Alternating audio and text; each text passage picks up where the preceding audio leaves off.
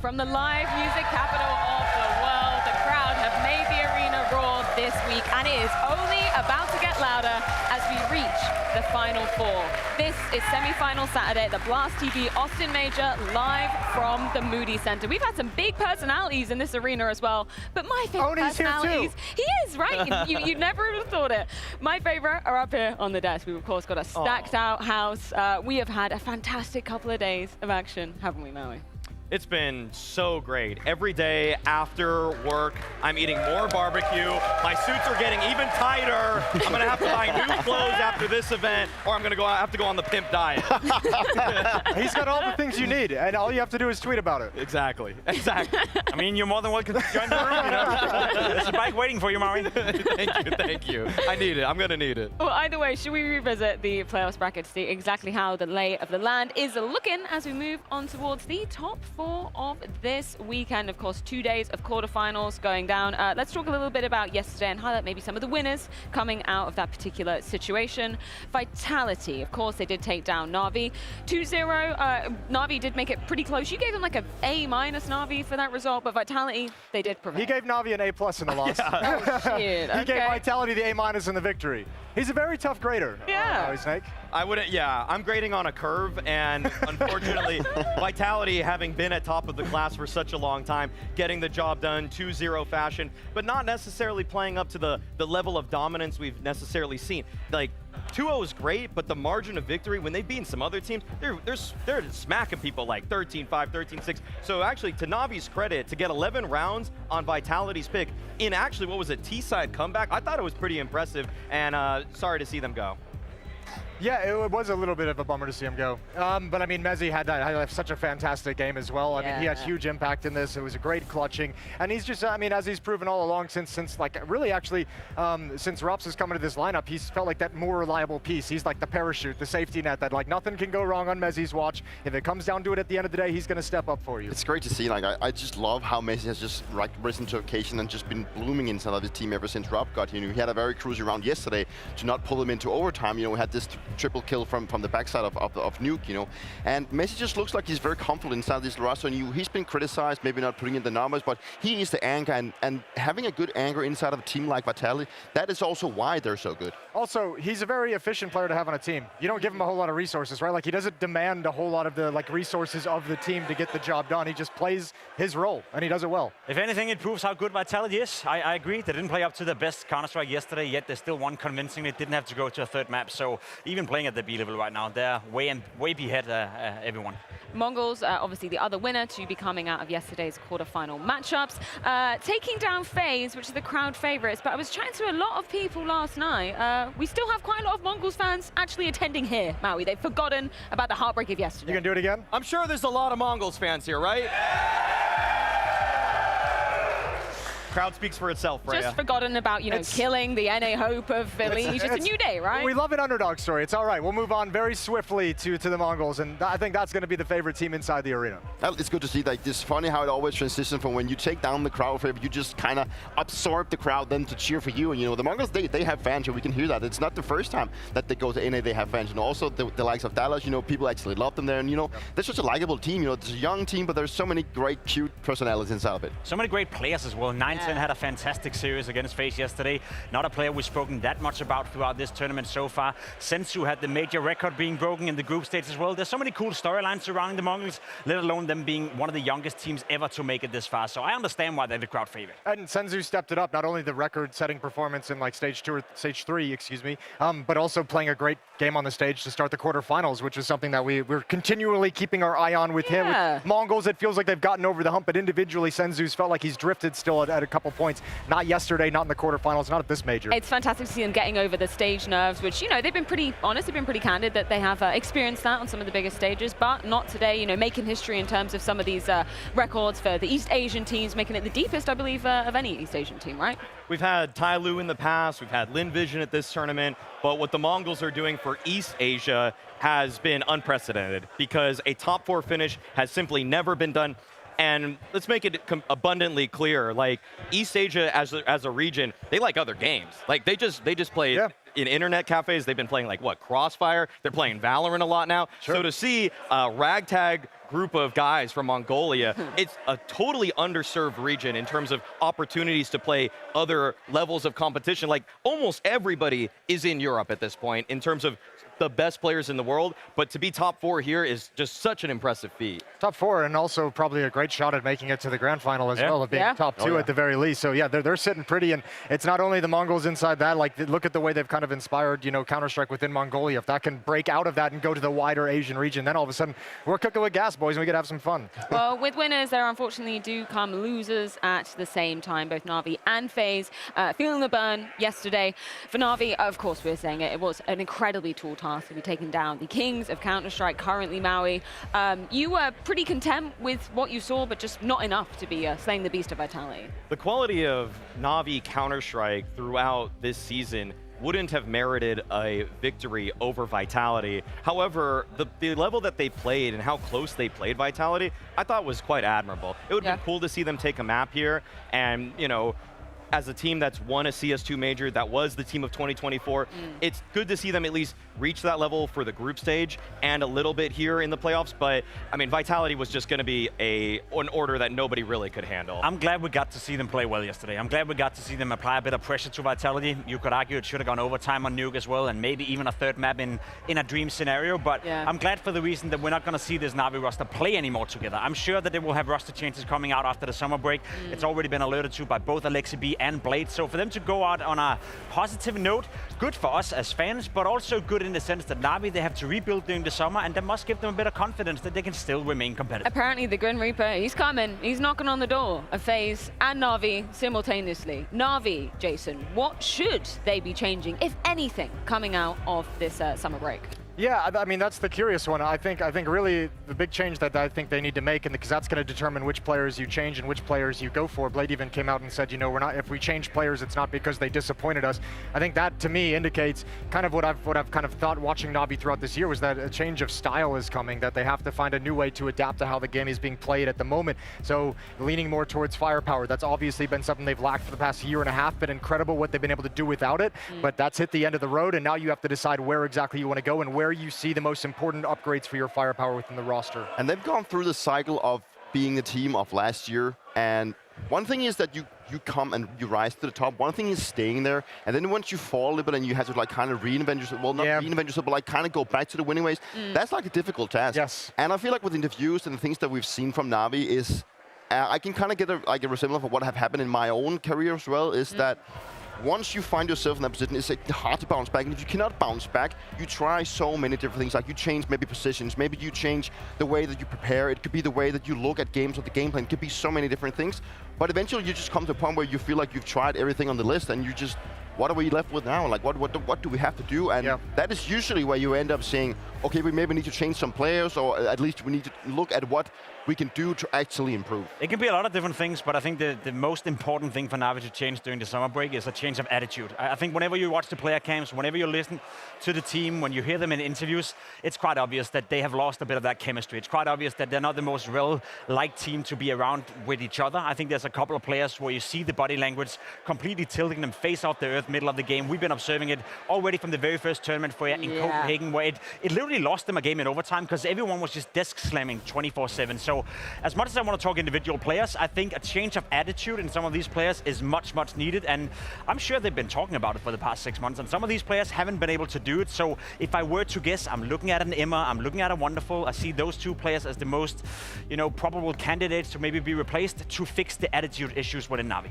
I also think that, what is maybe different from Na'Vi to maybe the likes of how Falcons has done things. I feel like some of the players in Falcons, they probably knew coming into this tournament and other tournaments already knowing they were going to be replaced. Whereas in Na'Vi, it seems like I don't think anyone has been on the actual chopping block yet. Maybe they have been like in the minds of maybe Alexi B and also Blade. But I think like the players have not, and are probably still not aware of who's actually going to get cut. I think that's what we're going to see coming forward into the next season. It kind of sounded like in that Alexi B exit interview, MOUZ. He said right at the very end that, I guess kind of alluding to what the roster would look like at the other side of the summer break. It feels like Alexi's probably going to be safe in that matter if he knows what's going on, as is Blade, right? Yeah, I mean, I'm not trying to incite an invasion of privacy, but we need a Don Hassey Skype log leak ASAP right now. I want to know immediately what's coming next for Na'Vi. I'm sick of waiting because it feels like this project has been almost DOA for some time now, maybe last 3, 4, 5 months, ever since they've been unable to recapture the magic that made them 2024's best team. So yeah, leakers at the ready, please. And maybe we could ask for that same leaks coming from the FaZe side of the equation as well. Jacob, you have had an opinion on this. You said this could be the last time we see Karrigan in a FaZe jersey. Why is that? It always could be. I think FaZe have a job to convince Karrigan to stay within FaZe Clan. I think Karrigan right now, when you look at him as a player, he's in the fall of his career. There's only a couple of good years left, I'd argue. And right now, he doesn't have the player material. He doesn't have the team that can win him any more trophies. Now, if FaZe can convince him that they can give him player material or they can make changes where that project is going to be interesting, FaZe and Karrigan can continue to work together. But if you're Karrigan, you got to consider, is this the place for me to be? Because right now, I see FaZe as a bit of a weird one. You know, Rain, most likely not going to survive this roster change. I think he got another shot in a new role. He's done okay, but not up to the level that you'd expect for FaZe, and that's the whole scenario for them. They're all doing okay, but they're not, I guess, championship caliber, and I still think Karrigan is as an in-game leader. I mean, I think with FaZe, I think you just fix the alt problem and see what happens from there. Like, the more I kind of think about it in that context, like, if you really felt like Brokey was an issue leading into the major, and then you threw in Hail Mary, give it an opera, get a good opera in there, give yourself another season, give yourself another couple months, see how everyone plays with an opera that you feel like is strong enough to stay within the team for multiple months. So Simple's not back, Jason. That's what you're saying? Simple's not good enough for FaZe. He was never back, was he? No, but for Simple, it's more like, you know, I just want Simple to find like a stable home. I think that's the most important thing. I mean, then obviously looking at FaZe, and I think if they can get some talents in there, they can actually bring some of that fire back inside the squad. I think that could work really well. I think Simple is like, his stock is just going to continue to go downwards because if he's in a position but if he constantly plays in a team where he will always be the stand-in, he will never be in a position where he gets going to cut. I know Simple had a bad day at the office yesterday, but if you consider ZywOo a hybrid, Simple is the highest rated opper at this tournament. He's the highest rated opper at this tournament, and we're saying one bad day and he's got low stock.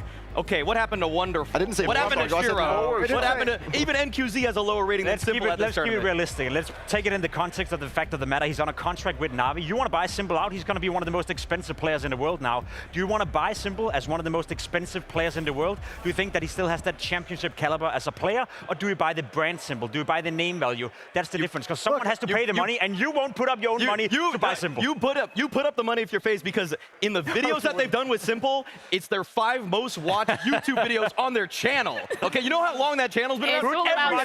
Every piece of Simple content is like 1 million views, okay? That'll pay for the transfer. Are you proposing to GM by YouTube views? Yes, YouTube, Twitch that streams. is the dumbest thing I've ever heard. Freya, Fund it with content. Fund it with content. I would love to keep this fight going, but alas, we do need to move onwards. It's not all about the views, Mario. That's what they're saying at home. I guess we can take a look at what is on the cards today for our semifinals. Later on today, it's going to be Pain versus the Mongols. Not before MOUZ take on Vitality. We're going to throw things to a quick break, but when we are back, it is time to welcome them into the arena.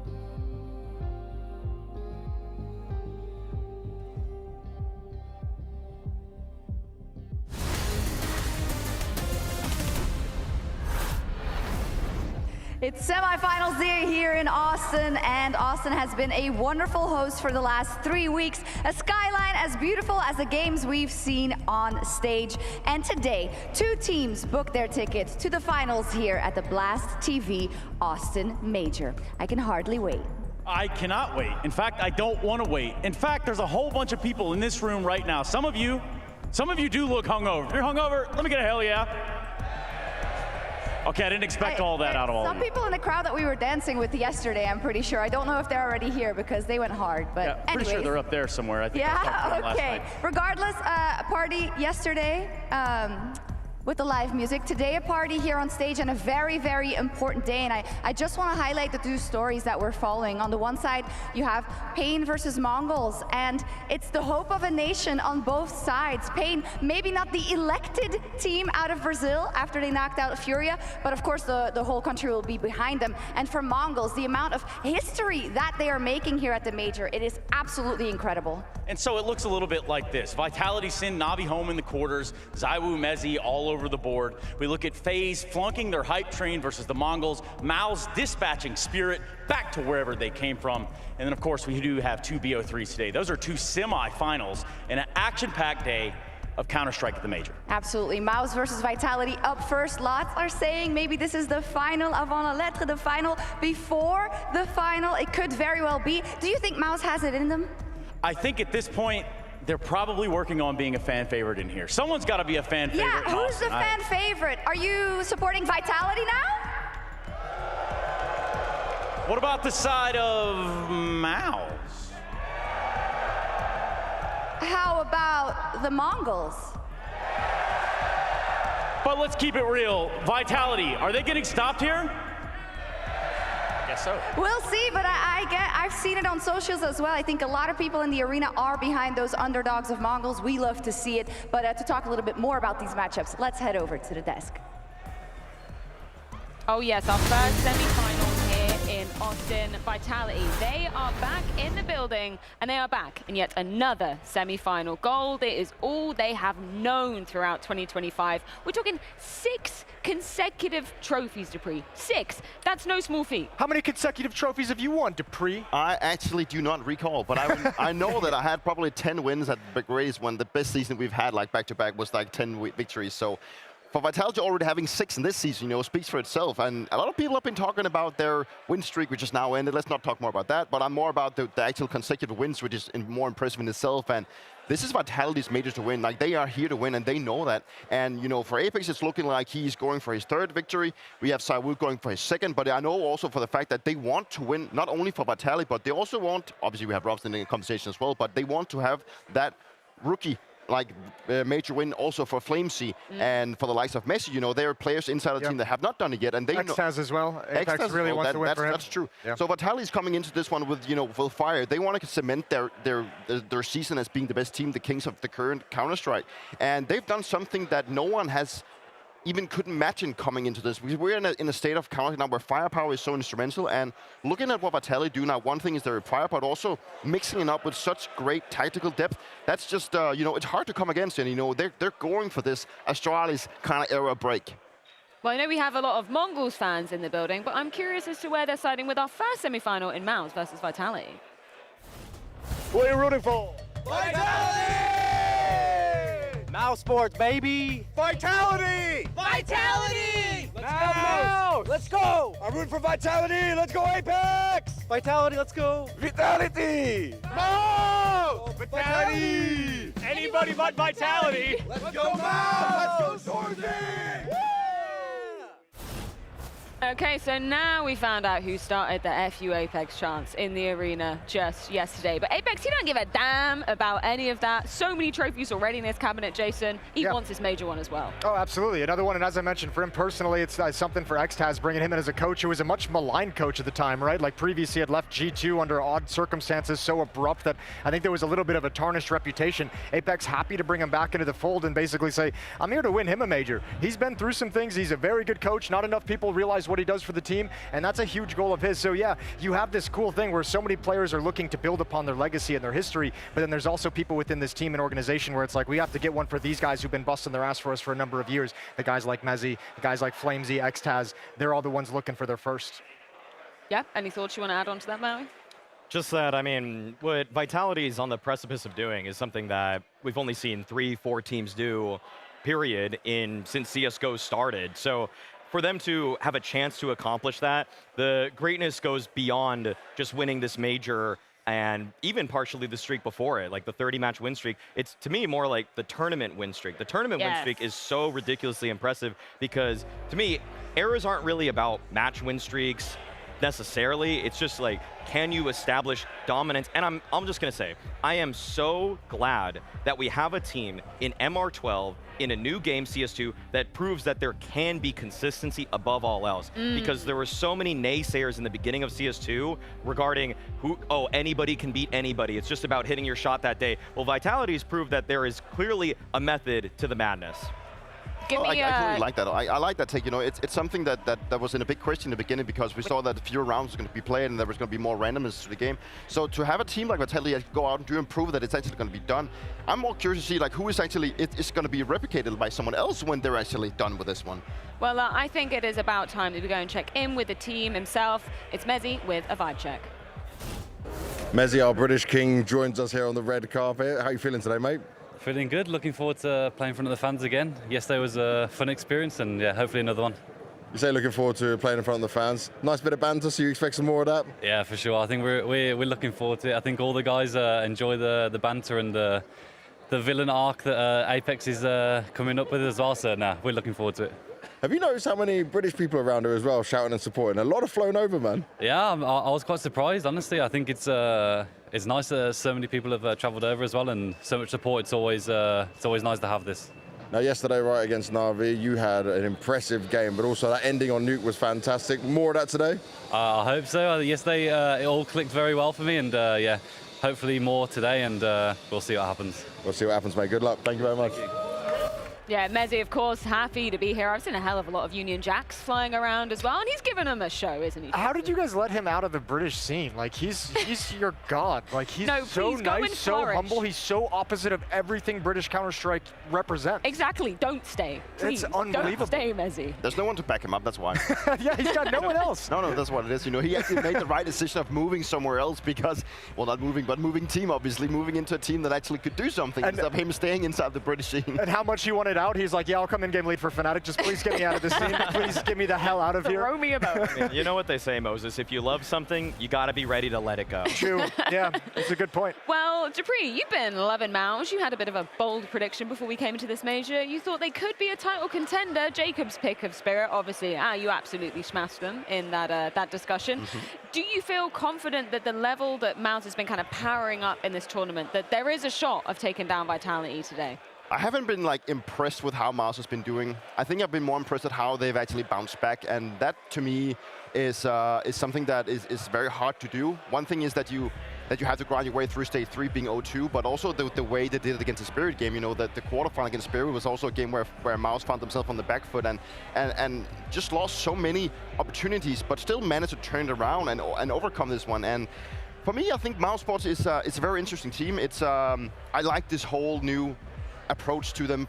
They have created this in-house talent thing where they have brought all the players up to the main team now, and you know, it's players that I got to play against in my career as well. Now they're like the new players to come into the fold and to take the scene, and I really like this story, but overall I just like that the MOUZ Sports approach is more about that we need to play good CS as a team. We don't have the superstars of Money Sin. We don't have the superstar like ZywOo that they're going to go up against now, but they know that everyone has to be on the same page, but also play on the same page in terms to actually get to a point where they can maybe take down the likes of Vitality. I think there's, I mean, it's on certain extent, if you just compare the players and the names on the roster top to bottom, it feels like MOUZ in some level is just like the same as Vitality, just maybe like 10% less. You know, like that's where you look at the individuals and you're like, we need that step up. Well, let's check in with Torzy ahead of the semi-final.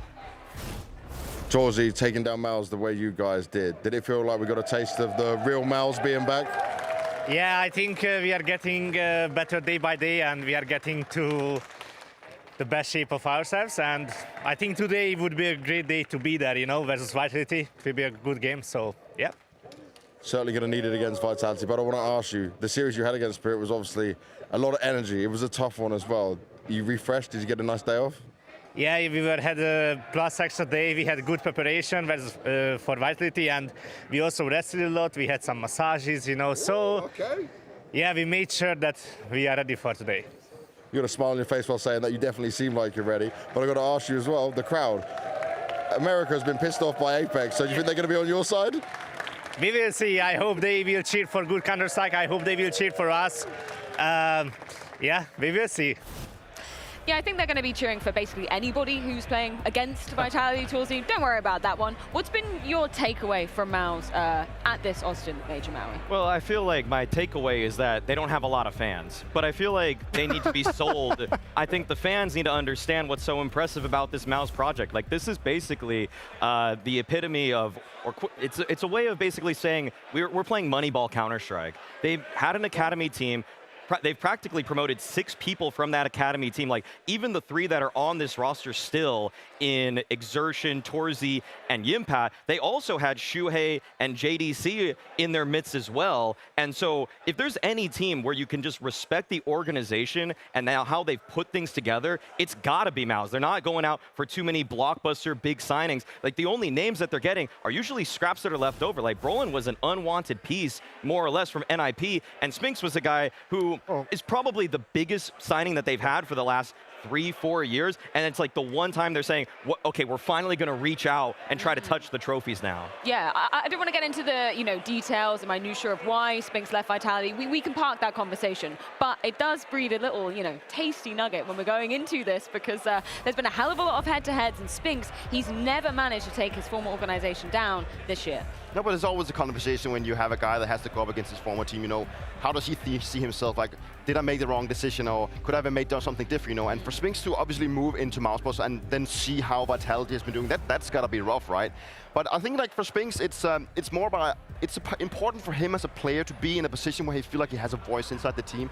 And I think that's what he really does inside of MOUZ right now. You can feel also from some of the snippets that we had the team speak that they're just happy to have him on stage, When Maya was playing in Vitality, I had the opposite of feeling that, like, Spinks, he just loved to be around BM matches because we have been, winning lots of tournaments, we've been winning majors, we bring that kind of confidence to the team. And I think that he has now picked up that role, and now he's feeling that kind of thing inside MOUZ spots, that he's the one that respects the confidence. And one thing that Spinks is a great player, he's a great lurker, he understands when to get his timings. He's different from Robs, obviously, but I think that Spinks has been a great asset, not only in terms of the firepower, but also what he brings to the team in the terms of where do we have to go and where can we actually improve as a team. In terms of comfort on the stage, remember this MOUZ team is another one that we had concerns about, over a lot of time, and sure, they've gotten over it to an extent, but you're still going to have those kinds of questions when you see them still failing to win as many trophies as it feels like they should be contending for. Spinks is another one of those just calm, experienced presences on his team. That's a word, right? Yeah, multiple. It feels like it, right? Yeah. That's counted. Hey, I'm an English major. I can say it counts, right?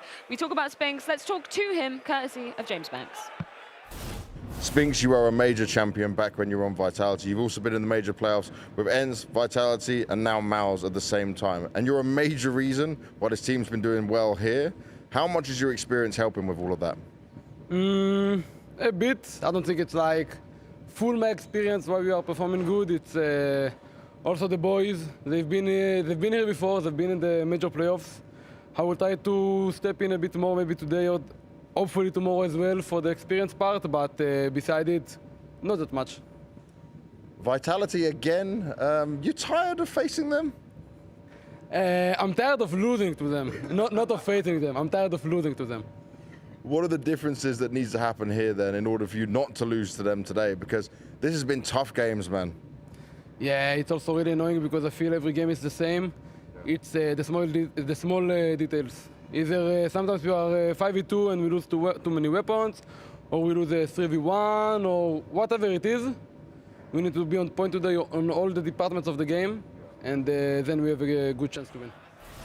Yeah, Spinks understandably tired of getting done by his ex, Dupree. I actually love him. He's such a great guy and such a great player. But if I had to point out one bad thing about Spinks is that he's had a bad habit of maybe not always showing up in the biggest games. And that's been a thing for us in Vitality as well. And now he's going to go up against Vitality. And he had a great tournament coming into this matchup. So, and they're going to need Spinks. And I don't think it's necessarily because he gets nervous, but it's just like he doesn't find that groove inside the game that he does in all the other games where maybe there's a little bit of too many stakes on this. Do you think it's a Spinks thing, or do you think it was his role in a Vitality thing? No, I think it's actually a thing that it's a Spinks thing. I think it's his style.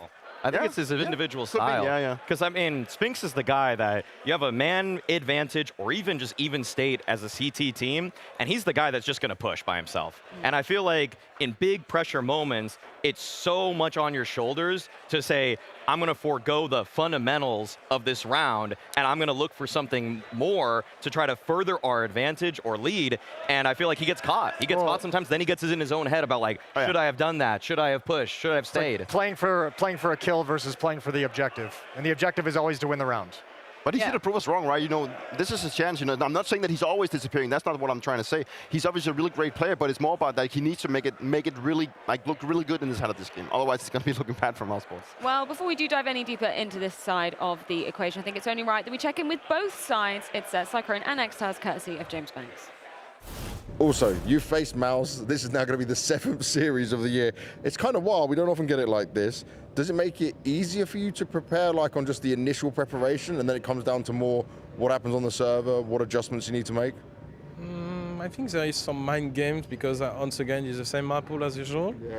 So I don't know. It's like it's crazy. I feel like to play MOUZ every week. I hope they don't come with us in vacation, please. But yeah. You know what happened last 6 games, it doesn't matter at the major. So we just prep the game as usual. I try to some new tricks, I would say, and let's see how it goes.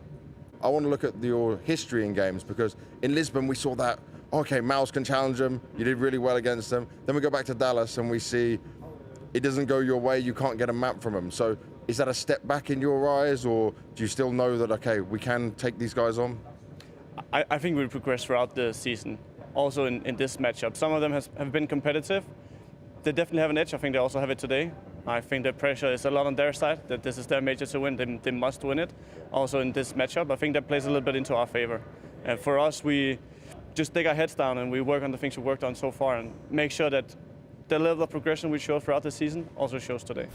I love that we get this insight because I think, you know, understandably so, we can get kind of distracted by some of the big names in the server, but we got 2 of the best coaches going head-to-head in this matchup as well. They're the 2 coaches of the year for me. If I were to just nominate my #1 coach of the year, #2 coach of the year, it would just be Cyclone and it would be Xtaz. Sure. And maybe surprisingly to some people, I have Cyclone slightly ahead of Xtaz right now because he's bringing up a rookie IGL who has no leading experience whatsoever. He's making comprehensive game plans, showing that the team can still be incredibly elite on a tactical level, even with the individuals who are great, but they're not necessarily at the level of Vitality. So I feel like Xtaz, he's doing a little bit less, but like they're both fantastic. I think it's hard to kind of know what Xtaz is doing, right? Because he's not nearly, doesn't give as many interviews, isn't as much in the public. He kind of like operates behind the scenes a little bit.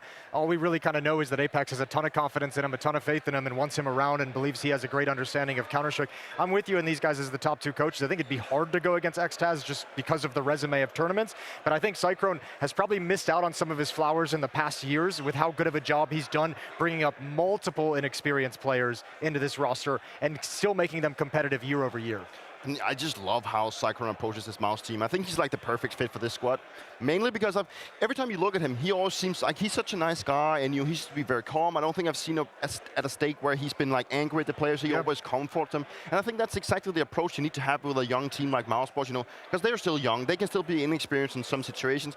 He's there to back them up, and he's just seems to be a guy that they can rely on, and he seems to be not only their coach but also their friend. And I think that's actually a really, really great take. And he's got a huge background in terms of building up like the local esports and Counter-Strike scene in terms of like high schools and universities back in Denmark. So he's got plenty of experience working with children. Well, yeah. I also want to know really quickly, how important Really? Was that harsh? that You gave it a whole air sucking?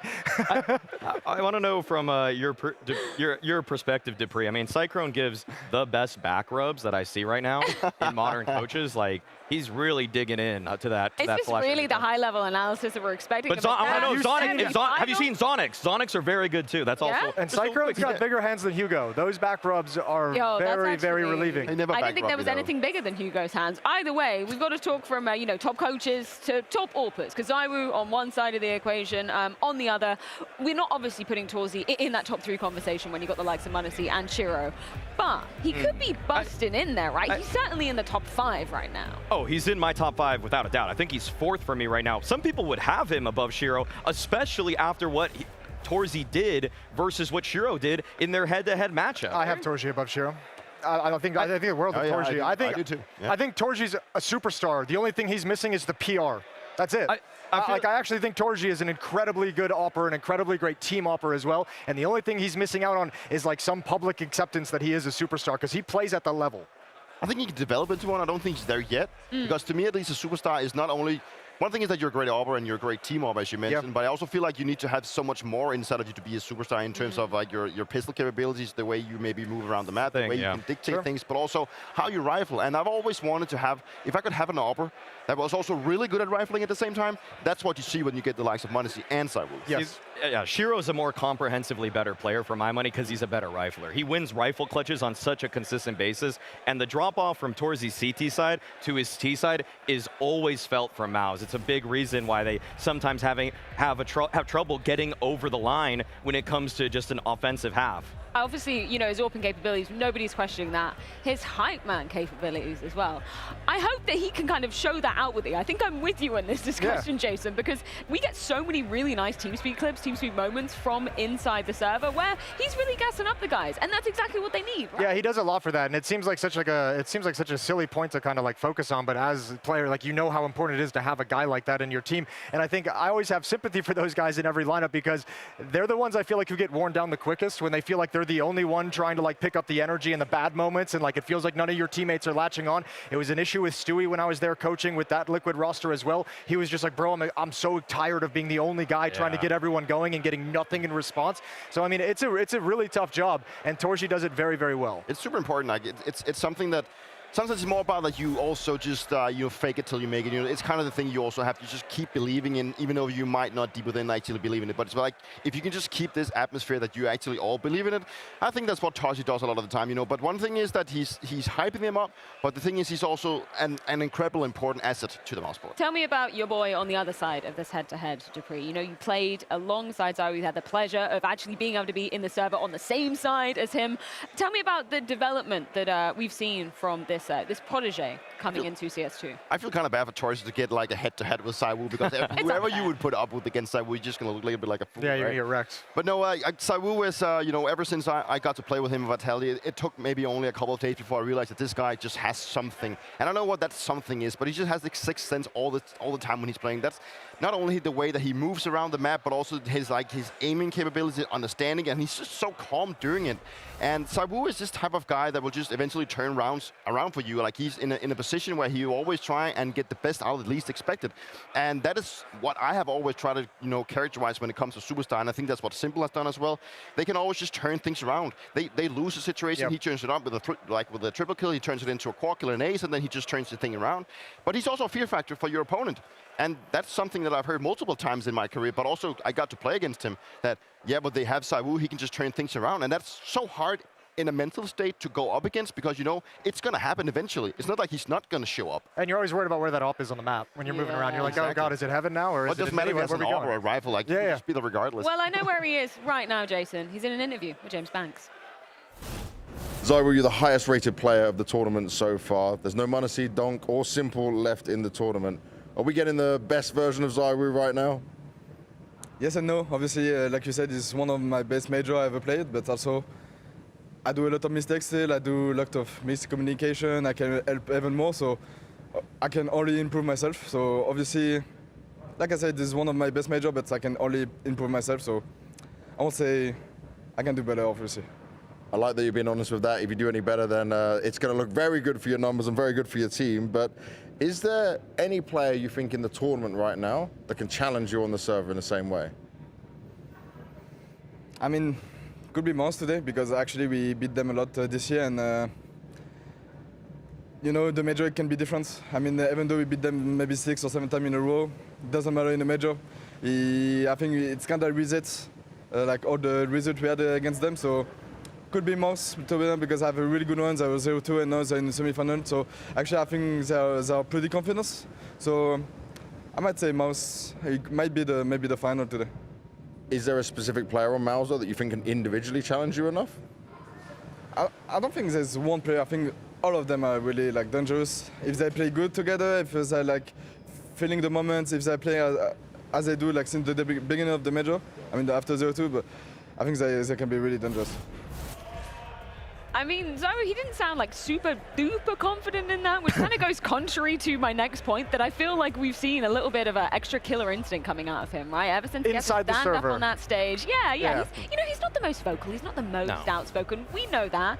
But getting that 3rd place award for 2024, that lit a little bit of fire in his belly, surely. It definitely did, and even if he's not always the most flamboyant in interviews, doesn't have the most cultural impact, gets affected by air quality more than others do, I will say, like, and I don't say this lightly, like, ZywOo is a genius of Counter-Strike. He is absolutely 100%. A genius. Yep. He is the most prescient player I've ever seen play. If there was a Paul Atreides, Moadib of Counter-Strike, it's ZywOo. He's where he needs to be 3 seconds before he's there, needs to be there every single time, which is why the game looks so effortless every time he loads up. He doesn't have to hit the screen-shattering flicks that Simple does because his crosshair's already there 2 seconds before Simple's crosshair's there. But that's what I just talked about before. Like, you have the 6th sense of where he needs to be 3 seconds before. And then one thing is just like hitting all his shots as well. You know, this just makes the case even better, right? There is a reason why he is known as the chosen one, right? Let's talk a little bit about Rops and just how much of an upgrade that he's given Vitality ever since he joined at the beginning of the year. I obviously, you know, we kind of had no idea exactly how this would be playing out, but I don't think any of us would have assumed it would be this successful this quickly, Jason. No, I mean, you figured it'd be successful. Probably didn't expect them to go on this kind of a run that they have throughout the year of winning absolutely everything. I think actually, I mean, look, we talked a lot yesterday, and you can obviously talk and wax lyrical about all the skills that Rops possesses, but I think the real benefit he's brought to Vitality, that's a luxury that very few other teams have. When I mentioned MOUZ being like a really economic player in terms of not asking for a whole lot of resources, Rops is very similar. You don't have to give Rops a whole lot. He's going to be lurking on the other side of the map, away from the action. He understands where he needs to slide into position to give you a plan B and around, to give you an audible if things go wrong. He knows his timings on when he wants to be an aggressive or a passive lurker, and you can kind of just let him do his own thing and let him play off of you. And to have 2 players that are like that, where you don't need to dedicate a lot of resources to, that's more flashbangs that go to ZywOo, more nades and Molotovs and smokes that can activate Flamesy, more things that Apex can do to set other people up, and you have 2 guys who can just kind of chill and play off the team. And I love they finally sort of found this second star to kind of back up ZywOo, because I remember when I joined Vitality and we had to replace Masuda with Spinks, you know, we tried to get a guy that could go away and complement ZywOo. And I think it worked to a certain degree. Like, I think Spinks did a good job, but what Rops has done now to not only help ZywOo, but also help the team, just seemed to have gone out of proportions, you know. Sure. One thing is what he brings in terms of his lurking, but I also think, like, let's just be honest, Rops is maybe a little bit of a nerd, right? Like, he really dives he's a huge nerd. He dives into details, right? And I think it's actually super nice to have a guy like that wants to dive into all the details. One thing is like you want to try and optimize the way that you're playing. Obviously, he's also doing a lot of optimizing in his own gameplay, but I think he's also just helping the team to be more comfortable, and he brings so much experience and so much knowledge from his past teams. And you're never counting Rops and ZywOo out of a clutch. 2v4, 2v5, you know you're going to be sitting there being like, oh, this feels doable. I feel like something we use as a bit of an insult to players, mostly IGLs, is when they have IGL brain, where they just have to, where they feel like they have to run in just because, like, I have a timing or something like that. But Rops actually does it on lurks without being the IGL and without shooting like an IGL. He's shooting way better. He's taking all the space that he's allowed to take, and he's doing it in the flow of the game. It's like they have 3 guys on the team, maybe even 4 if you include MOUZ, who are always thinking about the macro implications of everything they're doing. We get to see the maps rolling in. Of course, this is the 7th head-to-head this year alone of these 2 squads. So kind of anything goes in terms of the maps. I feel like, you know, the permabans, they're understandable. They come in. Any surprises in terms of the picks so far? I guess the one thing here is that in the second phase, Vitality bans Nuke. It's what they picked yesterday versus Na'Vi. Looked pretty good, but I don't know if that worried them at all, that they thought that their form on it was a little bit worse, but I'm almost a little surprised they let it go to Train for that reason, just because I thought they would have wanted to maybe just like move Train away from this veto. I'm not even sure we're going to go to a third. That's probably my concern, right? That Fair. could be his, but if it does... But you got to prepare for the worst. You got to prepare for the worst, hope for the best. But if it does, you know, I actually looked at MOUZ as being quite a comfortable team on Train, and I always thought that Vitality hasn't looked that comfortable. Then they just turned everything around. Now I actually feel like they're probably the best Train team up there. I was going to say, their map pool's so deep. Like, if you want to talk about if the Na'Vi lost some confidence in that match, it's like, I don't know, where do you feel is best against this opposition that you've played 6 times already? Where do you want to take this? Because it's like, again, it's really cool hearing these Vitality guys, because it's obviously a mantra that this team has just been repeating for the last 24, 36 hours. It's a major. Match history doesn't matter. It's a whole new day, a whole new kind of game when you get to a major. So, but you're still going to look at the kind of sequences and the maps you've chosen and played against them to try and do some mind games in the veto process. I guess concerning the first picks there, MOUZ actually sticking with their Mirage also, even though they lost in that multi-overtime game to Spirit, understanding that they had great strategies. They had great team play up until the last 10 seconds of every round, where they just choked off some of those. Lost every clutch. But I also like that Vitality just go right for the throat with Inferno too, because that's what they 13-0'd them on back at Lisbon, and that was just, I mean, that's the most dominant game I've seen this entire season. Let's talk a little bit about Apex coming into this situation, because you know, he has the opportunity to get his 3rd major title here in Austin. You obviously played under the leader himself. Can you kind of classify him, right? Because from the outside, he's very flamboyant, he's very emotional, obviously sometimes getting a little bit of the better of him. What was it like actually playing alongside him? I feel like it's like a classic French, right? He has a temper. And he likes wine, and he likes food, so he's like a classic French, right? Cheese, wine. I think that Apex has gone through such a development throughout his career, you know, picking up from being an introfragger, then coming to become an IGL. And I think that Apex obviously is a guy that has a lot of emotions. And I think over the time, especially when he started becoming an in-game leader, I think he's like learned how to control that a little bit more. Maybe they're also just the way that they're winning so much now makes it a little bit easier for him. But he's a great captain, and I think that is that's what stands out to me. You know, he's a guy that takes a lot of responsibility. He takes a lot of like initiative in terms of how you want to play. Like, he has this open conversation constantly with his coach, like, how are we actually doing in terms of the progress? Are we what are we lacking? What do we need to change? And he's just a hardworking guy. And another thing is that he's really good at understanding what he can do for his own players. And specifically in this case, I'm always going to go prone to what I play with him. You know, I played the kind of the soldier role that Flames is now picked up, and he's really good at allowing the players to also explore and come up with what they need. You know, like Flames is kind of a player that needs to go out and be aggressive, needs to get flashed in somewhere, you know, and he just allows his players to come to him and say, Dan, I want to have this in my playbook as well. And then he also is really good at balancing out, when can we actually do this because it's actually needed in the game plan, but it's also when do we not have to do it because we're actually rolling in the ball here. Great record for Apex coming into this major. Maui, you have quite the record in a higher or lower game, though. I hear you've gone 4 for 4, I guess. Somebody's keeping the maths. Apex, 25.5 over the first 2 maps. Higher or lower? You've been putting up some frags. Oh, that's a good one. I'm gonna be a little bit cautious here. I'm gonna go lower. I'm gonna go lower here. I feel like the job's going to be done by all the people that he's trying to set up, just like Dupree was talking about. Okay, Brolin, 23.5. Higher or lower? Don't tell him I said this. Lower again, okay? I mean, these are IGLs trying to set up their guys, okay? I'm not looking for them when it comes to kills. If you added flash assist, we'd have a different conversation. Yeah?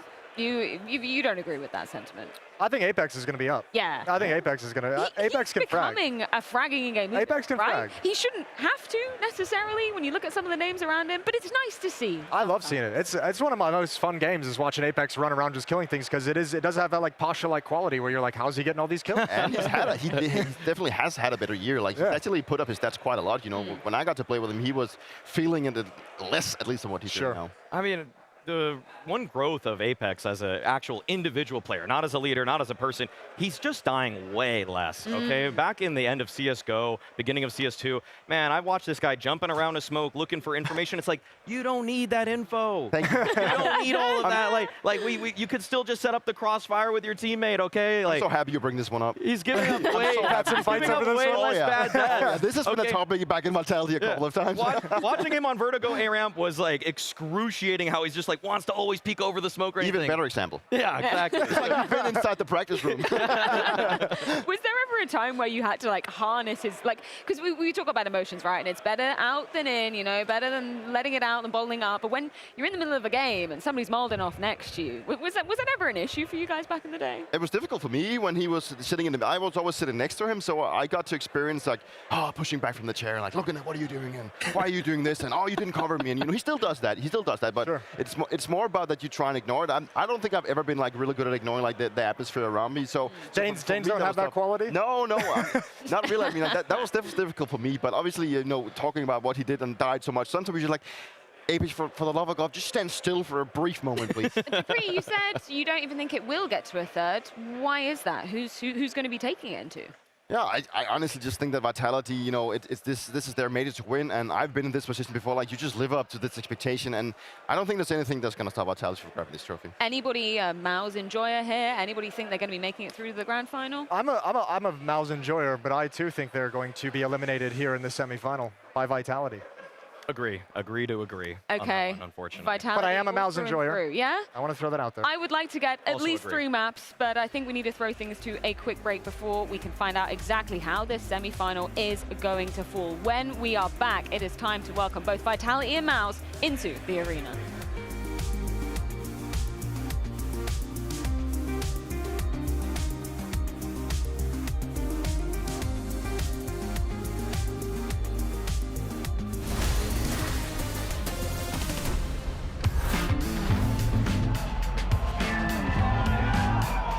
I think that Vitality have a certain electricity.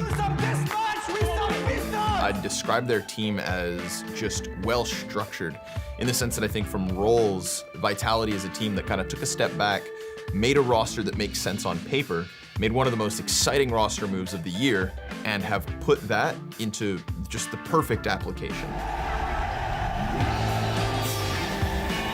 For anybody coming back to the game, you need to know ZywOo.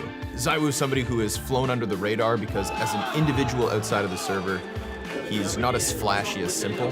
He is, however, undeniably one of the best players of all time. You have to look at the duo that is ZywOo and now Rops. Rops, somebody who comes from FaZe Clan, you know, star-studded lineup in that regard, but he took a step towards Vitality in the absence of Spinks to give ZywOo a reliable right-hand man. And, you know, a lot of people say you put on the FaZe Clan jersey to win. I think the same can be said for Vitality now, and that's what Rops did. The story of Vitality is one of elusive wins. I think that 2024 was a year that they let themselves down in some regards, not capitalizing on all the playoff opportunities that they had. But they did win IEM Cologne, and that was massive for Apex, who chased that trophy for 10 years. Now, if you look back in the last 12 months, they've already got Cologne and Katowice. So this, to me, is a team that puts it together to win in the biggest moments. And we're talking about major champions back in Paris as well.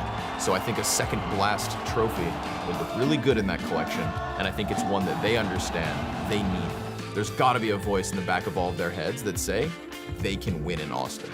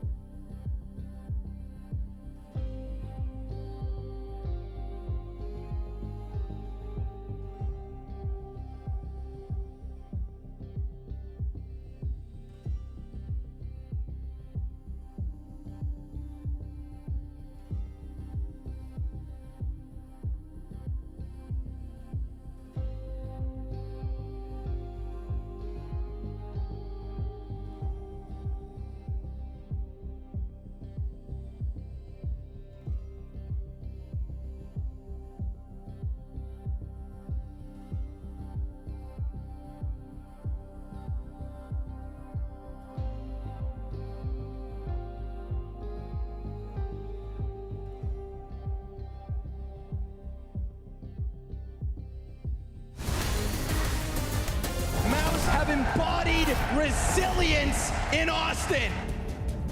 We never focus on being the favorite. We're focusing on trying to bring the best, yes. This This is a team that simply refuses to die. If we play the same way, there is no doubt we're gonna win the major. Austin, Texas! Let's get this party started!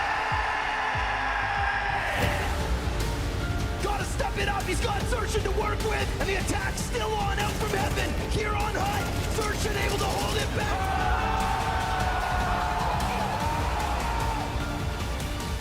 Meanwhile, a floor falls, Navi get the entry, Mezzi, backside, the anchor!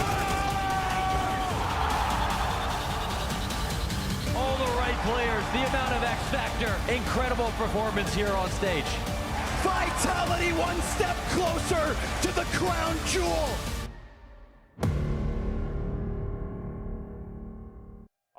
Okay, we're tired of waiting, aren't we, Austin? We're tired of waiting on some Counter-Strike, aren't we? We are. There we go. Come on. Get those lights on for sure. We want to give everyone a warm welcome. It's MOUZ versus Vitality, a matchup MOUZ knows very, very well. If there was ever a day to break the pattern, it would be today. This is the 7th time these teams have meted up here in 2025. And so far, pretty good for Vitality. But for MOUZ, this is a place to grab onto and try to ride the lightning. See if Spinks can rise to that occasion. Now, Austin, I'm gonna need you to start getting loud. Really give these teams a welcome. Only then can we welcome to the arena. So let's go. Get ready for your very first semifinal, MOUZ versus Vitality.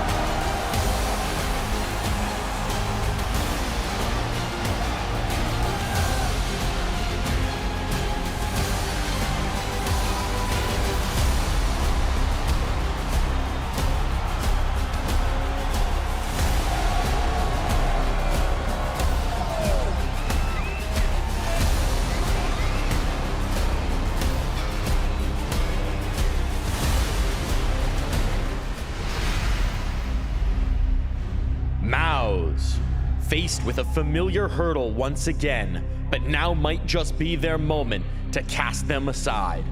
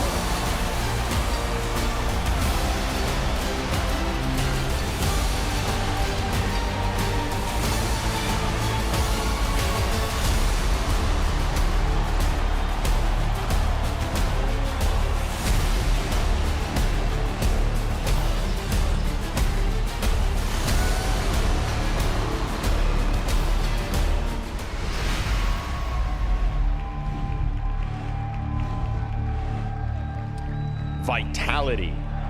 Though the match streak may be over, there's only one prize in their minds: the major trophy.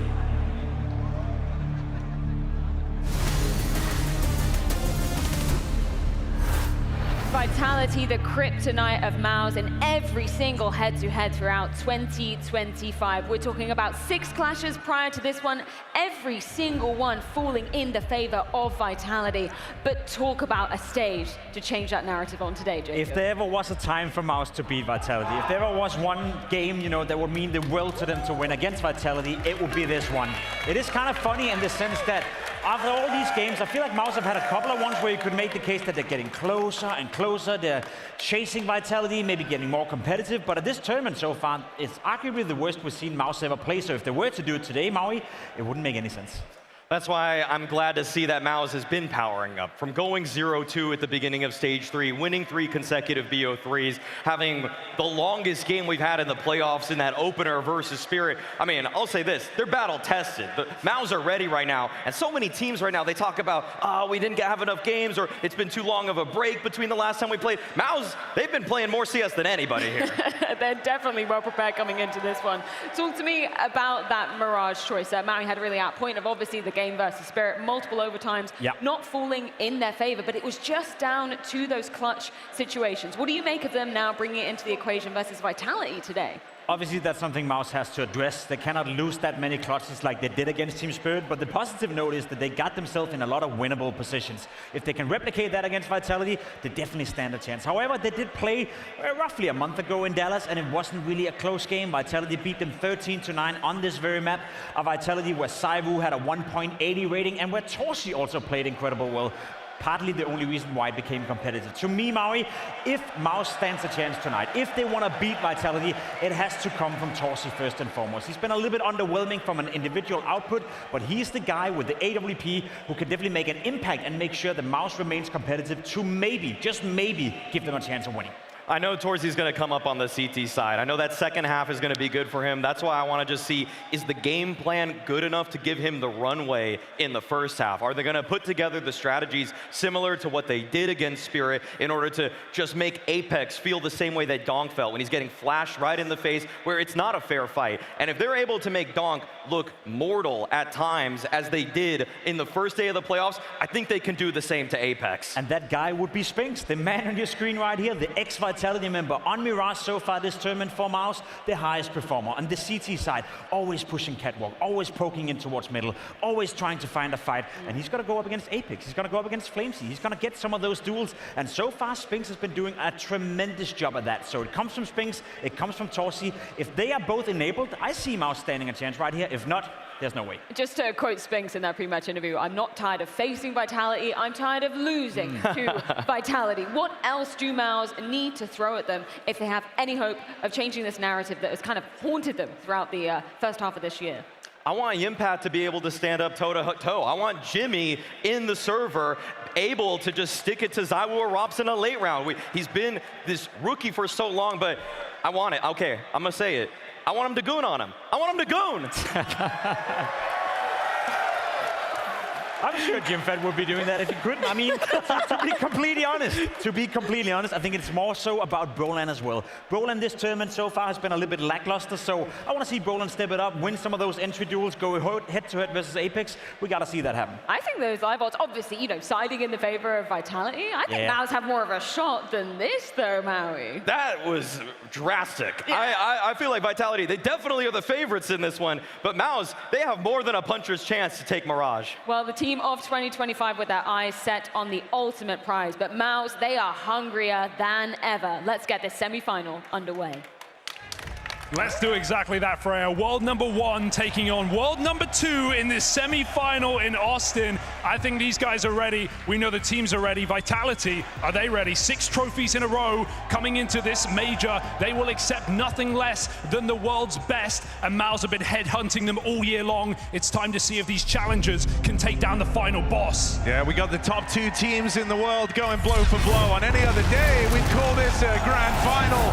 This is a long-running rivalry. A perfect season on the line and for Vitality. Glory right there for the taking. Austin, this is the match you came to see. MOUZ have to start strong. There's no ifs, ands, or buts with Inferno up next. Mirage is a must. Pistol on the T side. Rops up close ramp. Some say the greatest addition to a roster. Rops with the Julies. We saw him ace in the group stage with these exact weapons. MOUZ come in. Oh, but he's dead straight away. And Vitality have to start scrambling bodies over. It was just Rops and Mezzi here. So MOUZ looking for that early purchase on Mirage.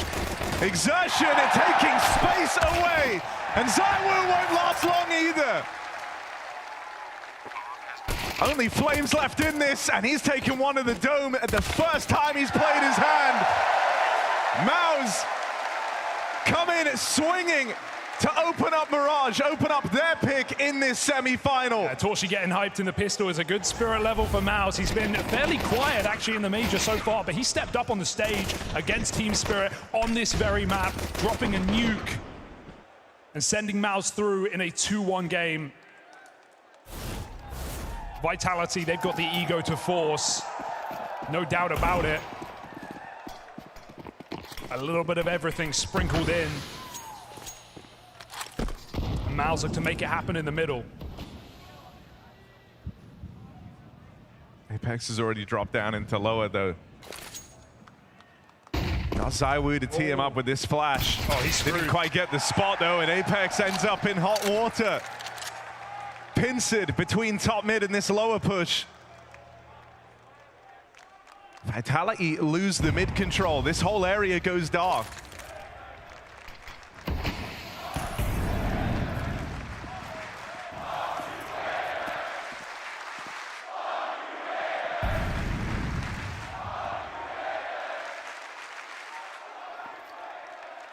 We know whose side you're on, but ZywOo doesn't care.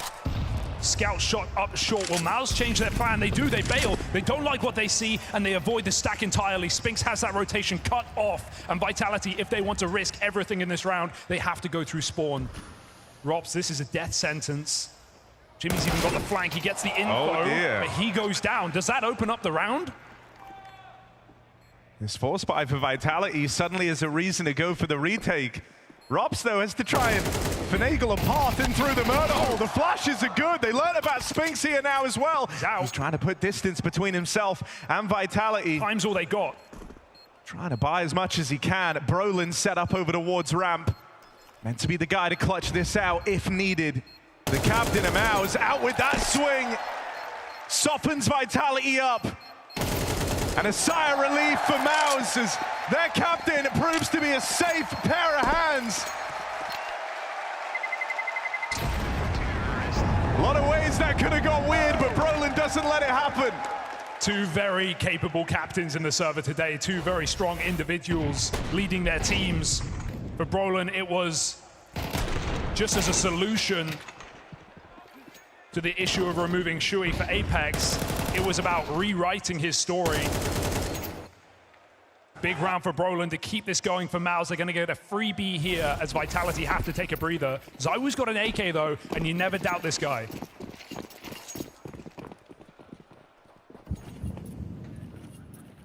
He's taking that gun over towards B though, so ZywOo won't be in the picture if these pistols get brushed aside straight away. MOUZ do set their sights on this A-bomb site, and so just the 5-7s to break through. ZywOo beginning that rotate over now. It's the AK that's the intrigue in this round. Pistols dealt with cleanly. Get out of there. And ZywOo's already running away.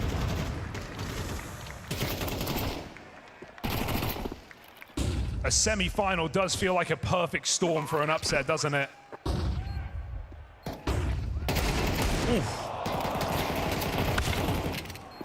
But at the same time, this is at least the map we've seen MOUZ take over Vitality. They are 15-3 this year in maps taken, 6-0 in series. Mirage twice taken by MOUZ, that's it. So if they were ever going to steal this game away today, it has to come off the back of winning this first map. That Vitality Inferno, even though they were felt in Legacy, it does feel almost impenetrable. MOUZ know they need a strong T side. MOUZ know they need Mirage. And right now, it's a pretty damn good start.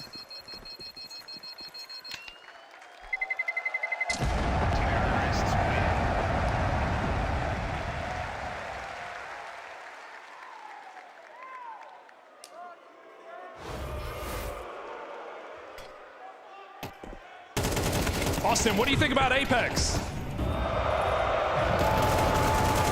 Well, Vitality have been the villains all the way through the year. It hasn't stopped them. It's up to MOUZ. Buy round now. Oh dear. That's awkward. There's smoke out in the spawn from MOUZ. So even though they get top mid in, they'll have the cross out to the boxes. With no smoke down in the window, that gives ZywOo open sight lines. That's not the guy you want. Be able to pick and choose his battles out here in mid. He won't go for them. I mean, he doesn't see the miss smoke. He doesn't know. He thinks MOUZ want that fight. Instead, it's the B apartments where MOUZ congregate. 4 out of 5 moving in, smoked off by Mezi. He was an absolute monster yesterday. Kept Vitality in it. Up against Na'Vi, up against the wall. He's got to do it again on his own.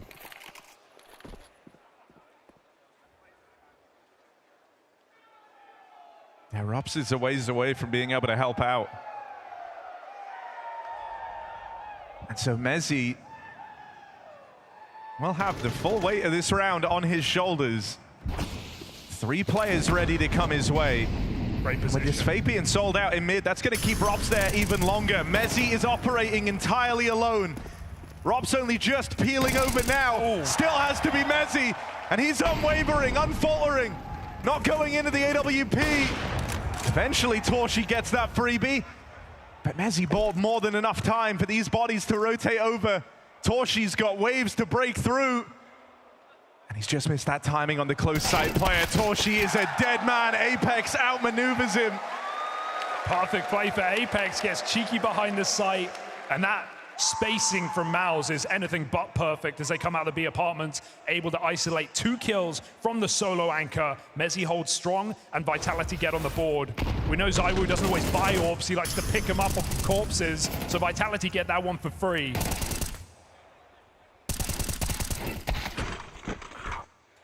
And on CT side Mirage is where ZywOo can get away with absolute murder. This time MOUZ won't miss that window smoke.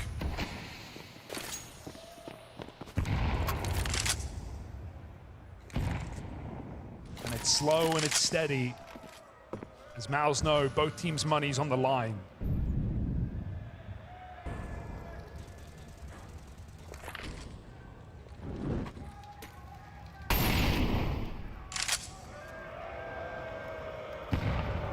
Apex just roaming around the window. Berlin's been having a patrol lower, watching for these drops at the start of the rounds from Vitality. They get this control. Molotov lobbed in from Apex, just denying the lower walkout. And that's going to lend Flames the timing to go and fight mid. Oh, MOUZ attempt to respond by battling through that Molotov in lower. And that's a decision they'll come to regret, but this comes from a place of desperation. That bomb out in no man's land. What a crunch for Vitality. They just block those players down under, and Flames is able to isolate every kill he wants. Bit by bit, MOUZ torn out of this round. 2v5, the Deagle doesn't connect. Exertion getting hounded down, and Flames looks for the ace. Vitality. I think they're sending him to go get it. Yeah. Get him activated. This is the guy you want on a map like Mirage. He was very quiet in that quarterfinal, but this is a different day. This is a different Flames. Lights up MOUZ and takes the ace.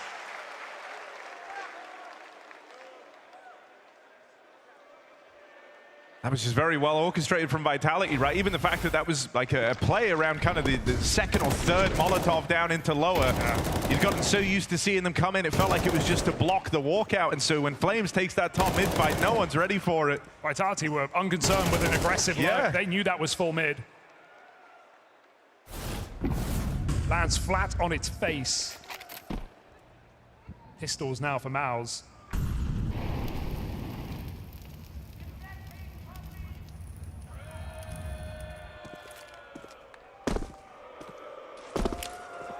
Slow round for MOUZ, and a chance to talk things over. Brolin's not moving a muscle.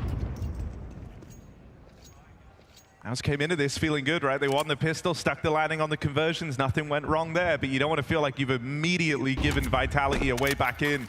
It's about to be a tie game. And coming into this map, you were saying, you know, this is the one that MOUZ have to pick up. If they want to win this semi-final, they've got to find some success on Mirage. This is the most consistent map they've had in these head-to-heads versus Vitality. throughout this year. And I think one good thing, even though MOUZ don't want to go down early, is we know this team has resilience. It's something we attributed to FaZe for the longest time. Any game's winnable from any score. MOUZ have proven that, man. They've had an incredible run at the major. They went 0-2 in stage 3, came all the way back through BO3s, 9-3 down in the third map to make it to the playoffs. They still won it. And that's before we talk about the Spirit quarterfinal, where MOUZ again had to pull that series back after a bludgeoning on Mirage. We know MOUZ have that staying power.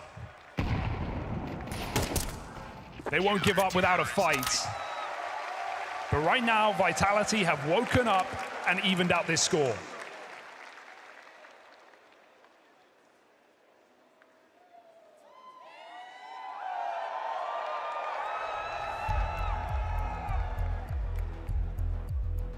It's MOUZ with a timeout ahead of the next buy round. Cyclone, one of the calmest coaches we see when we hear those listen-ins for MOUZ, never stressed, even late in the day, late in the game.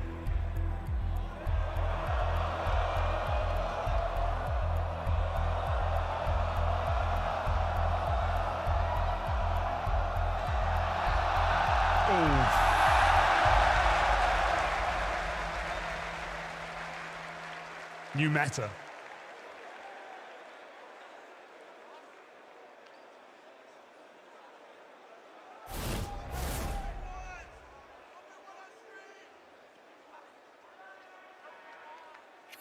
MOUZ have had a lot of time to think about how they wanted to approach this rifle round, right? They spent that eco talking about it. They had a timeout after the fact. It's all been building up to this breakthrough round. Decisive. Didn't like that mid control. Back to something more standard. Only Flames committed inside of the site.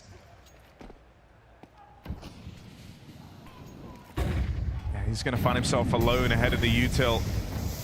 Flames just steals himself away for a later fight. He's had one ace in this game already. Oh, no. Might need to be another big multi-kill from Flames. Nothing comes through. Only a one and done for Apex. It's a set piece into this A site. That's the conclusion that MOUZ arrived at after all these timeouts. They break on through, they play tight. Now Vitality lagging behind. A man down in this retake. Team Molly. And they have Exertion trapped in, but he's just not offering anything up here. It's going to take MeZ swinging out. That should have been the kill. Instead, it's Rops and ZywOo. Don't count out these two. This is the duo that makes Vitality such a threat. This is the duo that makes any round feel winnable, but cut down and stopped in their tracks. Spinks and Torshi go on and match them. And that is the perfect head-to-head. Those are the closers that we see on MOUZ. Spinks never slowing down in those post plants. The sheer amount of 2v5s that MOUZ lost, but also won off the back of this guy on Tetris against Spirit was unstoppable. A very close try for Vitality, but they get goaded into losing their guns. And so MOUZ win it off of that A execute.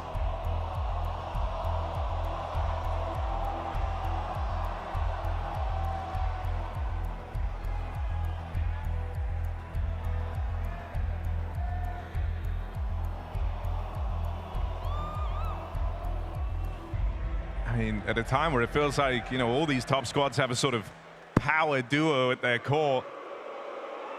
Very, very good. But Spinks and Torshi able to match up against the likes of ZywOo and Rops in their first little 2v4 attempt. And there's going to be a couple more of them before this semi-final is all said and done.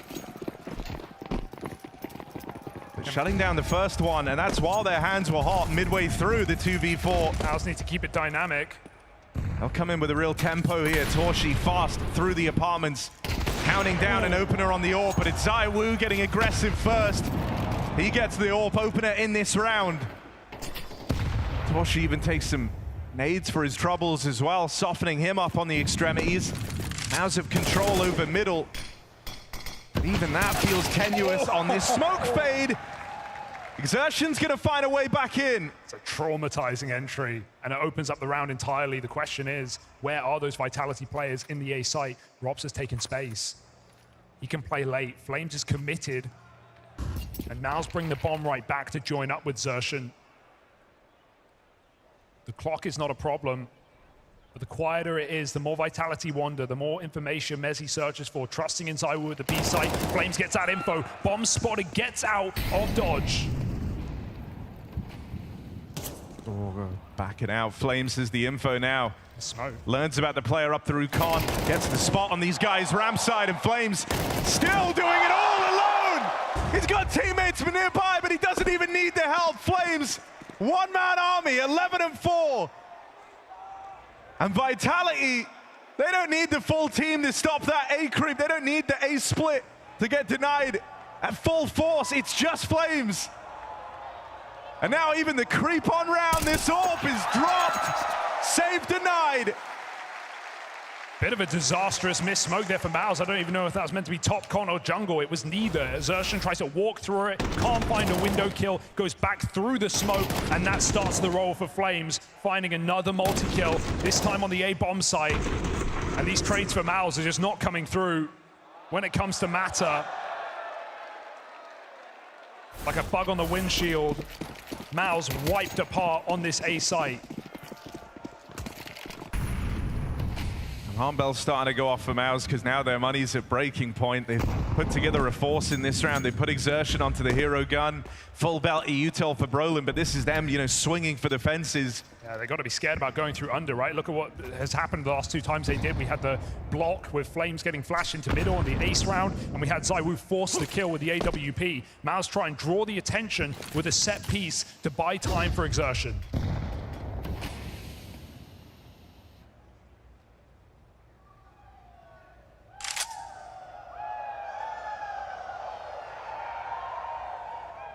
I mean, you can tell the familiarity and just how much this rivalry's crept up throughout the year with how these squads are playing. It's a slow game. There's a lot of respect. Everyone familiar with how their opponent likes to move and play. Yeah. More missed util for MOUZ, though. That's now their third missed piece of util on this T side. And every time it's feeling consequential. Apex destroys this A push. And it's only Spinks left standing, 1v5, he'll get iced out. Vitality take the lead. Oh, they are looking in final form, aren't they?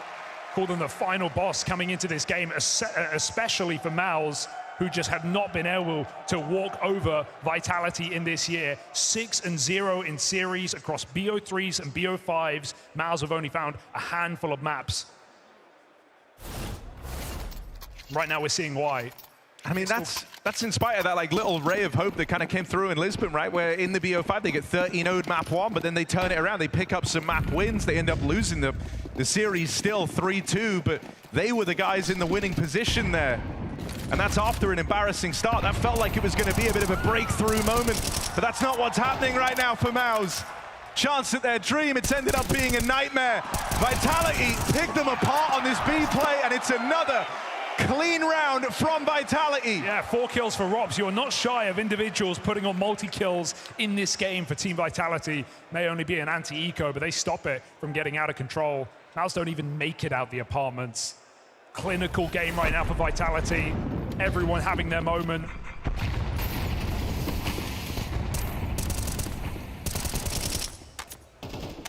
MOUZ need to solve this puzzle. This is not a breakthrough, this is a breakdown. In the buy rounds, they've got one more coming in this half.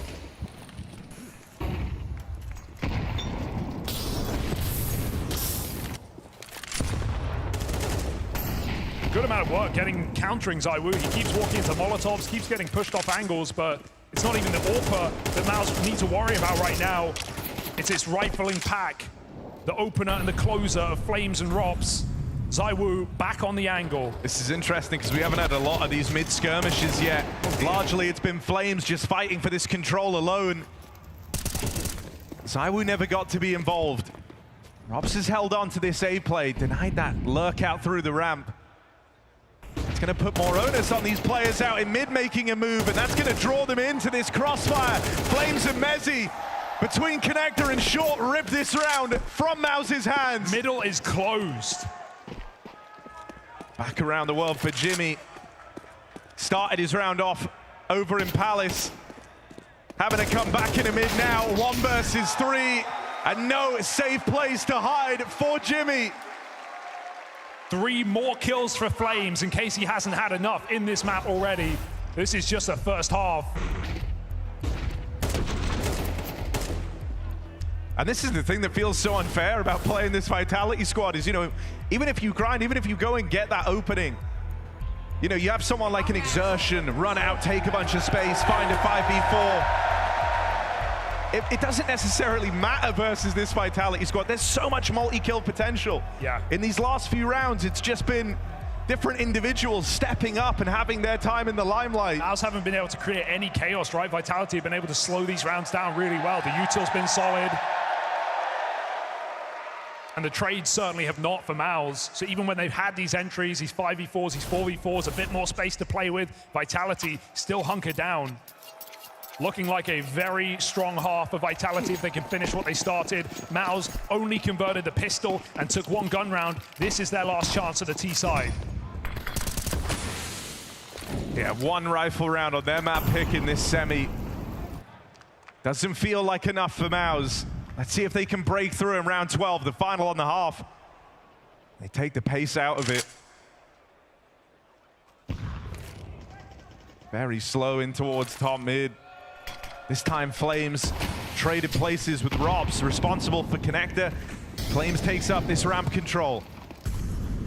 So he's going to find himself in the right place at the right time. When you're 15 and 5, that's often the case. They just can't find a way of dodging Flames. Up through the connector now. You at least know that man who's been destroying you in Con isn't here, right? Instead, it's Robs taking up this position. And he's got teammates nearby ready to activate. Vitality will fight and die on this mid control. And they win everything. Mezzi with the flick back down. This is looking to be a 1 gun round half from MOUZ. All their success coming off the pistols unless Jimmy at 19 HP can clutch up. And this shot gives him a second chance, but he's fast running out of time. Things are not looking good for Jimpat, and there's the nade that seals the deal. Vitality and the runaway success story on this first half. 8-4, they blow out MOUZ on this CT side.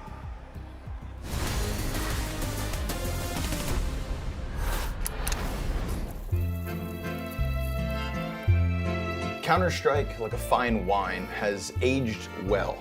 As have you, Mr. Bloom. And that's why I bring you today into the Counter-Strike Clubhouse. I've heard through the grapevine that you've brought the Paris Major. Mr. Bloom, please talk me through your decision to present this to the council.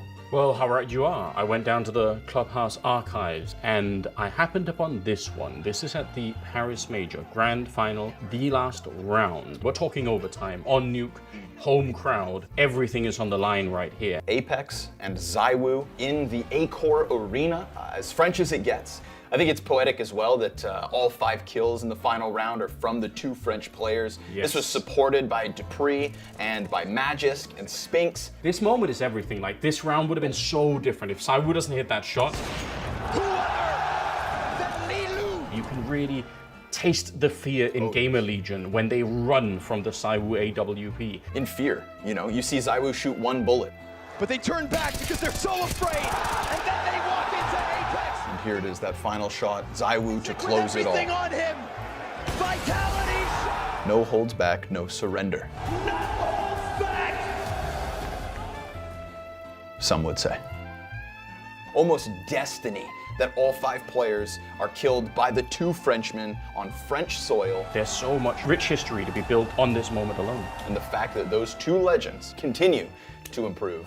Legendary moment for the Vitality org. Quite possibly a once-in-a-lifetime opportunity for ZywOo to win on, in Paris like that, and for Apex too. That's why we have culture clubhouses. It's so that we can thrive in the finest environments, and if this isn't Counter-Strike in its finest environment, then I don't know what is. Now we must find a reasonable score, both in terms of mechanics and cultural impact for this clip. And of course, starting with the mechanics, it is a bit on the low end. I would give this maybe a 5 out of 10. Of course. But on the cultural side, this is as big as it gets. ZywOo and Apex in France, in Paris, after the fall of French Counter-Strike. Your first cast, it's Dupree's 5th major. I don't think it gets much bigger. I would say this is about an 8.5 out of 10 for me. Mechanically speaking, I'll raise it just to the 6. But culture, this was a CSGO major for ZywOo. Now ZywOo, they call him the CS GOAT, but if he never had his CSGO major, then that argument is absolutely blown out of the water. But this was a crowning jewel in terms of his accomplishments. At the tail end of a game, he thrust himself into the pantheon of greats. And for that reason, I'll take your 8 and I'll crank it to a 10. Bottle it and keep it on the Culture Club's top shelf. Delicious.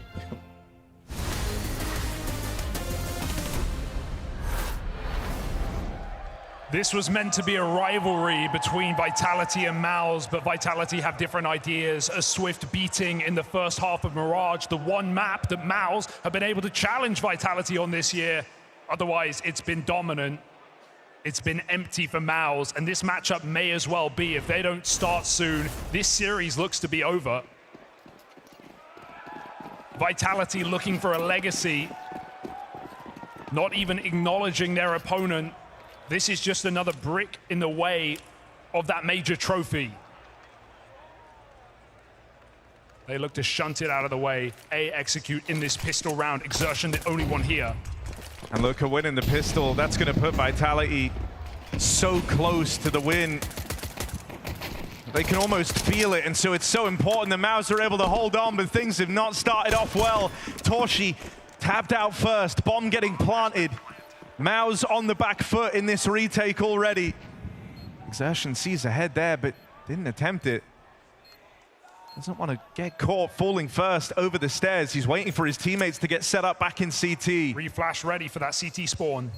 Exertion's crept up, crept in, and now his team try and hit the go button. One on the board for Exertion, but here's the backstab. Flames has players with their backs turned, and it's too easy for Vitality. I mean, that's so entrenched, a man up, desperate times, calling for desperate measures out of this MOUZ team. It's smoke pushes, and it lets them down. Yeah, it's a brutal plan for Vitality. Usually you'd see a player pop through that smoke into CT with a flashbang. They break the smoke with a nade before they even flash. MOUZ get exposed in the open to all of Vitality. Exposed on the stage. A MOUZ team who leveled up this year, who showed they could with the addition of Spinks, picking up their first trophy in the first event with this roster change. Studio Merchants no more. But stage or not, Vitality are that final boss. Yeah, and I think it just speaks to kind of the difference in where, you know, the gap between world number 1 and world number 2 is right now. Vitality leaps and bounds ahead of the competition. It feels like their ambitions at this major is kind of nothing shy of winning the trophy. That is the expectation. Meanwhile, for MOUZ, it's all about breaking through this damn rivalry. A rivalry I don't even think Vitality are that concerned about. They don't even know him, little bro. They're storming the board. And this force buy getting convincingly put to rest. 2 kills to the good already for Vitality as they move back into this A play. They're going to dodge the stack. They're on to double digits. Double ramp entry just fed to Rops. Vitality look to walk it over the line, akin to MOUZ on their conversions, clean and easy, or maybe not. Will that draw them back? Vitality just pick up pace. Seeing Exertion over on the B-bomb site, they're going for this round. And I don't think MOUZ can do anything about this.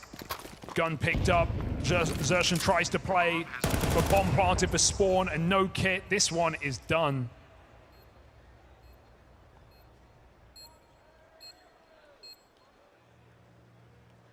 It's at least going to leave them with something to try and do damage in this next round. But yeah, the window is fast closing for MOUZ if they want to recover their Mirage. The one map that's been good to them in this rivalry. Falling apart at the worst possible time. Right as Vitality power up, it's not even had to really be, you know, the ZywOo show in any capacity right now. It's Flames and Rops doing so much heavy lifting. Not a quiet man in sight for Vitality.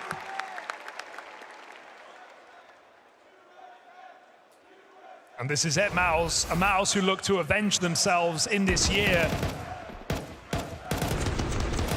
It is now or never on Mirage.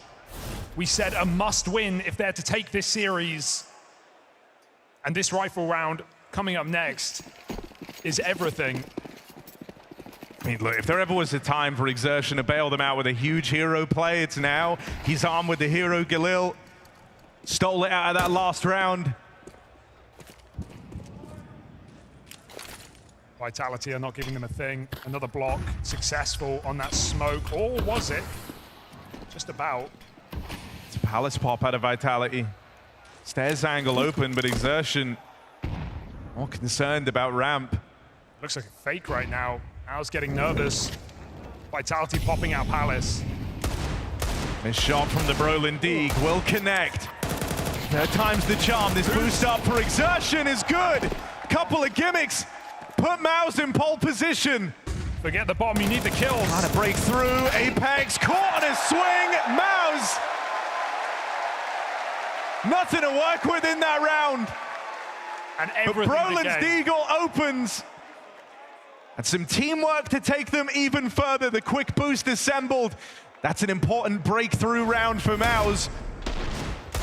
Yeah, why wait for the rifles? But ultimately, it only matters about what you do with it. MOUZ have to start streaking. They have to start succeeding quickly.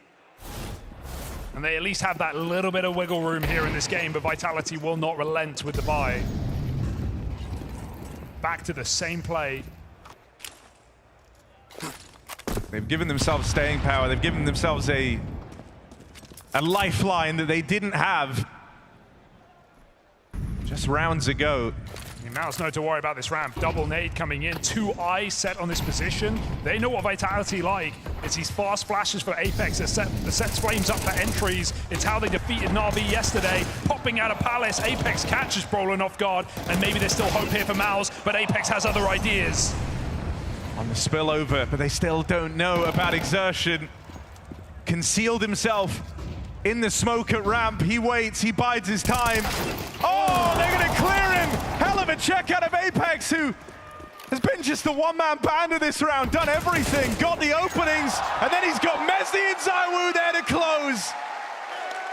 Quick as you like. MOUZ try jump through off that plant, try and join the chaos. Vitality faked them out perfectly.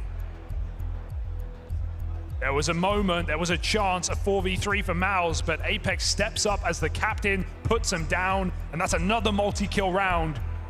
I mean, 4 out of the 5 players on Vitality have 3+ multi-kill rounds. ZywOo is not one of them. Doesn't that fill you with hope? For the firepower of this squad, for the form of Vitality right now.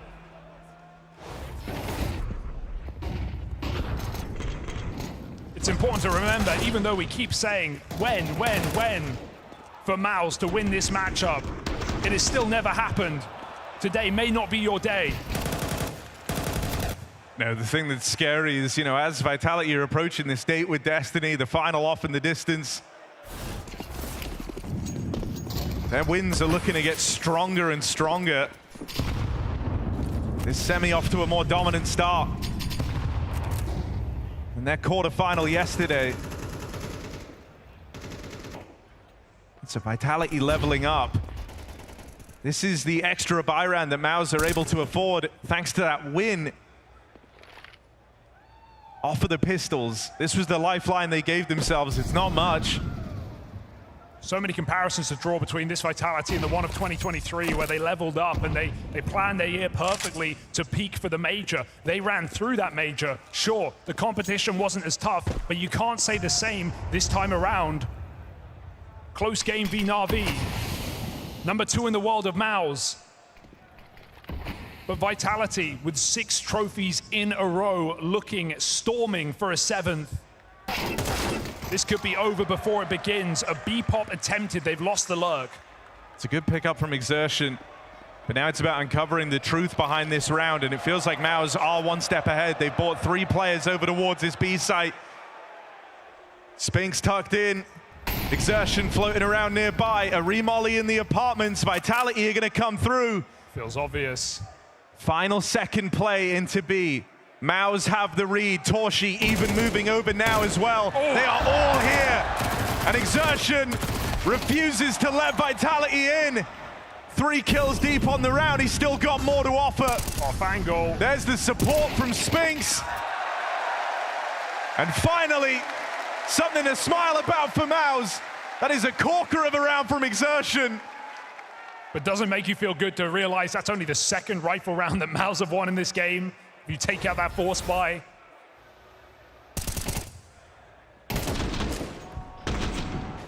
Nice shots for Exertion.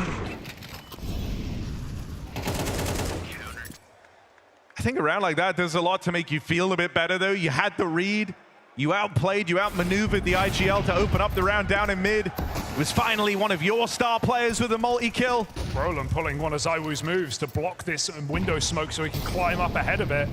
Can just see into middle. It's a position that may not be expected. Apex is walking on him, though, down through lower. Brolin gonna make out like a bandit, just takes his one and leaves. It's Exertion hanging around here.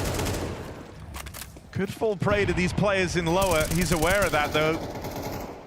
It's already backed up now.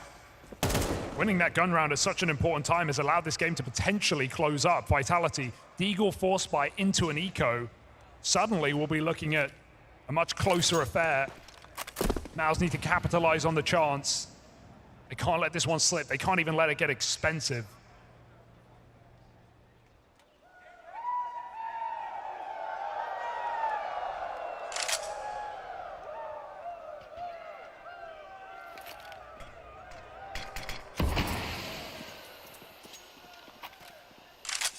Look like they want to join up with Rops over on Cat. Gonna go back and grab this bomb. Means they're walking right into Spinks. Fitting that Rops meets his replacement head on in that Cat fight and takes it off with the scout. Oh, I'm scared. This can't be where it falls down for MOUZ. Trying to pick up the pieces on this round, trying to recover it. ZywOo in with a double.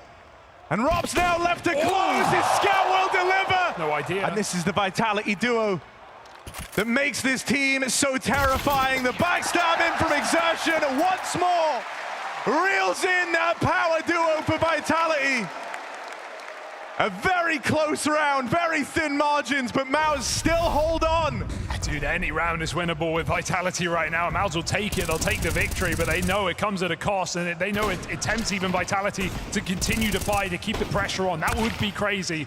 They should take a breather.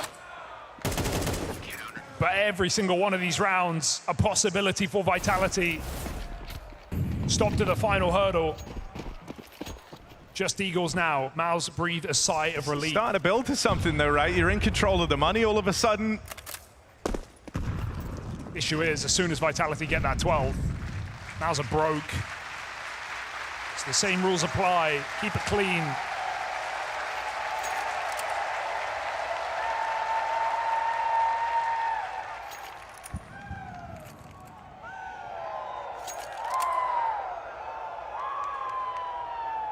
So MOUZ take one of these in that first half, just a chance to talk things over. The longer you take, the more you tell your opponents waste as well. And every penny counts this late in the game. Exertion gonna get the spot that everyone's out here in mid.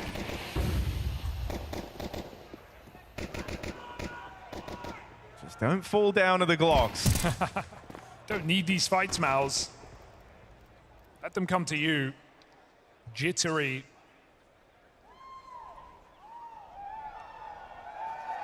Feels weirdly tense considering they're only up against these pistols, but Jimmy going to alleviate some pressure, swings out for the fight. The rest of MOUZ in behind him.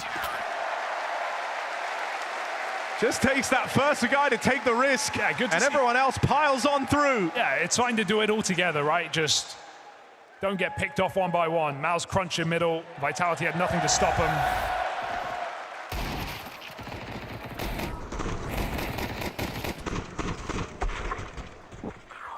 And another shot to shut this down for Vitality. They've been waiting. Force, eco, now the buy. No op for ZywOo, no need really. Not the prettiest of investments though, right? You're pretty limited here. So Vitality left relying on the gunfights now. Don't get me wrong, that's been good for Vitality. Flames, especially. No! What is happening? Flames can see through smokes. That's 2 kills from him out in mid. MOUZ have no idea. But Spinks and Exertion, in the most important round of this game, it ends without them seeing a single enemy. And now Vitality have gained a lot of ground. Torshi gonna catch one back, but Vitality are all the way through A. They are in the spawn of MOUZ. Torshi holds on to the cross, but there's a smoke down. Elects not to take the shot, and this might just be a save and a necessity for MOUZ. Yeah. That double kill from Flames. He never even saw them. Intuition on the smoke spam, the guy 18 and 12. The runaway success story over the first map of this semi-final has put Vitality onto map point. Yeah, he had the opposite game yesterday against Na'Vi. He had like 3 kills towards the end of the map. Apex said, hey, it doesn't matter, Shahar, that you whiffed. We still love you. He goes on to find the 2 multi-kill entry rounds on Mirage to end that game against Na'Vi. From bottom of the board, saved that series. But even here, he's doing it from the top. Unstoppable entries, sets his countrymen ablaze. And Vitality sit on map point on MOUZ's pick. The must-win for this series. This spells disaster. This spells destiny for Vitality. What can you do?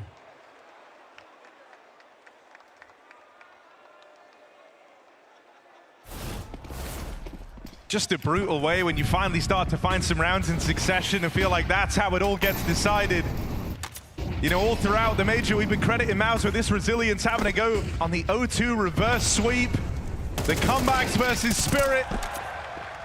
But they've got to show all that in spades in this game. ZywOo brings us back into a 4-on-4. Apex has slipped through. Haven't even had to really say his name. Vitality still have a trump card left to play. Rops stacking the deck more and more in Vitality's favor. 4 versus 3, their eyes set on this punishing A play. Can Exertion be the guy to stop it? No, Rops and ZywOo will wash over them. And in this final round, that terrifying twosome, that duo that strikes fear into the core of every roster, come alive for Vitality. They have a date with destiny, a perfect season in the rearview mirror, and a victory on MOUZ's must-win Mirage. Vitality are now just 1 map away from the grand finals in Austin. Yeah, even though they come into every game as favorites, they're still taking on some of the top teams in the world. Vitality have absolutely run over all their opponents. This is a Vitality who look for a legacy, who look for an era, who look for yet another trophy in the cabinet. 6 in a row. Crowning it with a major, and they sit within reach of that. 7th clash here for Vitality and MOUZ. I've got Flames here, man of what could be said the first map of Mirage. In your own words, how did Mirage go? Well, it went for us, individually for me, and it helped because we won key rounds in this match, and we did damage on the ecos, so it was tough for them to build economy and get back into the game. Overall, it was a good map for us. So tell me about going into Inferno. You're in a semi-final here at the Blast TV Austin Major. Tell me how Vitality goes to close this out.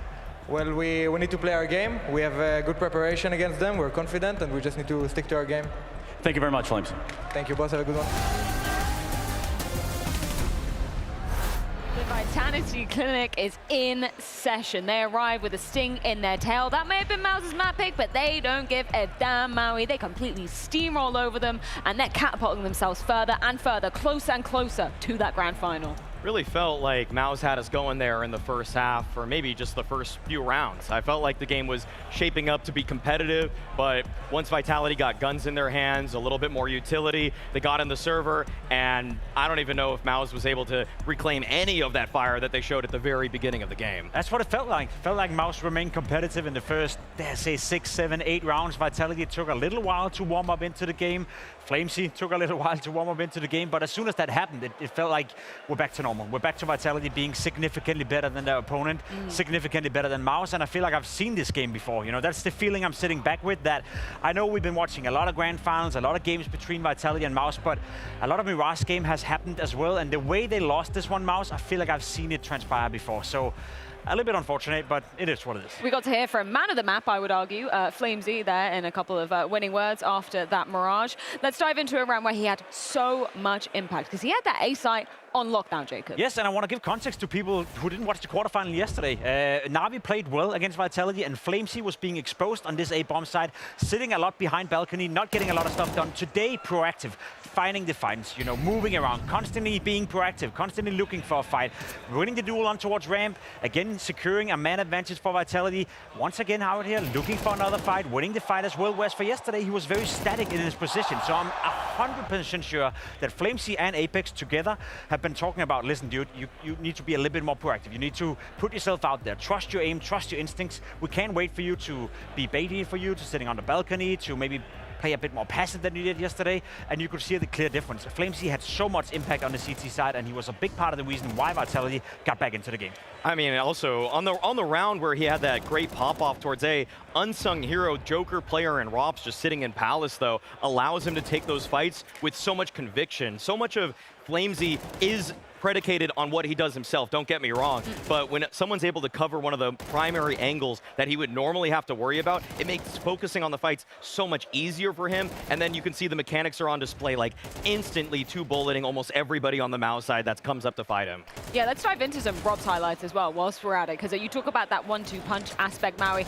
I think that's something that's severely underrated about Rob's, right? It's not only the kills that he's able to get in the server, it's how he's setting up the side for the rest of his teammates, right? It's something we don't talk enough about. I think when we talk Counter-Strike and players and teams, you can have a player like Robs in your team, and yes, he will have an individual output. And as you can see in this highlight package, he's getting a lot of kills, but he also makes the players around him so much better, because you can count on him. You know exactly where you got him. I think me and Dupree had this conversation earlier as well, that one of the worst things to feel as a player, and probably one of the biggest weaknesses we had as players, was that if you didn't know where your teammate next to you were, you didn't feel comfortable on the server. You were afraid to take the duels, you were hesitating a little bit, but I think if you're MongolZ, if you're Apex, if you're ZywOo, being next to Robs, you always know where he's gonna be. You always know that you're guaranteed that he got your back, which means that, as you said, you feel so much more confident going into the duels. He maintains space for you. He covers your blind spot. If you don't know what's going on that side of the map, don't worry, Rops has got it, okay? You don't have to be everywhere all at once, and I feel like Rops there, it goes to show that he added so much in terms of dynamism for the team there. Yeah. So he's moving around so much on CT side.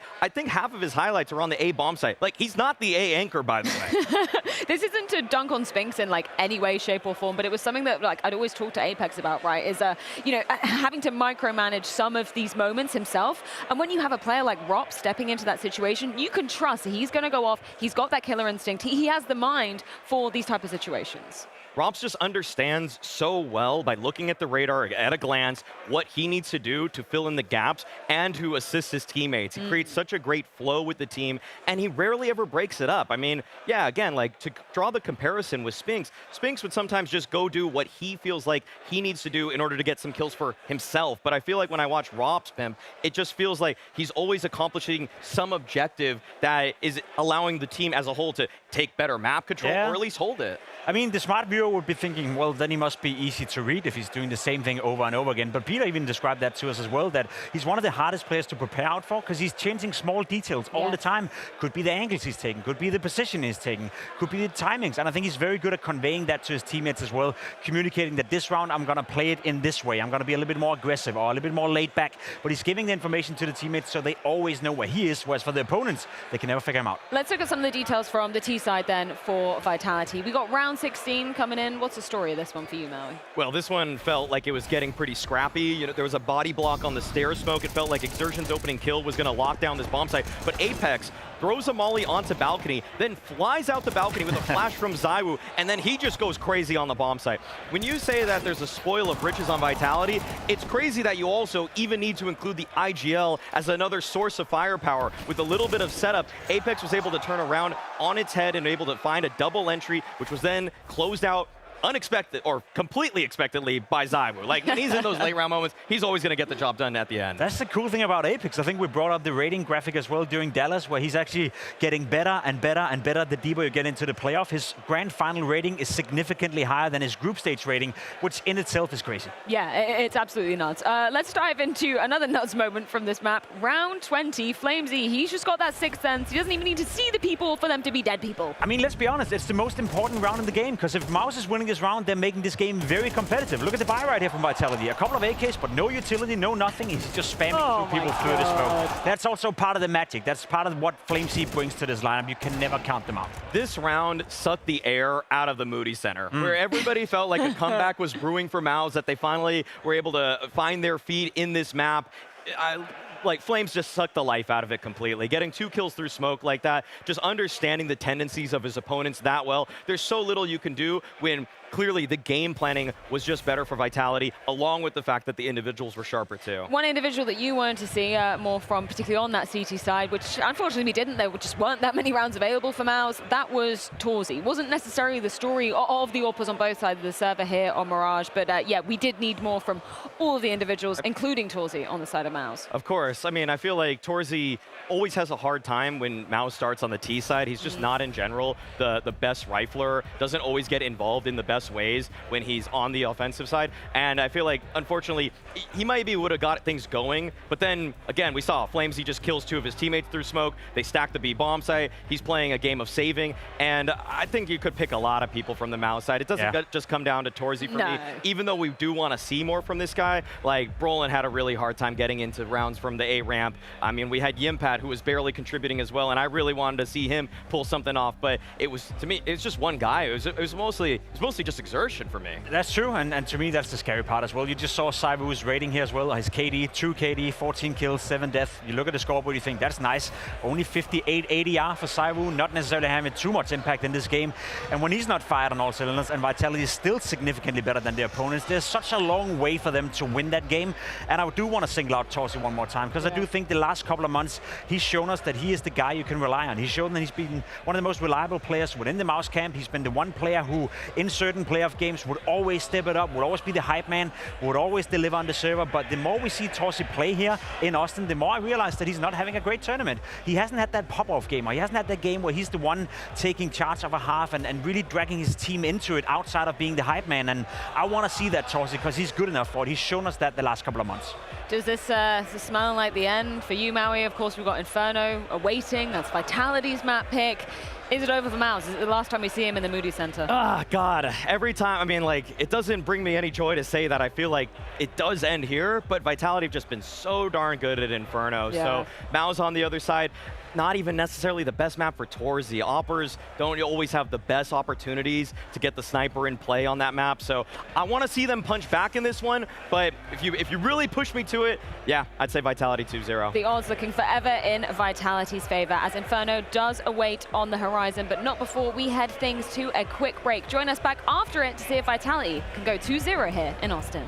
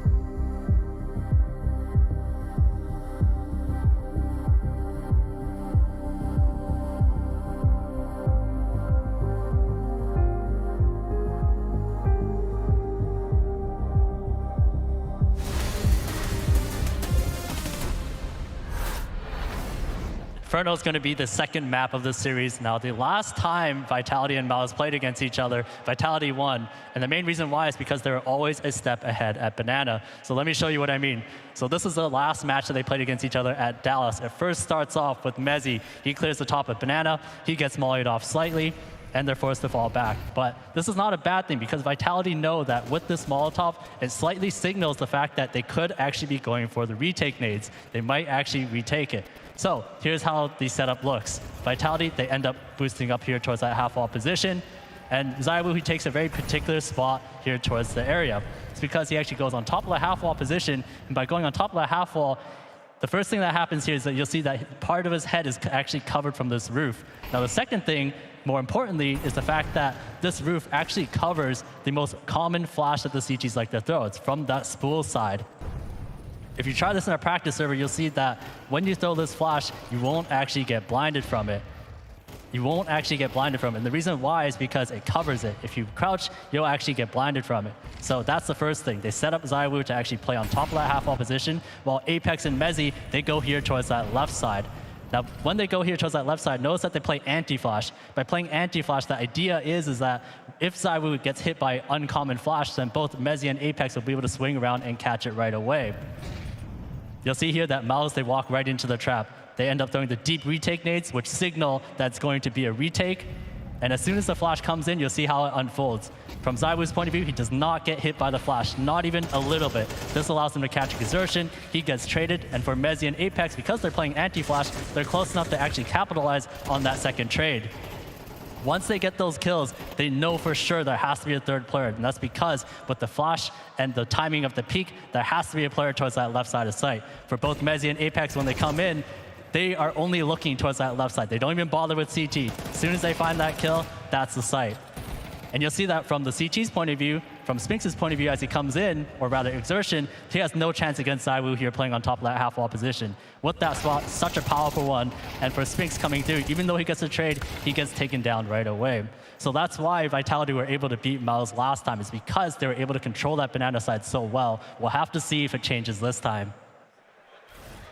And I don't suspect there's going to be many changes coming into this one, Danny. We know Inferno is such a solid ground for the side of Vitality. Right now, Jason, it's just feeling like it's written in the stars that Grand Final berth, it is right there for the Bees. It's there for the taking. The exact map you'd want to be playing if you're Vitality, with the Grand Finals on the line. Incredible record on it. They've been extremely dominant, although let's just put it out there, their last loss came to Legacy in the group stage in the best of one, which is a little bit crazy to think about. But I mean, Vitality, we just saw a map where ZywOo just played kind of like average for ZywOo, and they still handled business, and it's all good in the Vitality camp. Vitality's looking strong. You know, if I'm on the MOUZ side, you know, I'll be looking worried, because everyone on the Vitality side has been showing, you know, we've seen, especially Flames, they had a really good showing coming into Mirage. And we know, like, coming into Inferno, that Banana is going to be such an instrumental way. It's a key objective that both teams want to be fighting for, and we especially know the dynamic duo of Apex and Flames is going to be going there. So it's going to be a brawl. Everyone's going to go for their fight, but I think that Vitality is looking that sharp, and they can grasp and feel that the trophy's just within reach, and now they're just living up to this expectation. And I think that's the thing that MOUZ has to get at going in the start of this map, is if Flamesy has the map one that he did, and then he's also going to be in Banana, such a critical point, you've got to slow him down and cool him off really, really early. That has to be a point of preference for them in their game plan of saying, the first 3-4 times we go Banana, we must win this fight. We must make them respected, because Apex there with Flamesy, we know Apex just likes to set his boys up. That's going to be really dangerous. Perfect segue to asking you, Dupree, because you played with the man in the middle here as your in-game leader. How do you feel like he's developed in terms of his calling on this staple map of Inferno? Well, I think it was just, Apex is just finding ways to just constantly create something new, and also just trying to stay one step ahead. I think that's one of his very identical things as an in-game leader, that he wants to be one step ahead, that he knows that if we just hit the A-bombs and that looked really well for us, we're just going to continue doing that. Like, they're the one that has to come up with the game plan. And then if they actually strike back and start winning, he just shifts the pace into another direction of the map. He's so good at always trying to find his opening. He's really good at using his players. Yeah. And the way that he just plays Banana alongside Flamesy, we're going to have to see Exertion come up with like a master plan to try and get some openings, try and stay live, but at least dictate the space for MOUZ Sports. Yeah, I guess the question would be, Austin, are there any MOUZ fans still awake in this arena? All right, that's good, because I was about to say, if MOUZ actually want to win this game, the only way is Exertion is going to be a good guy, but Torji, I mentioned he's kind of the superstar without PR. He's got to show it off on this map. Once you get to the CT side with the AWP, and you can see him moving around and controlling the map and taking multiple different angles, Torji is going to be the guy who can get this team started on the defensive side. And if MOUZ want to win, he's got to be there with the AWP. And not to just harp on this particular individual, but because you bring his name into the mix, Dupree, when you start off a series and you're feeling a bit sluggish, you're not putting the numbers on the board. How on earth do you turn that around when it's your back against the wall? It's elimination on the line for you. I'm glad that it's MOUZ Sports because they've yet shown this multiple times. It's not the first time they get to do this. I'm curious to see if MOUZ Sports actually find themselves in a more comfortable position by being down 0-1. I think it's actually at this point. It's like, very familiar for the event so far. It's at this point that the MOUZ Sports has done this multiple times around, and that's definitely something that would reassure each other of in the break that, guys, we've been in this situation before. This is known territory. We know how to handle this. And I feel like in general, MOUZ is just at a place where they just need to be looking at a shot and saying, guys, we know that we're one map down. We've done this multiple times before. That's definitely been a talking point.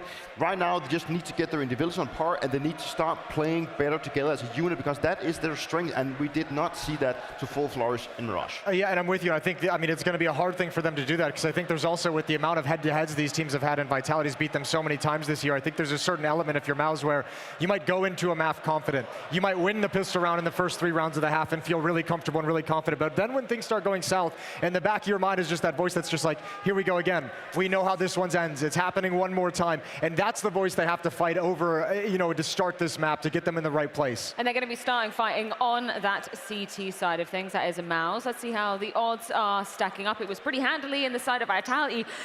Damn, okay. Not favoring MOUZ in this one. Is it over, Dupree? Is this the end of the line for MOUZ here in Austin? I honestly don't think that MOUZ can show up in the way that we want them to, and also in the fact that the mentality game is not there. So yeah, 2-0 Vitality. Well, we've called MOUZ the comeback kings. They're going to need to do it at least one more time. It all goes down on Inferno.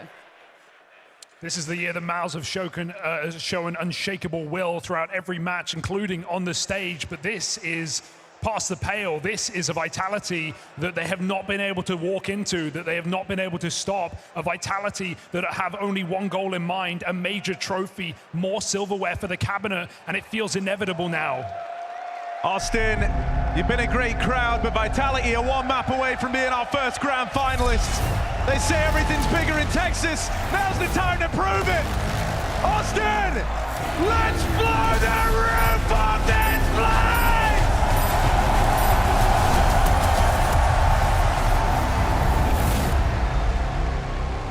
A legacy on the line here for Vitality. Never been closer to the silverware. 6 months of Counter-Strike this season has led up to exactly this. A grand final in sight. One map to get them there, the go-to map for Team Vitality.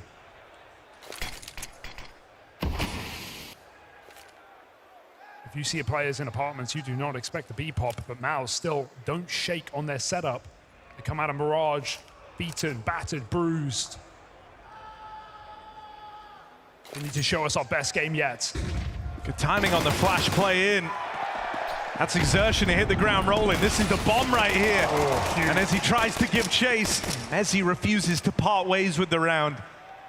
Brings us back into a 4-on-4. And with aggression being spotted over towards B, it's going to send Vitality back into an A play. Jimmy down in the pit, doesn't miss on the first bullet. Has Torshi nearby to lend a helping hand, and between the two of them, they're going to melt this play up through short. Felt like Messi saved the round. All he did was delay MOUZ from the inevitable, taking that pistol yet again just as they started Mirage. And a brief moment of respite for a team that really needs it. Definitely am intrigued by the map just because Vitality came in slow to this major and was stalled out by Legacy 13-3, a dominant victory. but you can't really expect that again, can you? No, and usually I wouldn't try and read too much into that, right? With how deep the Vitality win streak was, the fact that it was the first time they played a BO1, and that was what broke the streak. That kind of leads you to believe, okay, maybe it was just a slow start, kind of a quiet day. They ran into Legacy, who were red hot all the way from stage 1, not even supposed to be here, right? But then they went on to never touch Inferno again on the remainder of their run to get to the semifinals. Saving it for playoffs? I am hoping that's the that's why we see them bring it out now. Question if MOUZ could garner anything from that demo, whether they could learn, whether they could use some things against Vitality. Certainly stolen the pistol. And Vitality offer a rare bit of respect.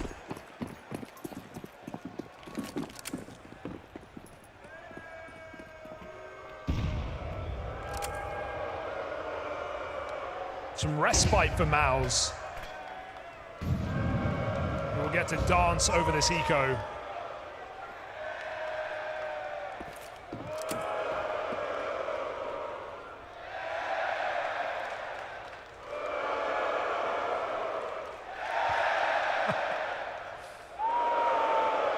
Tell us how you really feel. This is good. We're pre-recording the sounds for tomorrow's game.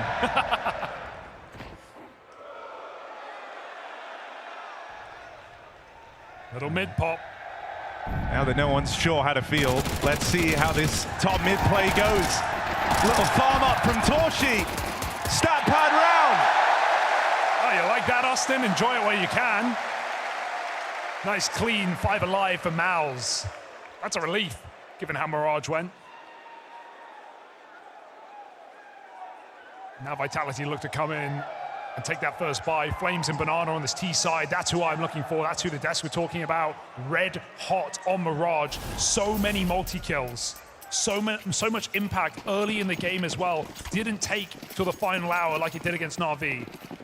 So Flames has got to kick this one off again. Respectful stuff over towards Banana so they can dodge that initial volley of nades. MOUZ wanting to take some real estate here in their first rifle round. It's aggression down through Banana. Just. So they'll get the SMGs up close. Begging for a re-smoke here, Exertion. He is committed right now. It does come down, Brolin getting peppered. Smoke, nade, spam, everything lands. Exertion looks like he wants to commit in this position. He doesn't have to. Takes his chance. Flames is actually leaning over towards the apartments right now with Robs. They're on a double lurk.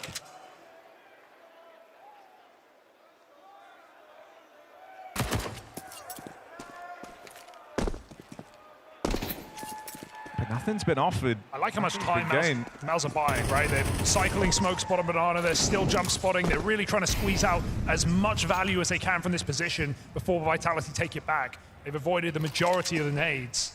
But finally, MOUZ set up in the site, and that's exactly what Vitality wanted. Despite that, MOUZ still keep a strong hold on the other side of the map.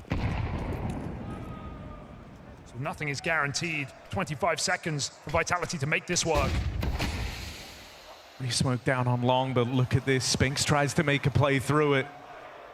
He's ready to come through and backstab this A play.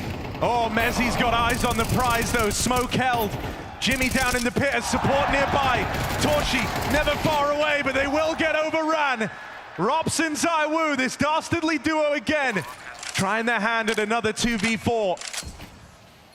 ZywOo low on health. Rob's gonna back up, play for the long game down here in the pit. Now, thus far, MOUZ have actually been good at breaking through this duo. But that's got to keep up now if they want to save themselves in this semi-final. Molly gonna force Robs out into the open. It's walking the line, and a ZywOo Exertion can't regain control. And Vitality's duo too strong in their first 2v4 of Inferno. That's how Vitality get on the board. Dastardly as ever in the 2v4, and no fear for Vitality, swinging out, trading contact, playing it perfectly. MOUZ tried to hold off on giving them the info as long as they could, but they had to start running, and ZywOo sets up perfectly with Robs to win that round. Torshi's AWP. No hesitation, no armor either. Gonna try force these opening kills. Vitality dodge death. It's a bit of info going early in the round. Maybe forcing a reposition for Torshi. He wants to take it back to Banana. Vitality this time, a little more eager to take this space. Less utility for MOUZ. It's being held for the bomb site. They'll play through, exertion. Full blind. The play got accelerated, not on his say-so. Torshi attempting a bit of a sequence here. Actually landed 2 in that first bullet. Damage done onto ZywOo as well. Locked in at the top of Banana. Vitality were keen to pick up the pace there, but that AWP and the smoke down has thwarted them. Torshi gonna reposition. And if Vitality just stick to their guns, if they go back to this B play, it's only Brolin there. Exec ready to come in. 45 seconds, one-man hold. He's got nothing but an MP9 cowering behind the boxes. He's going to need multiple kills to even make this interesting. Brolin springs the trap, isolates 1v1s, takes 2 of them. Vitality charging him down, but Brolin's got more to say. Rops and Apex now, their chance to dance in the post spawn. They're not going to get this bomb down. They're getting hounded by MOUZ. Spinks chases his former captain and finishes the job. MOUZ respond swiftly. That's a high-impact round. That puts Vitality back on their knees.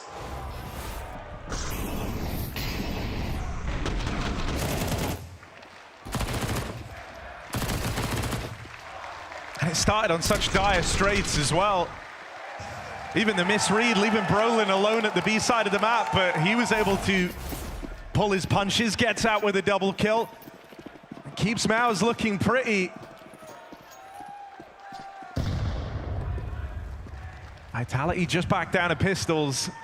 So lead looking to get widened here. Definitely don't want to jump the gun, but this would just be unbelievable for MOUZ to win this map. A map they've never beat Vitality on. Not exactly a go-to map for MOUZ. One that Vitality have played over and over this year. Picked. No, I mean, this was the map they got 13-0'd on in Lisbon. Exactly. Off the back of a devastating T side. Well, MOUZ with an early reset has slowed the roll of Vitality.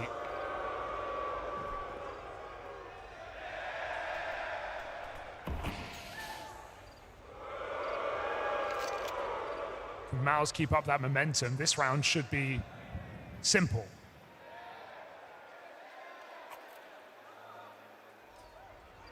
It's a 30-second B here. Just pistols left to stop. Should be fine for Brolin, especially with Spinks on his way over. Molly will churn through these pistols. Spinks is just out of position, though. All right, the pistols have managed to get through the initial volley, but here we go, the cleanup for MOUZ. 5 alive, a flawless round. This CT side feeling pretty. Look, if anything was ever gonna happen in this game, it's a perfect storm now for MOUZ. They're winning these rounds, they reset Vitality, they take clean anti-ecos, they build economy.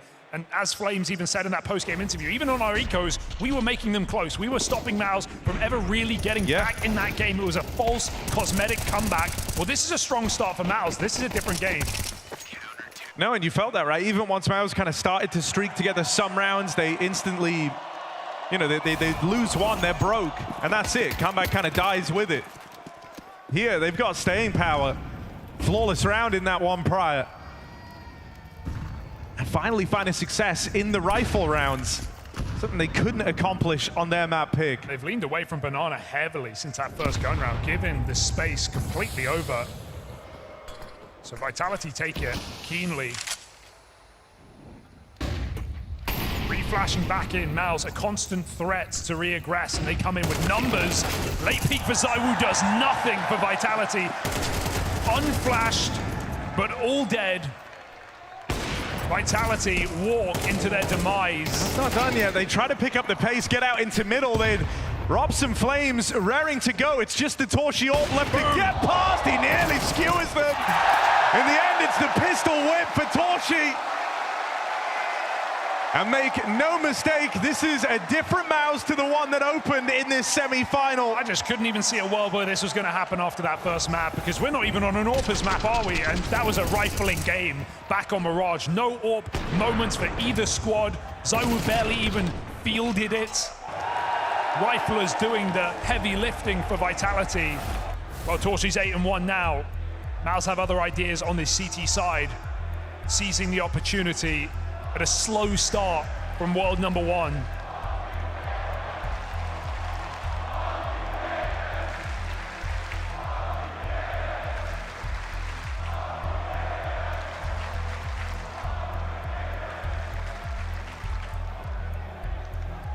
Is this just a flash in the pan, or is there more to this for MOUZ? 5-1 lead, more pistols for Vitality.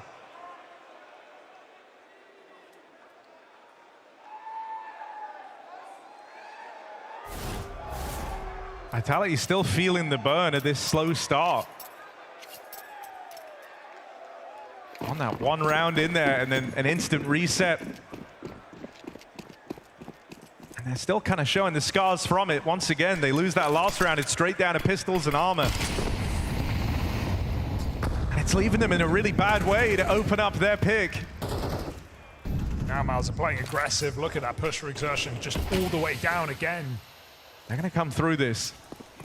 Waiting in it, Vitality get flashed through, play it fast, up into the Torshi Orb. Head on a swivel from Torshi!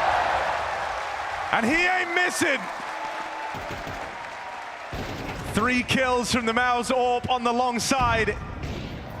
And what was meant to be a change of pace only leads to a faster demise. Vitality locked out. Torshi getting fired up. First cheer I've heard for Apex all week. And he's got to dig deep on this one now, because Vitality are facing a wealth of economy for MOUZ. Another flawless round, an empty T side, a red-hot Torshi on this AWP. Sitting 11-1 for MOUZ. B-site has been impenetrable for Vitality. Something just feels a bit different with Torshi too. He's not going for like the big bombastic celebration where he's trying to uplift the whole team. He looks really dialed in. Like, that was pretty muted considering he's 11-1, 3 kill sequence over on long to keep this scoreline real good. I've seen Torshi scream the house down for far less.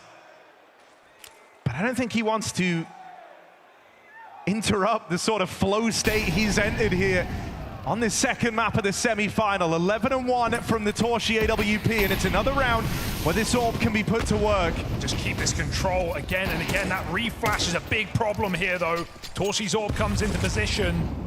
Vitality cower in the corner. They're blocked. Molly forces that peak. Exertion just loses the angle. Torshi think this is getting wrong, but Exertion saves him. Bails out his AWPer. Look, the whole time this was happening, Vitality were trying to take space over here in A. And that kill rolls out the red carpet for this A play to come through. Brolin stealing himself away. Has support from Spinks on the crossover. And he'll get back to long in time. Just Mezzi left for Vitality. Reduced to dust by the Torshi AWP. Oh, unstoppable. Just goes in again and again and again. These repeats with Torshi are humbling Vitality on what was meant to be a home map. Getting away from them. Rock solid holds on both bomb sites, time after time, gun round after gun round. Where has this MOUZ been? Dude, I mean, at the kind of dawn of this rivalry for Vitality earlier in the year, Apex had a lot to say to Spinks on the other side. He wasn't too nice to him in these head-to-heads. He'd often call him a beta, say that he's hiding, try and get in his head to make him play different. Well, Spinks is starting to feel like a bit of a defining character on this second map, and that was a high-impact sequence from him over on Moto. Well, this is definitely the scariest head-to-head for Spinks, not just because it's the best team in the world, but because it's the team he was formerly in. But he has been the piece that has leveled up this MOUZ squad ever since his addition. An immediate trophy on a stage at Cluj since Spinks joined. And they've gone from strength to strength. Showed up against Spirit when they needed him. But to now do it against your former squad that has only improved since your departure, well, that's vengeance, and it tastes sweet for Spinks.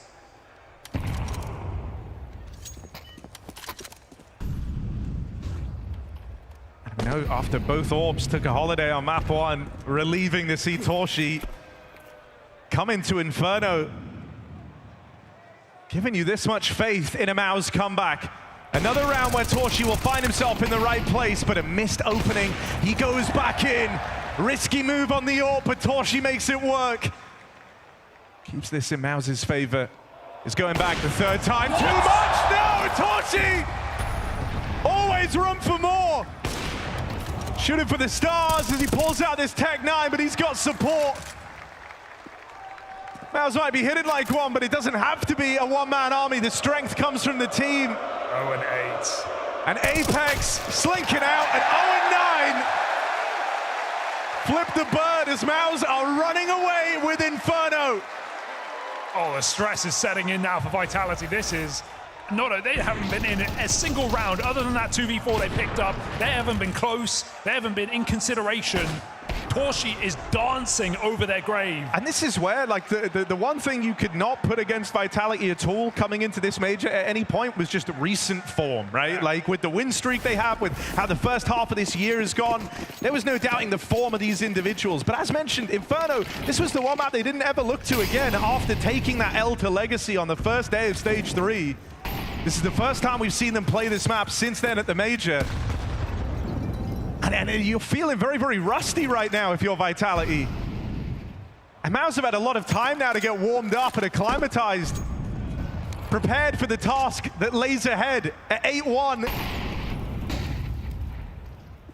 Their brains have started thinking about a map 3, about this series going the distance. Yeah, it's red hot. When you look on the other side, it's Flames 1-9, Apex 0-9. Where is that entry power? Where is that star power for Vitality that they needed on this T side? It might get worse before it gets better. Apex spam down through that smoke. Vitality cordoned on both sides. Go back to Banana. This AWP retreats. And blocked at 50 seconds. MOUZ continue to keep Vitality out. And this short side setup, Vitality probably not going to go long in this round, right? Running out of time, they're going to walk right into this triple play. We'll go 4 long. Wrapping round the world. It's just going to be an aim map battle. Bunker down in the pit. Like 2 players down in the pit, 3 guys fighting them from the long side, but it suddenly all falls on Jimmy and Brolin. They're not ready for Brolin. He gets away with a lot of damage. And Jimmy might be trapped in this little cage, sure. But it's Vitality's problem to deal with. The longer he stays alive, the more of a nuisance he becomes. And Jimmy still has more output left in him. ZywOo has to be the solution. 1v3. And there's the contact. Torshi's off. There to seal the deal. Unfathomable. 9-1 scoreline. Jimmy gets his flowers, and Apex is looking cooked. Sneaks into the pit player he knows is alive. Disastrous day. After the cleanest Mirage you could have asked for Vitality, they were never in a position where they were going to lose that map. And now on Inferno, they just can't break through. 3 is best case scenario. That feels unrealistic. If MOUZ win this round, it's the most dominant half they've ever had against Vitality. And at the most important time as well. Hot on the heels of a comeback at MOUZ. And the task now falls to Vitality to stop them. Now towards Banana, it's another grouped play, just a set piece into this B site. 3 strong though, MOUZ have got the read. Brolin's made sure they've got the manpower, they've got the firepower, they'll swing out together. Things start to stall. ZywOo and Robs come in with kills to propel Vitality into this side of the map, but that's where player number 3, Spinks, is supposed to be the one, the safety net, the insurance policy, swinging out a little bit later. He'll stop that bomb in its tracks. Vitality now split up, and divide and conquer proven to be the answer for MOUZ. 2 strung out, and MOUZ pulling ahead in leaps and bounds. The best half they've had versus Vitality at 10-1. It doesn't get better than this. Tricky, tricky Spinks, that third piece that Vitality never expect, stabs them in the back, and revenge must taste sweet. Vitality from so hot to so cold so quickly. Where did this come from for MOUZ? Delivered on a silver platter. Yeah, I mean, dude, if you're Vitality here, you win Mirage, you feel like you're almost in the final. That must have been the feeling. Like, this is such a proven matchup for you. You're always going to have respect for MOUZ as, you know, the second best team in the world, but they've never been a challenge to Vitality. Call Apex a butler. He's just bringing them rounds right now. MOUZ chowing down, looking for 11-1. They sneak through the smoke. That's a surprise, but the flash gives it away. Xerxon got to be very careful. Oh, he's missed his timing as well. Apex been allowed to creep out, but it is hell. Oh, Brolin was waiting with util. That one gap lends Apex the room for an opening. They can still save it. Up and over. Gonna rely on this boost. Spinks once more. Gonna have to bail out MOUZ. Throwing into the spot to succeed, but he can't find a thing. Nade does good damage. Plant in for Vitality. It's been a long time since they've had to play one of these post plants. Oh, more nades. Lay damage on thick. No round has felt at all safe for Vitality at any point in this game, and so it's fitting that round 12, as everyone is wounded, everyone's hurting, hangs in the balance. Jimmy playing it first. That's the lineup! Flames taking some space away. Robs with the cross, but the pressure's getting to him. Aim shaky. He's now left in this all alone. 1v2 laid out in front of Robs. He's got to get them off this bomb. Time is running out. Time is up. MOUZ domination on Inferno, and redemption awaits.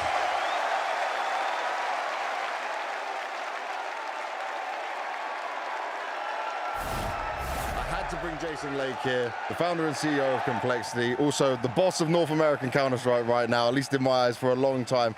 Jason, we got a North American major. You're back here watching it all go down. Just tell me the feeling you have when you see all this. You know, I was talking to my son a minute ago. It's really hard to put your finger on what I'm feeling, because Texas was kind of the birthplace of global Counter-Strike. To be back here from those hotel ballrooms in this amazing venue with this amazing crowd, it warms an old man's heart. It's an amazing event. I'm really grateful for Blast and their partners, you know, for coming back to Texas. How important is it that we're not just to Texas, but to America overall, to have more events and see this? Because it seems to me the fans are really loving it, and I feel like it could potentially inspire more players to come to the game and to grow, which NA wants and needs. Yeah, Americans love Counter-Strike. We've always loved Counter-Strike. We haven't performed as well as we would like in the past years. That's you know, not a secret to anyone. But this crowd has been fantastic. The passion they bring is as good as any other crowd I've seen around the world. I'm very proud of them. Just walking around the facility and having people stop me and talking about their love for North American Counter-Strike and the efforts that we're putting in with the NA Revival Series and working with Flam and Mythic League, they're really resonating with people. So we're doing what we can to try to bolster our region, and having a major here really means the world to us, even in the very hot, hot months of summer here in Texas. But we're really grateful to have the major, and I'm very proud of all the fans here. And I want to just ask this of you on the spot. Is there some inspiring words you can say to future hopeful professional players in North American Counter-Strike? You know, things in our lives come out of our heart, and our passions come out of our heart. And life hands you some serious ups and serious downs. And all I can say is that the business people like me will continue to try to foster a place for you to grow. I think if you look across different video games, Counter-Strike has proven itself, in my opinion, to be the world's best esport ever. So there are other great games you can play, but if you're a talented gamer, you want a global future with one of the world's most passionate fan bases, there is no second best to Counter-Strike. And he's been here doing it since the very beginning. That's why we love Jason. That's why we all love Counter-Strike.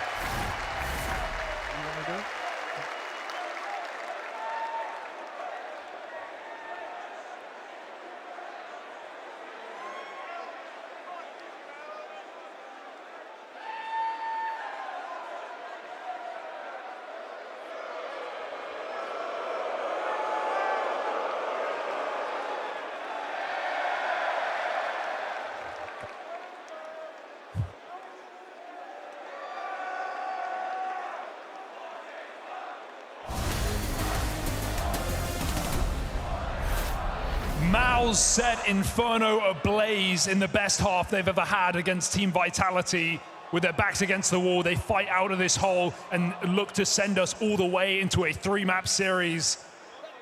It's not just a strong half. It's looking like the most dominant game they're ever going to have against this super team. Pulled out of absolutely nowhere.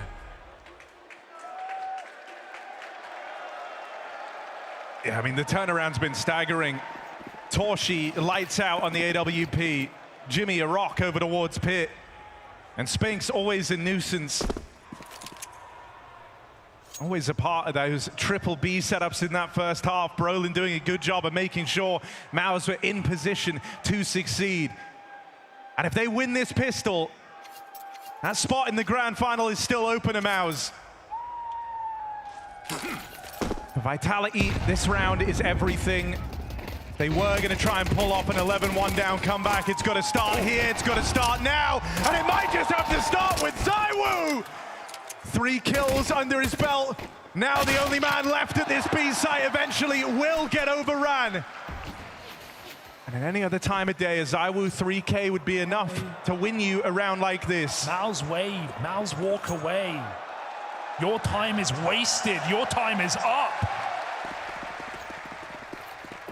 Will the penny drop?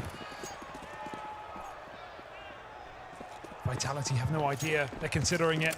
The timing is so good. MOUZ get the plant. They get the time to pick their positions. Pick wisely. A major final is on the line.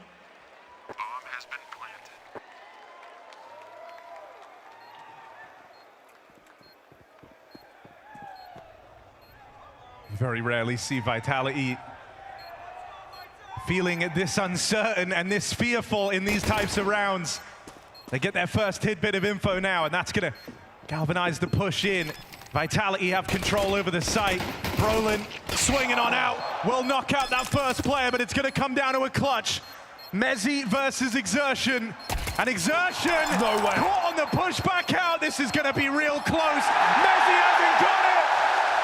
No time. And so MOUZ, 11 opportunities to save themselves in this semi-final. They have as many chances as you could ever hope for to lay this map to rest. After winning out that 2v2, it's almost game, set, a match that this one's going the distance. We want Train as well, and we might just get it. Austin, are you ready for a third map? See if MOUZ give the people what they want. They'll go slow into this first and potentially the last round they've got to play. It's a cobbled together buy for Vitality.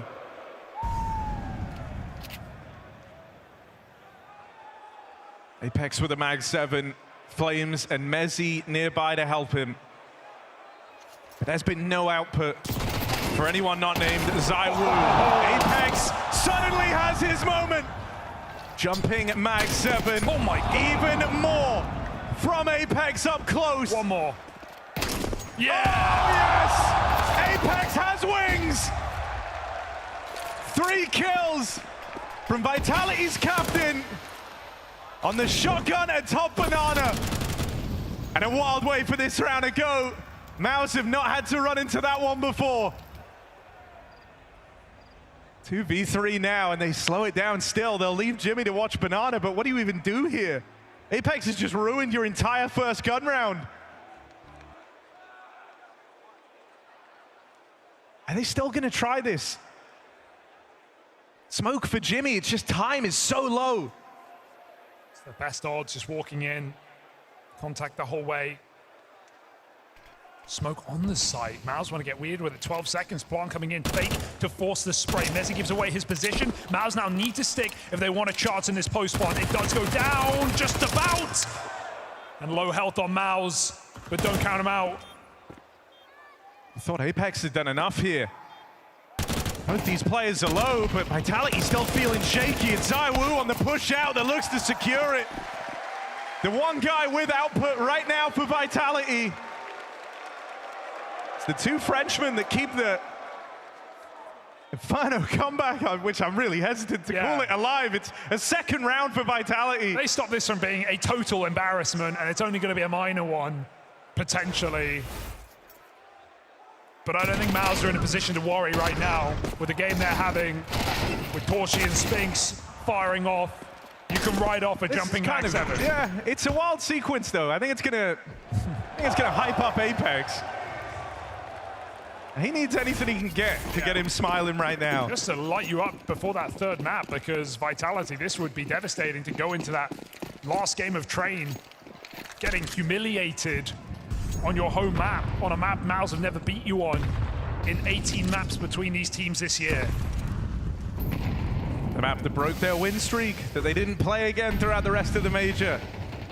And to be honest, that felt like a positive, them losing their win streak. A bit of pressure off this team, not thinking about every single series in Stage 3. But here in the playoffs, there's no second chances. It's now or it's never. Hail Mary abs pop, out they come. ZywOo gonna light him up, and he's got support now. Kept that pit player alive for long enough. Robs gets in a position. You can't doubt ZywOo. He's, like you said, he's the only guy who's giving Vitality any reason to believe in this game. Robs just started climbing up the board with him, and like it is that duo that lends any intrigue to this. Why do I hear you entertaining this? You shouldn't be. It's 12-3. But there's a reason Vitality are #1 in the world. Stop talk, start train. That's what MOUZ say. But one more eco before we get there.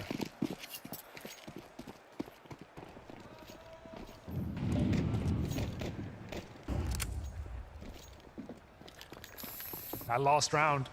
Yeah, Torshi. Gonna be the hardest to get. Yeah, that's where we are.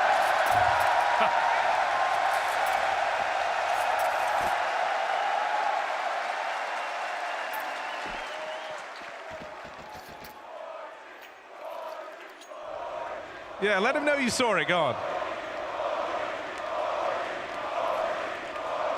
This is good. This is getting Torshi fired up. This is the rifle round coming up next for MOUZ.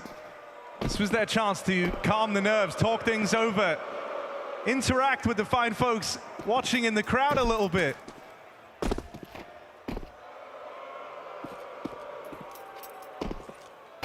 Ooh. Oh, God. No, stop. No. No one's going to lose this round. Not Vitality, not the best team in the world. It's fine. ZywOo, very safe pair of hands. I mean, this is a guy who said he was pissed when he found out he was #3 in the world. It is the worst he's ever done. Exactly. And that absolutely lit a fire underneath him. ZywOo's strength to strength this year alone. Higher heights, not just an individual but in the very team he's in.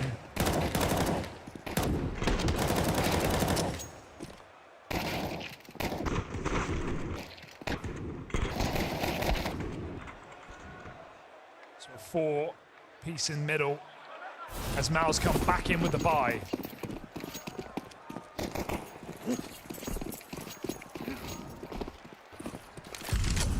ZywOo's juggled both an AWP and an M4 over towards long, so he's got options open in this round. Him and Rob's left responsible for this A site. It's just two-man hold. Do like that. That's going to let Vitality play with extra resources over there towards B. There's that drop gun for ZywOo. Even hearing the two different sound cues is misinfo for MOUZ if he fires that M4. It doesn't look like it's going to come to that. He's already put a lot of distance between himself and the long wrap. In the meantime, Exertion has walked his way up through Banana. Ooh. Still, it is this A play wrapping around over on long. It's just the tag from the ZywOo AWP. We'll take that. Spinks will make it past. Oh, no. And as ZywOo went to give chase, he goes right into the trap. Rob steals himself away, but this is a battle he has to win. A battle the whole war depends upon. Apex trying to hit this timing out through long, right as their attention is on Rob's. Advantage starting to dwindle. MOUZ still get out with a plant, but it's not done yet. Jimmy tagged up, brought down low, everyone's wounded. MOUZ have the advantage, they hold the cards, they're in this post plant, but they're losing bodies. Torchy trying to provide, spots out this last player, and it's on Torchy that this one gets closed. MOUZ and that signature resilience remaining a factor in this semi-final, and Train looming up in the distance. A dominant map win for MOUZ. Tees up this semi to go all 3 maps. A miracle for MOUZ to do it in that way, that dominantly on a map that Vitality absolutely love. It is a beautiful game of Counter-Strike from MOUZ. It is a capitulation of Vitality, something we don't see or say every day, and MOUZ make it all the way to a 3rd map. Indeed, Spinks, one of the best performances we've seen out of MOUZ versus Vitality ever. Where did that come from? Yeah, we said during the first map, this crowd was a bit too quiet. Of course, they don't want Vitality to win, so we said we have to get a 3rd map and give some rounds for this crowd to enjoy. Is the belief there? Is the belief there that this is the day that you can beat them? I don't know, we'll see. We are confident on Train, and yeah, we have a good chance. I'll let you go, thank you so much.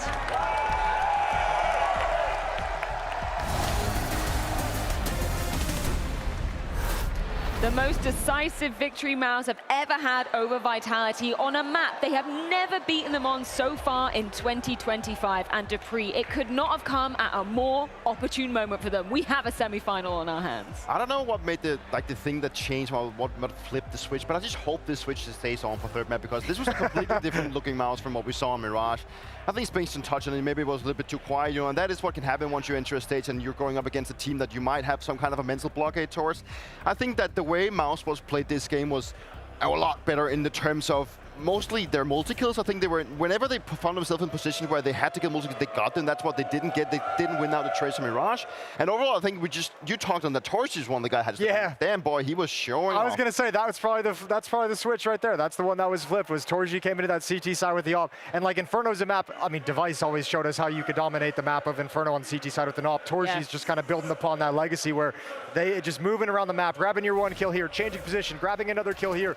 He was an absolute beast. And I mean, he made it so difficult for Apex and Vitality to read where the weakness on the map is. No, he was just an absolute menace in the server, particularly considering, the slow start, the lackluster approach that he had on map number 1. I was asking you about it, Dupree. It can be so tough when you're put under pressure in these situations, but you sold me on it. MOUZ, they have thrived in these situations where they have been in the deficit position, and Torzi, man, it's just so beautiful to witness his comeback. I kind of feel bad for letting MOUZ sports down and saying that I didn't believe Vitality that actually win. So I feel kind of bad about this. Don't feel bad. You're fine. Device once told me that what creates a great athlete and a great and true professional Counter-Strike player is that it's your capability of bouncing back. And that is what has stuck to my mind ever since playing alongside him. You know, he told me this multiple times. I think that Torshi showcased this one.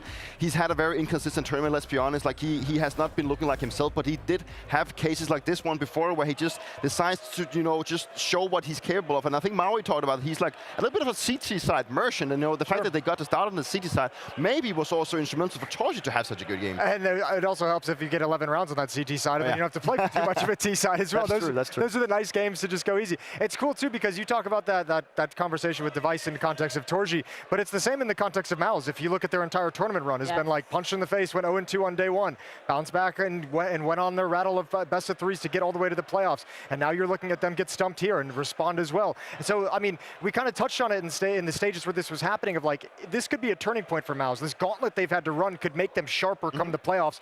I think we're seeing a little bit of that right now. When they've got their backs pushed against the wall, weirdly, it seems like that's when they're in the most comfortable position, right? Obviously, we had our eyes on Torzi for good reason coming into this map. Banana was also another position that we had to keep looking at. And one of these teams was not like the other in this particular area. It's almost like you can't spill Banana on it. Like, you can't spill Inferno without Banana. It's like, Banana is always going to be like this thing that always has such many key duels, so many key fights.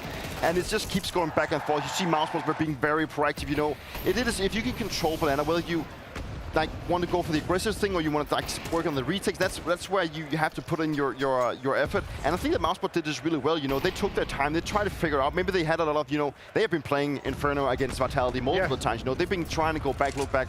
What have we actually been doing good? What have we been doing bad? You know, what can we come up with? And I think that the approach they had, being very aggressive, at least when they've gotten the Banana flashing out, but actually having the numbers, that's what stood out to me. I think it helps too that, I mean, we could just say Vitality played an awful game as individuals. I think Flamesy and Apex at one point were both 0 and 8, which is like, I don't care. Like, even ZywOo cannot hard carry you to two players like that. We'll get over the negative side of the coin soon. Okay, we're still on the positives. Don't worry. I want to bad. stay on the hype train. I want to hear the hype from the side of MOUZ after a litany of CT rounds. So let's check in with them at the end of that first half. One is really low. I have 2 flash. Enough smoke. I'm just gonna pick ruins a bit. Yeah, Adam has a smoke for Banana. I'm picking ruins, guys. Do it. Yeah. One dark. Guys, listen. Should be 2 dark, maybe 1 pool. 2 dark, maybe 1 pool. Can you flash dark for me? Yeah, flashing dark. Flash. Flash a pillar. Boom. Close that dark pillar. Pillar. Advantage should be Robs. Adam. In the smoke. I'm blind. Did I kill? Yes, Banana. Banana. Adam. Left here. Hold it. This one. No! Nice guy. Let's go, man. I'm fucking serious, bro. I got you. MOUZ hype moments are fast becoming some of my favorite, Peter, and there was a lot to be celebrating after just the absolute decimation on that CT side. That was a very classic TeamSpeak snippet of what happened inside a server and things is getting very hectic, you know.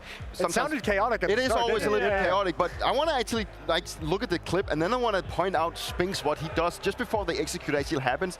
He takes like a small breather and he's like, guys, listen, there should be multiple player dogs or one maybe pool. Like, he's, instead of just, you know, yapping out what he's going to do, whatever, he actually goes into the conversation, trying to get a little bit more calm and actually addresses what does the situation actually look like. And he's actually the guy that goes in and takes charge. And this is the charge that I think he likes to have inside of MOUZ, that he's a guy that can go in with experience and have this cool-headed thing, visualize thing and say, this is how it looks, guys, this is how we approach it. And it was, you know, that takes a lot of effort to do that in that specific moment. And you love having a guy like that as a teammate. And I mean, I remember it was one of the things as a coach when I was with Liquid too, it was like, we'd go into certain situations and it would look okay, but you have no one actually quarterbacking it. Like, everyone kind of knows you're going for a retake, but no one's organizing and no one's coordinating what everyone's going to be doing. So having someone come take over in that situation, especially when you're already up 10-1 at that point. Like, it could be easy to just sit the round out and be like, whatever, it's over, we got it. And this is something that we worked a lot with back in the day, especially when we came into Vitality, you know, setting up the retake, you know, who actually has the overview, who has the utility, who can do what for everyone. So that was really great to see that he stuck with it and then actually transitioned that into MOUZ. Moses, this is your time to shine. We've done the good. Perfect. Let's skip the bad and just go straight to the goddamn ugly. Flamesy, to begin with, obviously singing his praises on map number 1. It took him 9 rounds to even post a single kill. kill on this map. That's dire. Yeah, and I mean, especially, again, because we emphasize Banana so much on Inferno, and we've always talked about it plays out the way Middle does on most other maps. Like, you just have to be able to control it. Yeah, like, that's your B defense. Apex, that's your B attack as well. Apex is over there doing some work. I mean, this is just really rough to have a map one like this, not able to carry it forward, but then just struggle to have any kind of impact, and no one else on the team is able to kind of pick up the slack. This was, I mean, one of those games that was very well played from MOUZ, very strong individually from MOUZ, and very poor individually from Vitality. Like, when those two coincide, that's how you get blowouts like this. I also think that is one of the reasons why the map was so one-sided, actually, because we're so used to seeing Vitality being so well-drilled, and whenever they don't get the openings, whenever Apex and Flames is not out there creating the openings, if ZywOo and Robs doesn't do it, then you kind of lack the space that is the space that ZywOo and Robs actually thrive so much in. Yes. And this was actually the case for Banana this time. Like, they wouldn't get the openings. MOUZ was always getting ahead. They were always finding the openings, and that made ZywOo and Robs feel like, guys, we're in a position where this is not familiar territory. I don't remember the last time. Maybe we go all the way back to the Legacy game. This is like one of the ass kickings that we've seen Vitality has been going for. Yeah, and I think too, like with this Inferno win as well, I think it's obviously massive for MOUZ, not only to extend the series, but we've kind of marketed Mirage as like a must-win map for MOUZ. So the fact that you've come in and just dumpstered Vitality on their own pick, that's a swing of confidence. Yeah, 100%. You know, this is also what Spink said in the interviews. Well, he wanted to give it to a third. You know, he wanted. Maybe they were not too proud of the first map from Mirage. You know, they wanted to show that we can actually do better than this, guys. This is a major semifinal. We're here to play counter. We're not here to just sleep. Yeah, it might look like dire straits for Vitality right at this very moment, but there is a third map awaiting. And Apex, he had some thoughts about looking onwards to map number 3 during halftime of Inferno. Guys, It is the pressure as well. Oh no, yeah, exactly. Fuck it. Okay, it's live. What happened? It's live. Yeah, okay? exactly. No, let's try to make it competitive. Okay. Yeah. Let's try to come back to the game. I don't care to lose this map. We can focus on train. I don't give a fuck. What I want right now is to go back on the game. Okay, all together. Yeah. It's gonna be important, buddy. Is that what you want to be hearing in a situation like this, Dupree? You know what? Let's just throw Inferno out of the window. All hope is lost. Let's just focus on Train. I mean, this is again showcase how good of a captain that Apex is. You know, he addresses the situation. He takes responsibility, saying that I don't care how we're gonna. I don't care if we bounce back. I don't care if we lose this map. I just want to focus on next because this one is looking really bad for us. The most important thing is that we just try and go back into the game. And I've found myself in this situation multiple times where, whether that being the first or the second map, that you're not really getting to a point, you're not playing that well, then you just have to focus on the positive. You need to find some kind of positive inside the negative, and that is just getting back into the game because they know the third map is going to be the most important one. And I think what's cool about it too is I like the way, it's kind of like the best way I've heard like a leader distill kind of the idea of one round at a time, right? You make that goal, you shrink that goal down from winning the map to like, let's just make it, let's have competitive rounds. Let's start working ourselves back in, and you make that goal a little bit smaller so you have at least something positive to latch onto. Like, yeah, we did go on a little streak of 3 or 4 rounds. We picked it up, but man, if that first half was a disaster, whatever, forget it, now Train. It was almost like he started like the between map conversation just early. Well, MOUZ, they are biting back hard, which means we do need to decide who will be our first grand finalist on Train. Tell me a little bit about this map and, yeah, exactly what you think is going to be.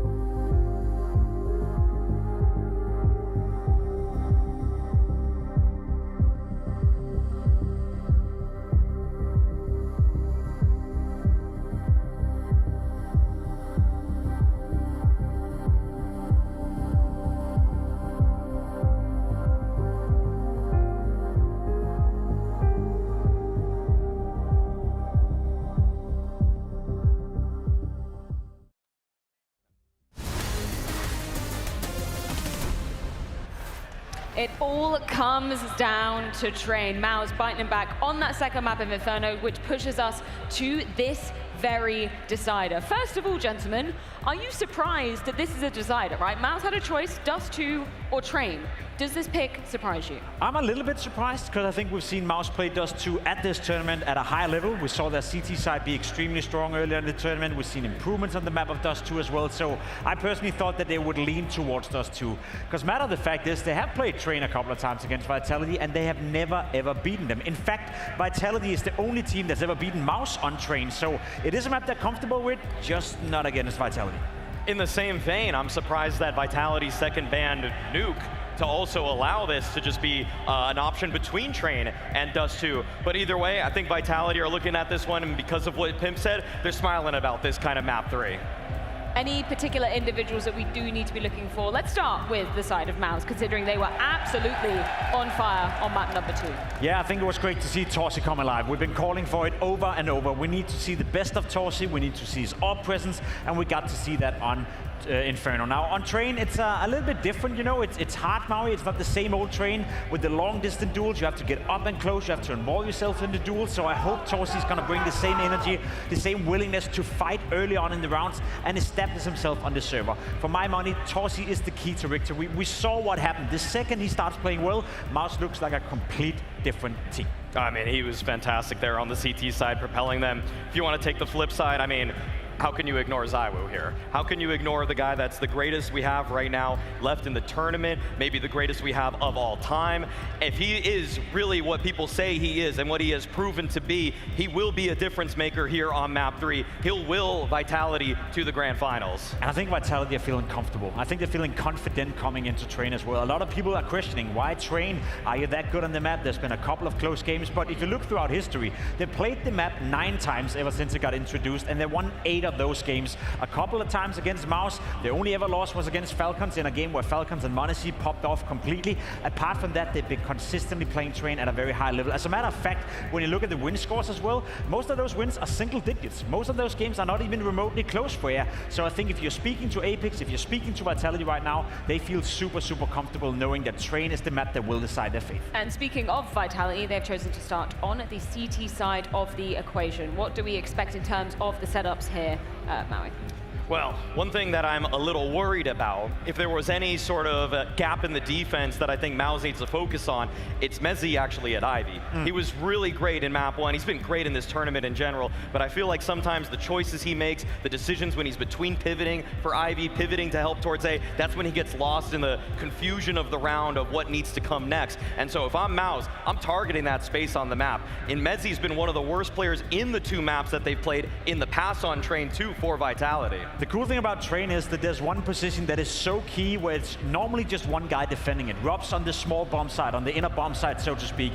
He's fantastic at doing so, but if he's having a game off, if MOUZ all of a sudden gets a feeling that, listen, we can attack both bomb sides, not one of them is closed down by Robs, that's going to open up the playing field a lot more, especially considering that Ivy is a point of contention for MOUZ. So I think Robs needs to have a great game for Vitality in order to steer MOUZ towards the outer bomb side, and that's when we get to see mezii and ZywOo activate. There's a few teams that, you know, when you've been absolutely dunked on, that I would be worried coming into a third map. Vitality is not one of those, right? So how do you read this going down? Who is going to be our first grand finalist, Maui? Well, right now we have this established dominance coming out from Vitality. As they've shown, you can have consistency and really just run the table in terms of the victories that they're finding. MOUZ, they're trying to bring us back into an age of parity, but I don't think that Vitality's willing to let their era slide here. Live odds also sliding with Vitality. Jacob, are you agreeing with that note? It's hard to disagree. There's absolutely nothing that points in that direction of MOUZ. We can't find any stats, we can't find any reasoning, and that's exactly why it may happen right here. I think MOUZ have a chance. One more map will decide our first grand finalist here in Austin. It's all going down on Train.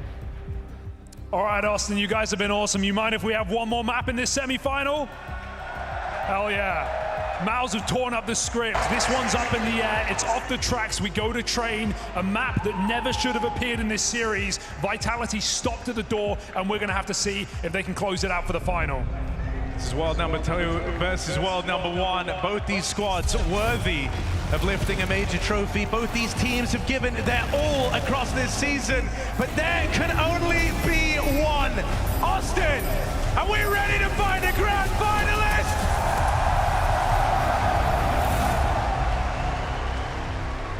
That's a first stop on this train yard. Trophy at the tip of the stage, both teams' eyes on it. MOUZ in a match they shouldn't even still be here in. And Vitality trying to bounce back.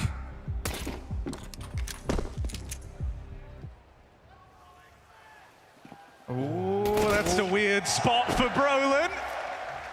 That's Messi's aggression dealt with to open up this pistol. And so Vitality come in after getting dominated on Inferno, trying to be the one setting the tone. They come through with aggressive moves that get punished, moves that ZywOo and Apex are going to make up for. And a 4-on-3 bestowed to Vitality, that bomb retrieved, and that's because Spinks, look at the room he's found on his lurk over at B. Spinks v Robs on the extremity, and Robs somehow wins that out. All the advantage for Spinks. Robs swings in. 2v4 in this post part. Torshi's got to thin the herd. He's got to do it quick. His teammate's already fallen. Torshi has no room to move, and Vitality take that pistol back to their winning ways. It's been a while.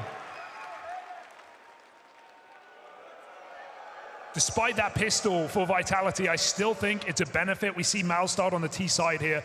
Jacob brought up both games that Vitality have beaten MOUZ on this very map. That came off the back of MOUZ starting CT side, finding five rounds both times, and not really getting a chance to play their T side. With the momentum of Inferno, MOUZ T side start should be a blessing.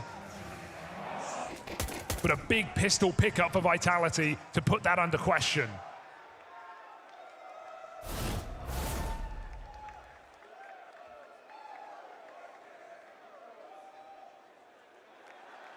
Yeah, that's fair. Not alone.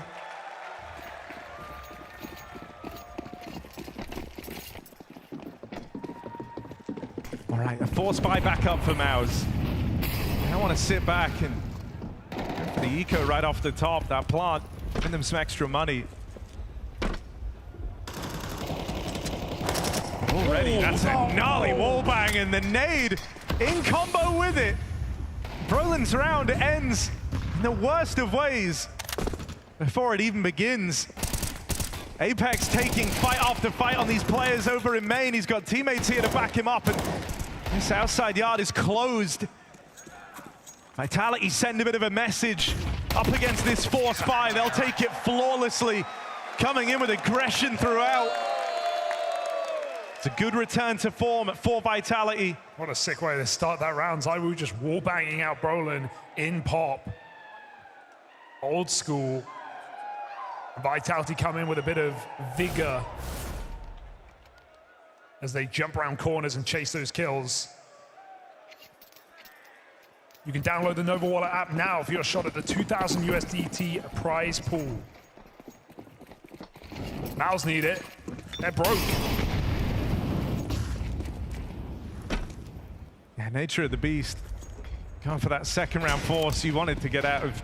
That was something to show for, but no kills.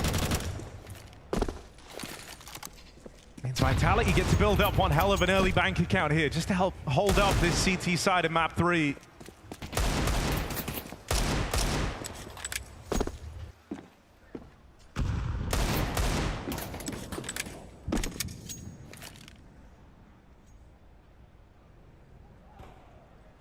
Eagles give you options, at least in a map like Train. Plenty of chances to pick players out, but Vitality is staying very mobile, jiggling angles, not committing to duels, not wide swinging. MOUZ have no option but to eventually just pop. Since B site is under scrutiny, Robs and ZywOo couldn't ask for a better tag team to stop this bomb plant.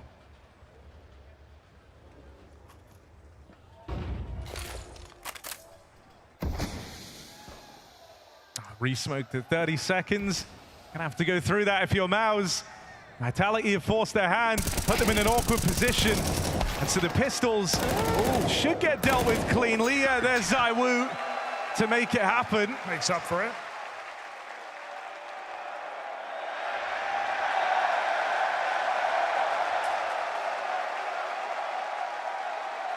And now we have to see what MOUZ are cooking, because as Ades talked about, they picked this map over Dust 2 to finish off. They had that choice. Yeah. A map of Dust 2 that they beat Vitality on before, albeit close. They go for Train instead. They change up this veto. Let's see why. Yeah, this was your gamble. This was your curveball. So now is time to get their prep in.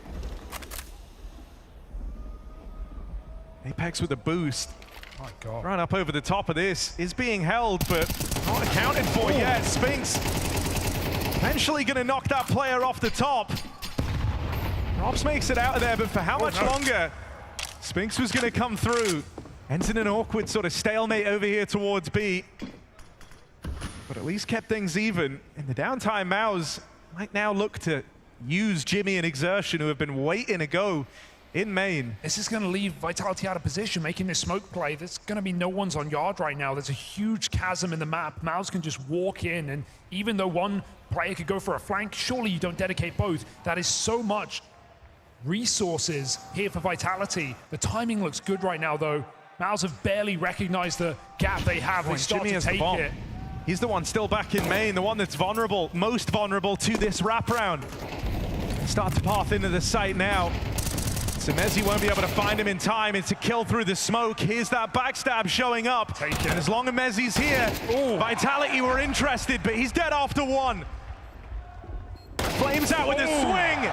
Quelled, it's Spinks to lock Vitality out of this retake. Yeah, this ain't happening. MOUZ on the board, even though Vitality had the info, they had the flank. So risky for Mezzi to walk out there and look for multiple kills. Players can just disappear at any point behind the corners. So nice turn from Spinks, 3 kills to get MOUZ their first going round on this T side. And as I was saying, coming into this one, that's what we haven't seen. A fleshed out T side from MOUZ, the opportunity to play a full half on the T side against the best team in the world.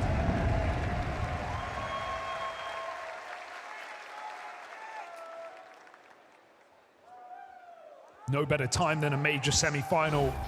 Vitality certainly feeling the pressure.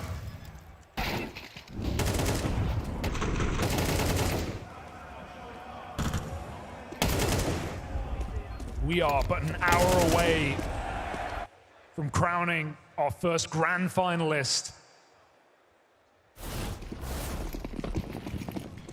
Who's it gonna be? Robs with an aggressive move, and Spinks is not ready for it. Clash out on upper, Apex, and Flames getting aggressive. They'll meet MOUZ out in main. Fights end even. It's ZywOo now flanking. Mezzi left out on the road in front of him. And ZywOo gets that spot on Jimmy. Still, Torshi slipped.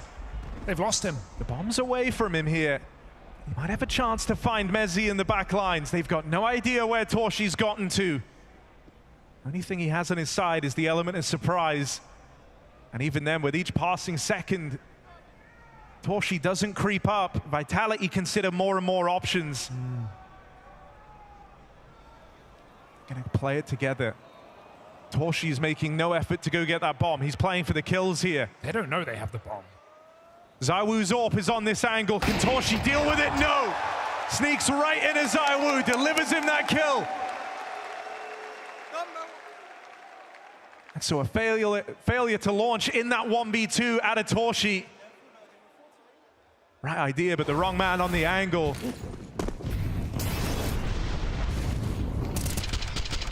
It all started with that little aggressive move, dealing with Spinks as well, who's been a bit of a nuisance over here towards B. So much of the early game on Train is setting that precedent of will we push B, will we come and crunch you and pop? Is there counter util? Are the T's nading the ramp every round? Seeing what you can get away with. Vitality testing the limits on their CT side by sending Robs straight up the stairs. We need a smoke on that molly just to stay standing. MOUZ have a boost for the top of red. While Vitality sit close to main, no one tempted by this top angle. MOUZ's move for their opener goes nowhere. Vitality sit back. They let MOUZ take that real estate. Pop isn't a threat. B halls are contained by MOUZ, but it's all about where you finish. Jimmy late lurk. And MOUZ grouping now at a minute mark.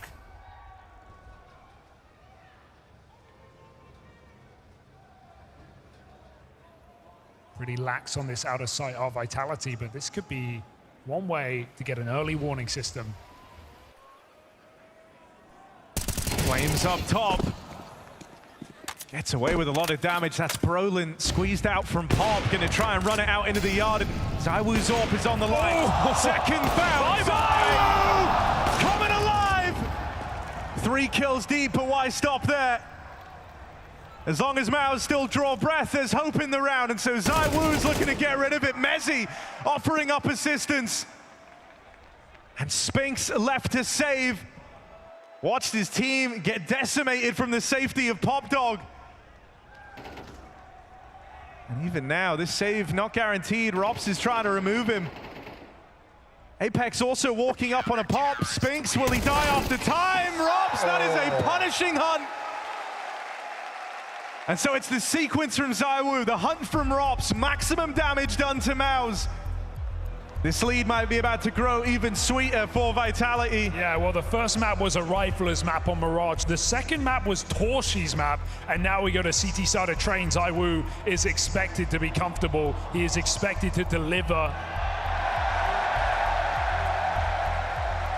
high impact round for ZywOo. Multi-kill on the AWP, and with no camera smoke, MOUZ just have to watch that round fade away. Stylish shots from ZywOo.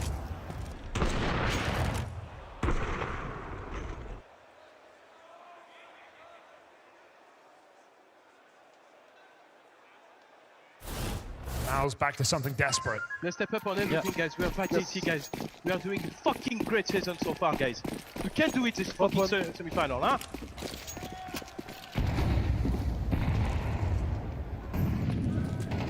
Confident stuff from Vitality. They're feeling far better about this than they were about how they showed up to Inferno. Doesn't know they're close. They are further ahead than MeZ was ready for, but ZywOo's here to help him out. AWP on that line, and MOUZ instantly concede. Yeah, they just pop B now because this AWP's on A and they want nothing to do with it. Pistols, desperation, and at least no one close. Could facilitate a bomb plant here for MOUZ. That would be a win.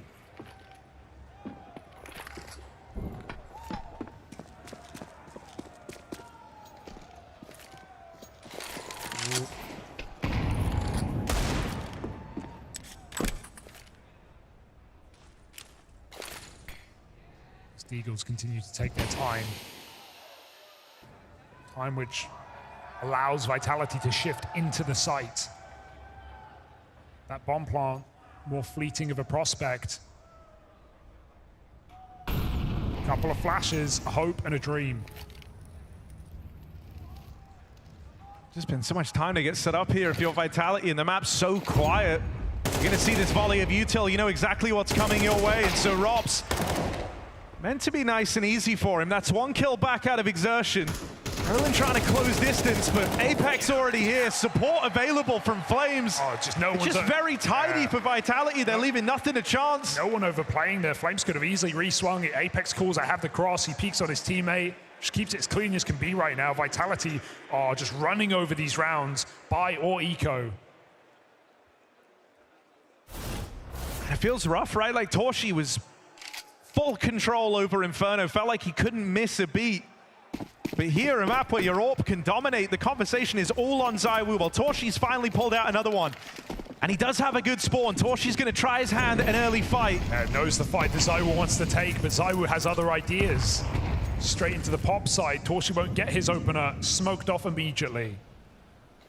So MOUZ's pressure on Ivy. Hoping to give them that engagement. Now they're stalled out. Time wasted. Utility squandered. Vitality remain patient.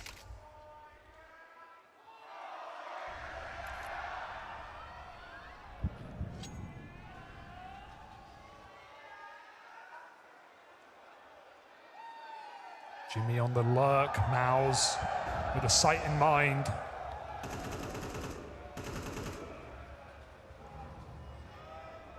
I mean, Jimmy only gets to play if his teammates actually gain ground here.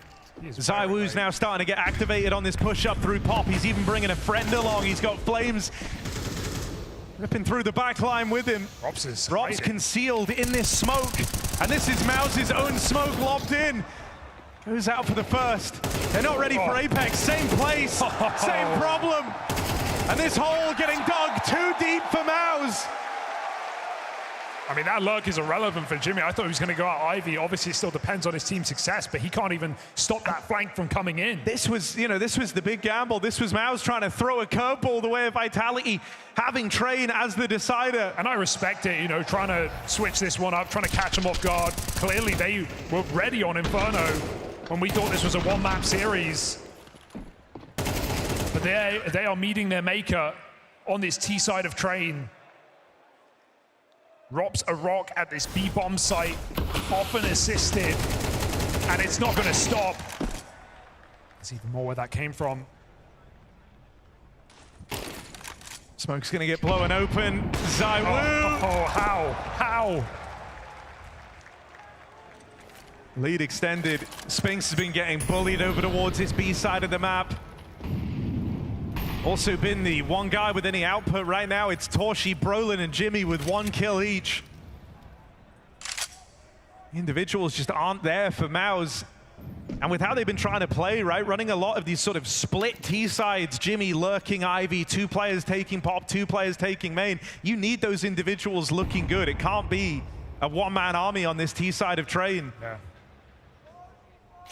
Even with how resilient MOUZ have been throughout this year, throughout this tournament especially. I won't count them out even at a down bad scoreline, but this just shows Vitality in that championship form that they can get humiliated on their map pick. They can go into Train and look like an entirely different team.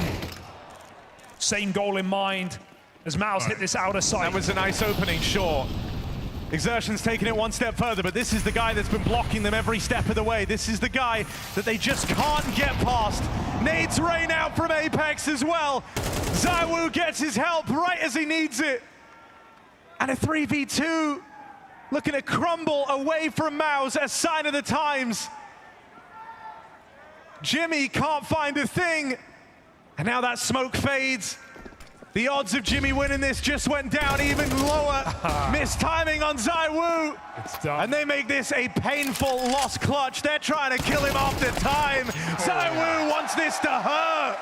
And that is after time. That's no more money made. That's 2 players who have dealt with that. And, you know, you got to feel for Jimmy in some of these late round situations on Mirage. He was stuck in so many unwinnable moments without the bomb, but I don't think I've seen Jimmy close out a round in this series on the stage. He is struggling. On Inferno, 1 multi-kill and Pits. But really across 3 maps here, he has not been the guy that MOUZ need desperately to win these clutches. To pick up a late round scenario. That was Spinks in the Spirit game. That's after, you know, coming into this, you've just had your best map ever against Vitality. You're meant to be feeling elated, like it's all opened back up again. You have this crazy curveball of the Train decider. And you get destroyed. And make no mistake, MOUZ have had no purchase in this game. Only a second ult for Torshi as well, I feel, in this T side. And with 2 deaths after time, it feels like even with this maximum loss bonus, even with every way to make money open to them, they're still coming through with these broke buys. They haven't had a plant in the last 5 rounds, so another boost up. Tricking the trade here. And they're fine in this corner. They can even bail. That run boost even gets spotted. ZywOo not double scoped, sees the AWP cross over, and he doesn't need to take this fight. No way Torshi will scale up Ivy. So ZywOo just contains.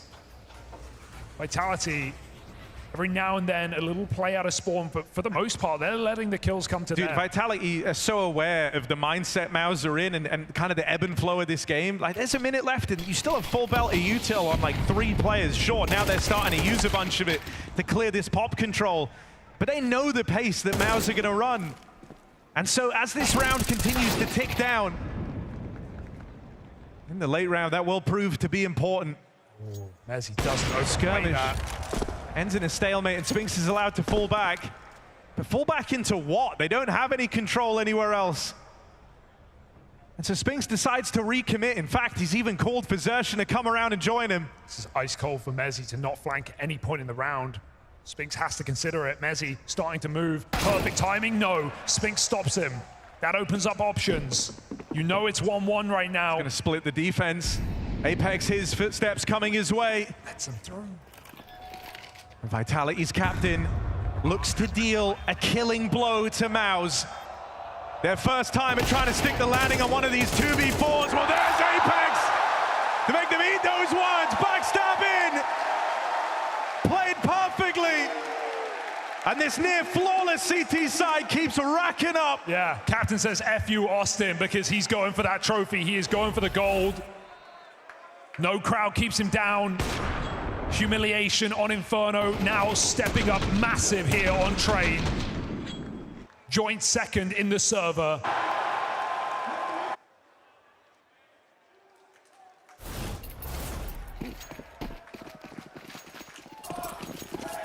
Vitality, an incredible reset.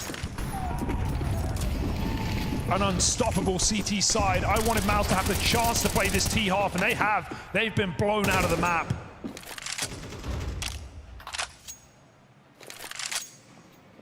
Tied to the tracks. And no one's coming to save them.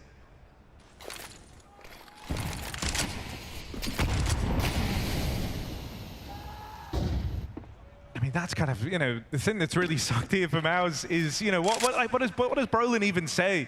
He doesn't feel like he can rely on anyone right now.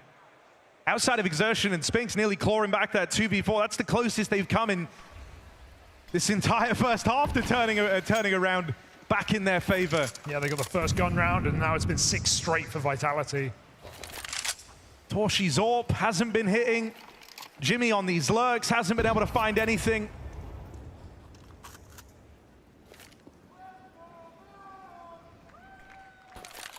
No one's having any issue for Vitality.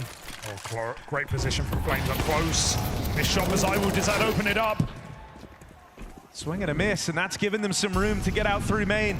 This is just a 5-man hit, something a bit more basic from MOUZ. No longer trying to split this side of the map. They play it group, they play it together. Can that be their salvation? No! Robs and ZywOo have other ideas. And so another round where just Jimmy remains. At impossible odds leveled against him. Jimmy, first kill found, but there's that instant swing. No good deed going unpunished. Double digits for Vitality. They are playing the perfect game right now. A flawless map for Vitality. One blemish on the record. ZywOo finding every gap. And it's not even misutil, it's just missing util for MOUZ.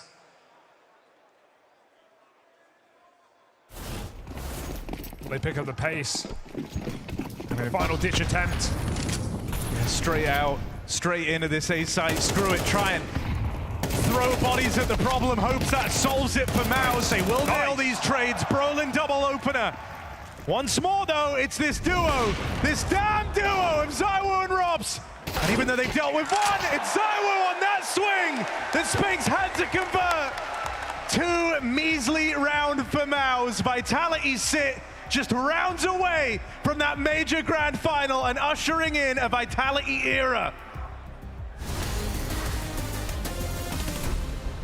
This is the Blacklight Hot Seat Trivia. This is where we're putting some of our players to the test across their Counter-Strike knowledge. They'll be sitting in absolute discomfort to start off with and unlocking potential of the chairs to find some comfort if they can do the questions.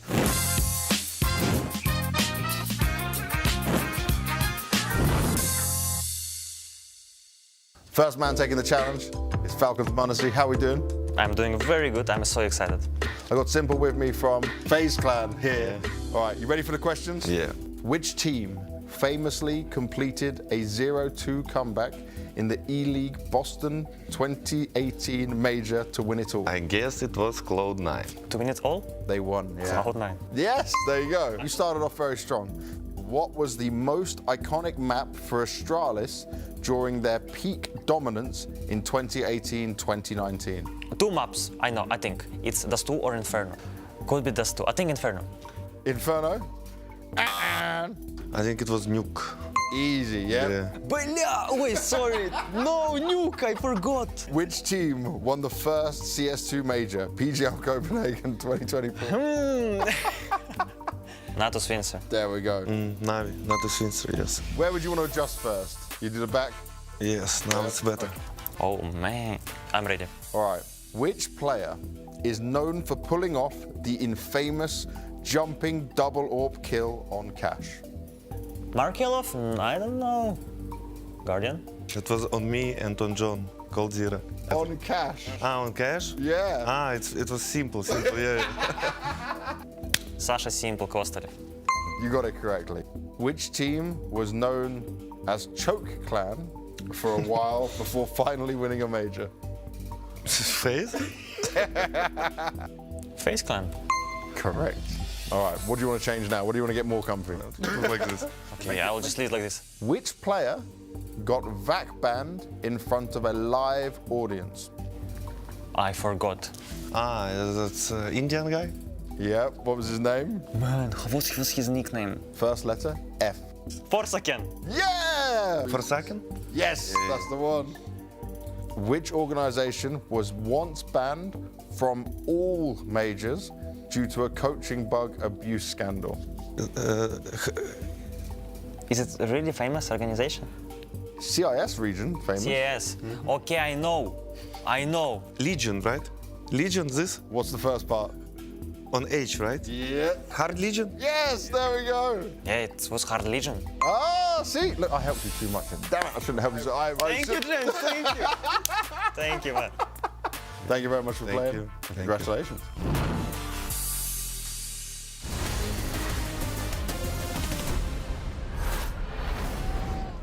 This is no rivalry. This is Vitality beating up on MOUZ. 2 of the 3 maps.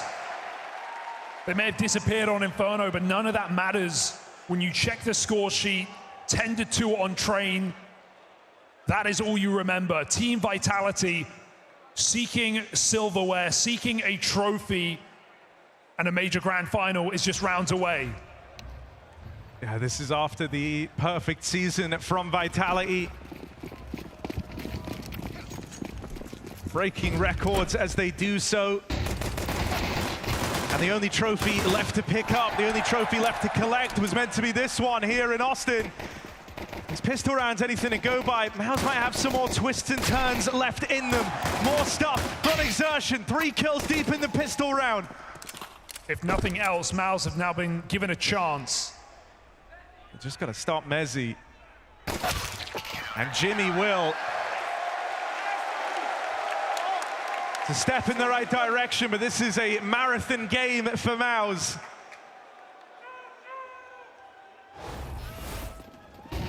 That's the start with that pistol round. And then never stop. There is no margin for error at this scoreline. You don't want to be left with the question of what if, why did they pick Train? You want to hope that there's something in this CT side that holds promise for MOUZ. And if we just go off of history, right, the 2 maps we've seen between these teams on Train where Vitality have played that T side, they found 7 rounds both times. They had no problems. Everything points to Vitality finishing what they started back on Mirage, albeit a little later in the day. But a victory that will remain undeniable.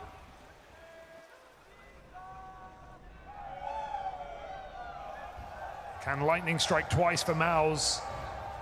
2 miracles, back-to-back maps. I don't think Vitality are worried. I think this is also kind of a perfect way for this series to end, right? Like Vitality in full control, as they kind of should be coming into this major. They were the favorites to win it all. And after getting slapped around on map 2, this is a very, very good return to form. For MOUZ, the big question around this team for the longest time was always how they handle pressure, you know, developing resilience and handling the pressure of the stages. And that's been the big journey that MOUZ have been on. as this roster. And so there's no greater time to showcase resilience or to showcase your ability to perform than at a scoreline like this. We're going to get answers to one of these questions tonight. And so it's clean stuff here up against the Pistols. But this next one, this is the true test for MOUZ. First rifle round for Vitality.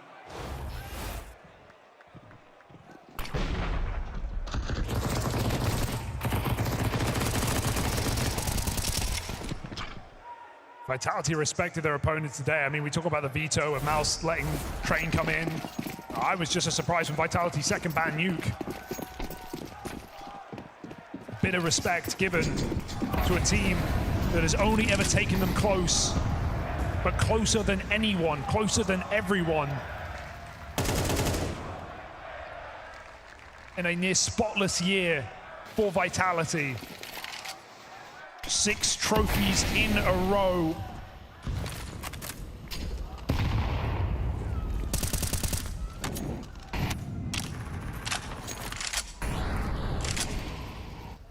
MOUZ holding on for dear life. But Vitality are coming round that corner, up on Ivy Apex entries.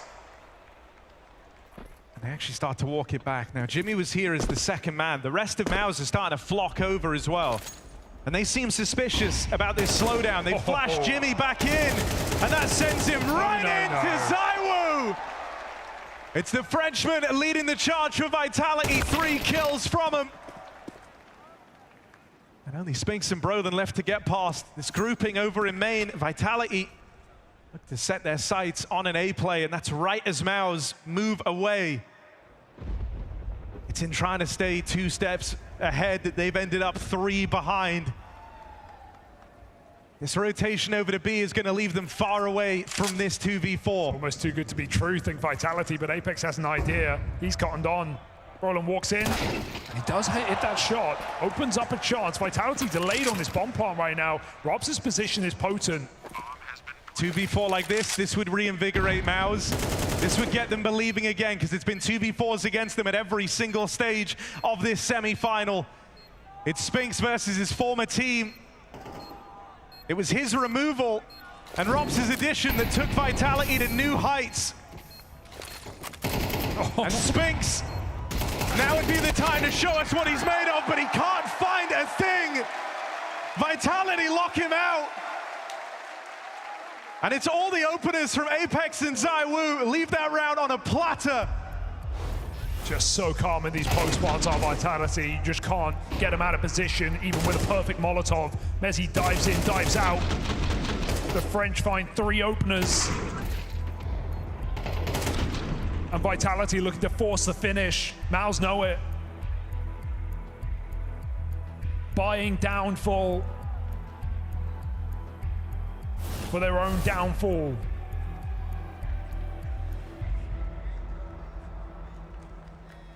MOUZ burn their final timeout.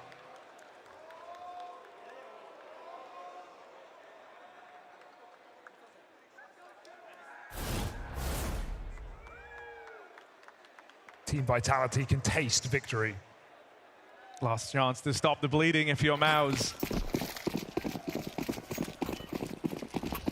You lose this and a PCU dies up on that stage. It's Vitality in pole position with 8 chances to close it out.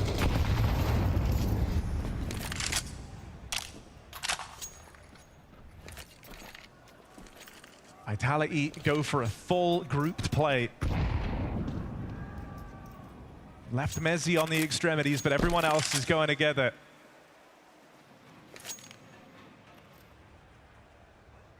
So grouping for this B here. This is where MOUZ, if they do want to stay alive in Austin, this is the hit they've got to stop. 3 players here. Torshi only adorning this scout. Spinks waiting in reserve out behind Oil. And all of Vitality are ready to come their way. First shot lands, but the first kill falls in Vitality's favor. Sight starts to waver, sight starts to crumble. Jimmy could have the round in the palm of his hands. There's the backstab. Doesn't get greedy with it, doesn't overstay his welcome, but always keeping that pressure on. Just him being here is a problem for Vitality. Teammate starts to join. Missed opportunity on ZywOo though. And if you take a swing at this guy, can you afford to miss? Exertion will pick it up. MOUZ in the clutch. And don't count him out of it, bomb on his back. MOUZ with the reposition. Torshi brings the fight up and over. And MOUZ will withstand it.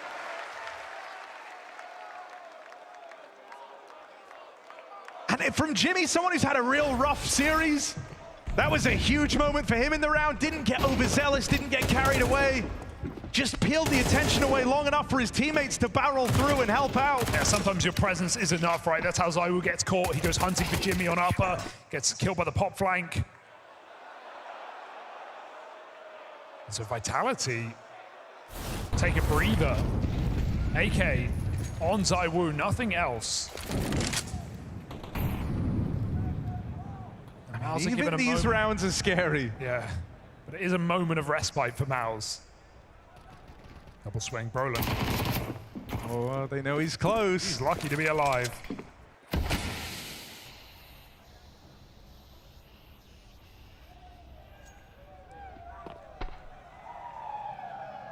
The horse taken, Vitality walk away.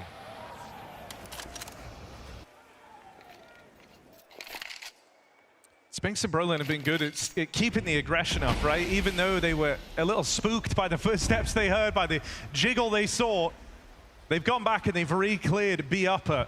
And so MOUZ are that much more prepared for what lies ahead of them here. They should be ready for this A split. Well, she doesn't want to get caught on a reload here. It'd be a very awkward way for this round to start off. Been waiting all this time for Vitality to finally play their hand, and here it is. It starts with Apex falling down in Ivy. There's the spot from Jimpat that the rest of them are back in main.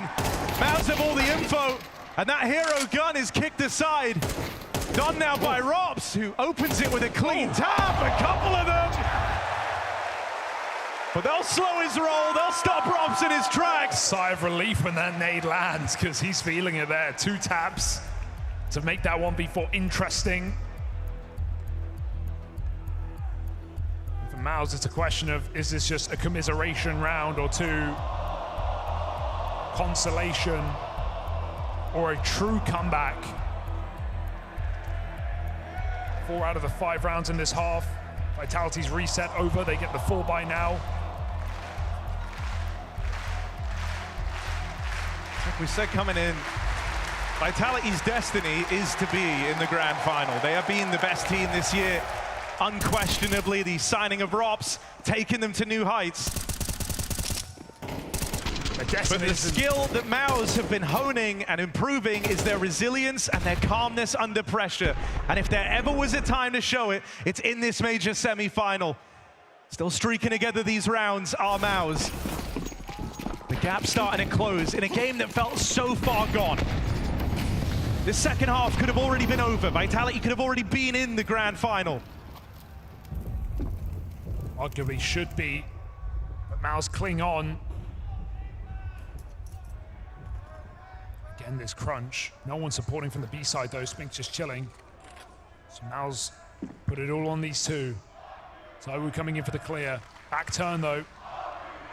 Swings around, spots that first, but he doesn't know that there's more in store. Brolin gets found. Flames, exertion to worry about. Spinks swings upper, and that's another kill for Vitality. They even block the next play. MOUZ can't make a move. MOUZ are forced back. Even the spam is scary. Vitality get the ducks in a row in a 4v3. This is their opportunity to stop this before it starts. To derail this comeback. Apex walks right out. 2 of the heaviest hitters gone for MOUZ as well. It's Torshi at 4 kills. Yimpat left in this with him. Torshi deleted at his first turn out into the A site. No chance. Jimmy trapped on the other side of a Z smoke, having to come to terms with it. If he doesn't win this 1v4, the finish line is right there for Team Vitality. And it's a 1v4. You're not even supposed to attempt these. You're not even meant to entertain the idea, and so Jimmy won't. Jimmy plays for the save, hoping that this gun can be their golden ticket in the next round. Yeah, your stomach sinks in this moment.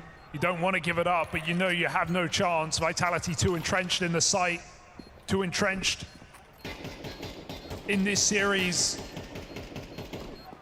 6 chances.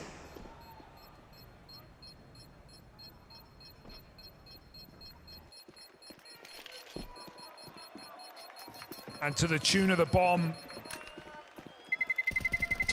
Vitality can feel that grand final. Jimmy even dies at the end of the round. That gun is not saved. So that's just brutal. You spent, you know, the last 30 seconds looking for a good place to hide, coming to terms with the fact that you were to be the hero. Had the one gun in the round that your team were going to have to try and save themselves, and it's gone. It gets removed right as your opponent hits 12. And so Vitality, they've got all the chances in the world. The grand final is within sight. It is within touching distance. 5 kills away. And even though there's been a bit more fight in MOUZ since getting onto this CT side, even though they've taken 4 of the 6 rounds played, they're not left with a lot to fight back with here. Aggressive moves having to be made, trying to squeeze all the value they can. And it's exertion on the board first. Vitality grouping for this B hit once more with Mezi on the extremities. Leaves them a man down over in B compared to when they've done this in the past. Pop being held. That's ZywOo waiting for the reaction. Robs has opened up the back door. Spinks dead over in ramp. It's that Rob-ZywOo duo powering Vitality through. And MOUZ is so out of position. They've lost B. They're so far away from making this retake happen. The question of the day was, can they rise to the occasion, finally overpower Vitality in this head-to-head? And we have got our answer. In spite of these few rounds down the stretch, there's not been love for MOUZ here on Train. They say that hope dies last, but hope still dies. MOUZ are done, and Vitality have a day with destiny.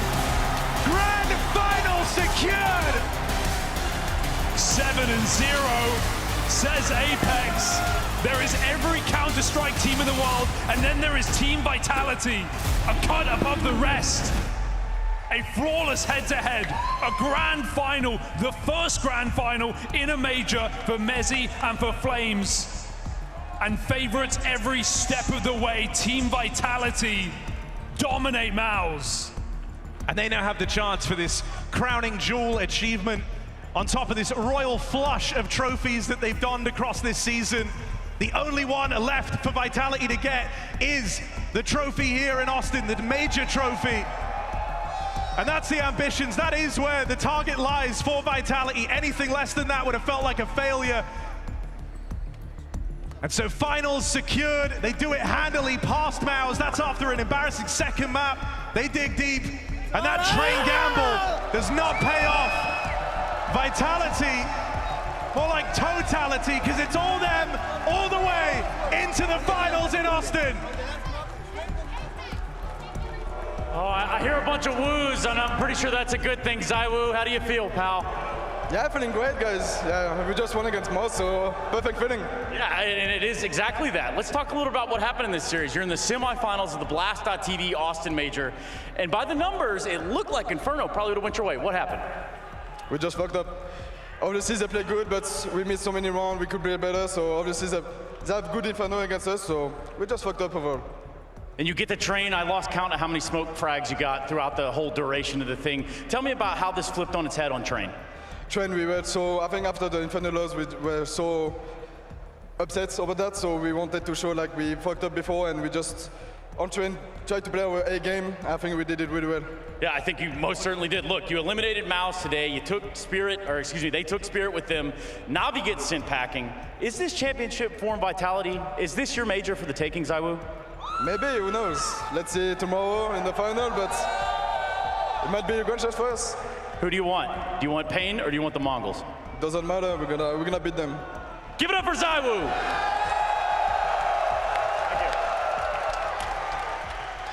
And on the other end, unfortunately, there is MOUZ falling short just of the grand final. Torji, after such a spectacular Inferno, why did you think you ran out of steam on train?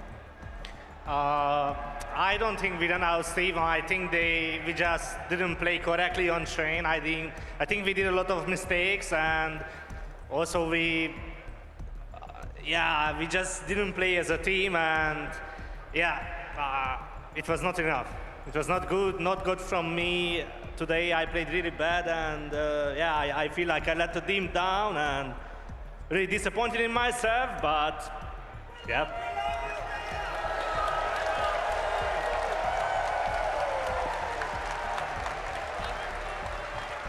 Okay.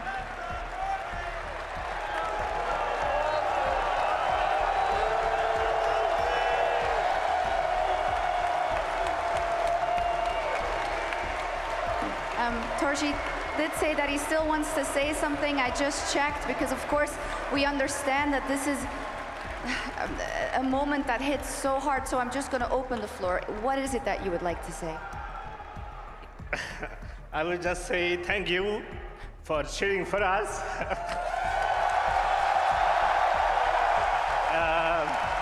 It means a lot, and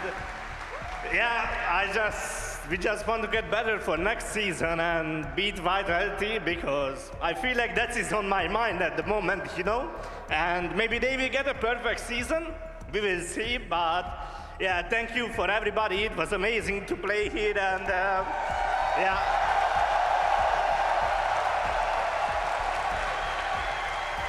thank you, Austin. Thank you very much. It's been a head-to-head that has haunted MOUZ all season long, and you can see the emotions that leaves Torzi and the rest of the guys with. A crushing blow for MOUZ to end out this season. But for Vitality, they answer fate's call. 7 grand finals in a row and a chance to match that with trophies. We, of course, emotions running high, but we do have Apex up here on the desk. First of all, congratulations. That was a crazy series. Can you just tell me what's going through your head right now? Well, that Mirage was really controlled by us. They only won by rounds, so everything went smooth. But that Inferno, we really fall apart. Lost all duels that we should have done. Didn't respect our plans in a way, and everything fall apart. And sometimes it's tough to come back. At least I got my shotgun kills. That's the most important. That was a sick round, dude. And we won. And last time we won the last round against them with this one as well. So, and Train was once again controlled by us. We just knew where they were. We were always have the advantage situation. Play the clutch rounds perfectly. Yeah, I'm proud of the guys. 7 time we win against them in a row.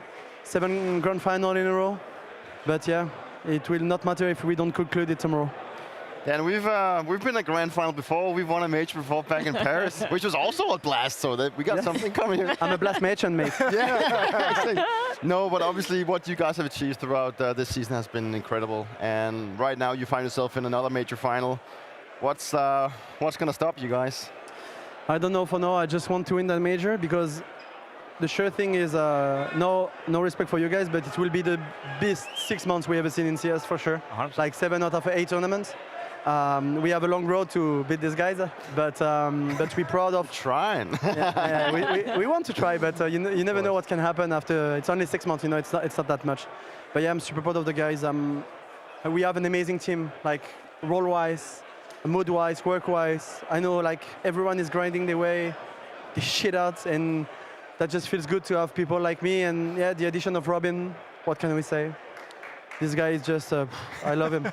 And do you feel there's any weakness within your team? You know, one may argue that Inferno during this tournament has been a little bit shaky. Legacy game now today as well. Is that a weakness of yours, or? It's weird. It's weird. It's been our best map. Like we had 17 wins in a row, something like that. And yeah, today we fall apart like against Legacy. Legacy was a bit different, but today, yeah, I don't know what happened.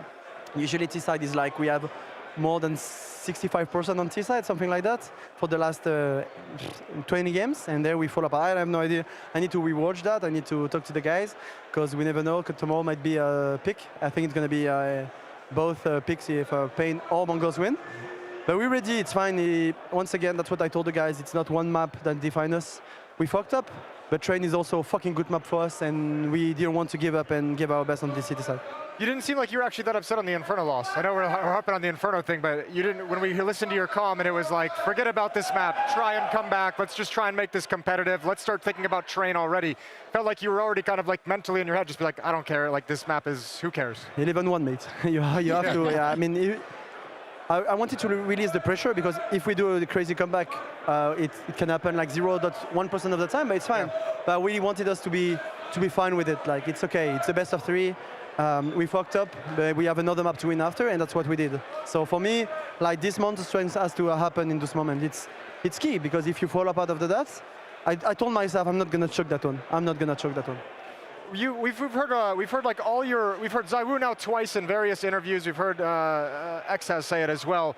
It feels like a little mantra you guys are operating with at the moment of the whole, it's a major, match history doesn't matter anymore. It doesn't matter that we beat these guys 6 times previously, 5 times previously. It's a major, it's a whole different game. It seems like an idea that you're trying to spread throughout the team so that everyone's focused, laser focused every game. Yeah, exactly. I repeat it a lot. Like last year, FaZe never won the map against us except in majors. Yeah. And we knew how painful I was, even though the team was different and in different mood, but that was painful to lose to them twice in the major, because we were not ready, because maybe we felt it will be too easy. And I just repeat the guys, yeah, 6 times, it's crazy. We have a month ahead for sure, but we need to show up today. We need to show up, because if we don't show up, the sure thing is we can lose. And I don't want to lose. I want to win that major. And we came here to win the major. Like, good job has been done, but one more game, one fucking more game. Dan, I know you're a man who's always thinking one step ahead, and we already heard you saying that Pain, MongolZ, you know, Inferno could be in play. If you had to choose one of the 2 teams, who do you think has the better shot at giving you guys a fight? I don't know, mate. I don't want to say anything. I don't like that. I keep repeating that. I'm whoever, mate. Whoever. Would have been FaZe, I would have said whoever. I don't care. I just want to win. That's all I want. And I want to prove that we are so far the best team in the world. Even though we lose tomorrow, we will still be the best team in the world. But we want to create something crazy. We want to create something that's maybe never been done. It's going to be tough once again to beat what my dear brother did on my left. But everything is possible, and if we work hard and with the talent we have, I think we can achieve to the stars. Yeah, you'll be one above trophies of debris. That would be nice. Okay, I will be honest. I think at some point I might beat Peter, even though we lose tomorrow. But beating his major record will be tough, and I hope I'm gonna get carried again and again. And that's what I told ZywOo. ZywOo, if you don't perform anymore, bro, I will go to Sidonk. Remember, that record is meant to be broken, right? You know, I think there is a case that he's going to break my trophy one. I hope he will stay away from my major one. That would be very nice. So you can maybe call them a little bit for the next season. Yes. Maybe also tomorrow. Let's see tomorrow first. Will be my 3rd major. It will be amazing. But yeah, let's think a bit about the final, because it's not win. We're big favorite. We know that. If we, once again, as said from the beginning, if we handle the pressure, if we play our A game, no chance. If it happens tomorrow, Apex, I know we keep putting this in your head. If it happens tomorrow, it will have been 10 years since you won your first major. Huh? Think back to young Apex back then. Young Dan. Yeah. Peter was in semi probably at this major as well. You probably choked. What? You probably choked. Yeah, you choked. Back then, yeah, you were the biggest one. The biggest chokers. And yeah, we are ready. I don't think we were in semi in this one, actually. I don't even remember. It was Cluj-Napoca, right? Yeah, Cluj-Napoca, because Navi played NIP. And we lost NIP. Yeah, they were like a in quarters, yeah. Dead NIP. Because then Navi beat NIP, and we beat G2, and we beat Navi. But what would have young Dan thought if you could fast forward 10 years? You've already won another major in that time, and now you're part of one of the greatest teams to ever touch Counter-Strike 2. I would not have believed it, because first of all, I changed my role. Yeah. I always loved the tactical part of the game. That always been my thing. But I never thought that I would be a IGL first, and then a really successful IGL. because if I win tomorrow, and anyway, I think, I get into the really legendary IGL, and for me that's important because I was with this guy in the best entry fraggers back then, and now I change role and I also can be the best. So I just want to put my legacy, and I want to make it grow, and yeah, at some point being the guy that won the most trophies in CS, it will not last maybe too long because really young guns win a lot. But at some point in my career, I will, and in the world, I will have the most trophies ever. Already in the conversation. When we talk GOAT in-game leaders, you're already up there. Thanks. Ooh. I got one last question for you, for me personally at least. I just want to know, can you give us some words about Xtaz? Because I know when we've spoken, you've mentioned... He's bold. Yes, he is. I was hoping for a little bit more. So that's all he's got to say. That's a fact. Is that all we are to you, Dan? Yes, that's it. Old people? Like some minions running around. But tell me what he brings, because you hand chose him to bring him back into Vitality. I didn't choose, actually. I said the yes, but I didn't choose it. Well, Remy has been fucking criticized last year because everyone said that we should have done better with this lineup, which is true. I think he has also like his fault in that, but overall, I don't think it was the biggest problem. But what he's done with his team is amazing, but I will not only speak about him, it's just the staff. Matt, Peter knows him. Yeah. I was about to say, you cannot leave out Matt is, I worked for more than 5 years. I played with Matt in 2013 on CSGO, and now he's my assistant coach. He's the best human being, a hard worker. Yeah. He's there for the team. He puts the team before him. Yeah. I mean, in front of him. I don't know how to say, whatever. But he's the best guy I ever met in my life, without a doubt. The best human being, and it's such a lovely guy to be around. And Jack as well. Jack has been our mentor coach for almost 2 years, and also going into Lars' boots is not easy. Lars is known as the GOAT there, but Jack is a lot different than Lars, but he's also like working super damn well and help us to have also this mental fortitude, because it's not like growing in ourselves, like it's a work of every day, and it's been good. And of course, manager as well has been good, but it's a different story because it's not like impacting directly the Counter-Strike. Sure. Apex, I wish we had another hour, another 2 to keep you up here, but we do need to let you go off, celebrate the win, and yeah, prepare. No celebrate, no time to celebrate. No celebration. Tomorrow there is a final. So straight back to the practice room. Yes, straight back to watch the game first. Watch the Inferno. Yeah, talk about Inferno maybe. Yeah. And then just yeah. Actually, I'm sad because we had a fucking super nice plan on CD side, but we couldn't show it today. Kill some more next time. Yeah, but it's different team, so it's not the same plan, you know. Okay. But yeah, let's see tomorrow, and hope I will be back here to celebrate. Just letting MOUZ know for next time. Yeah. Like, we got something already ready. We are ready, MOUZ. If you let us win a few rounds on T side, we're ready. Already thinking about next season. Dan, thank you so much. Congratulations. See you tomorrow in the grand final. Guys, give it up for Apex.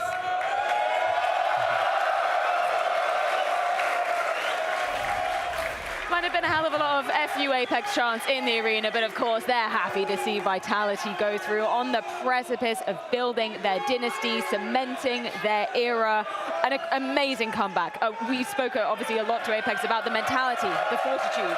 That's what Vitality have in buckets and spades to be reversing that series. Yeah, we can almost go back and make the comparison to Astralis back in the days. Whenever you're playing against Astralis back in the days, you never really believed you could win. Even if you went into the game and it was 1-1 and you were maybe leading on the third map, you always had it in the back of your mind that somehow, some way, we're gonna lose this game. And I think it's the same thing right now when you're going up against Vitality. I think MOUZ felt that as well. Even though they won Inferno, they kind of knew in the back of their minds that they were about to do something, or try to do something they had never done before. Beating them on train, beating them in a series.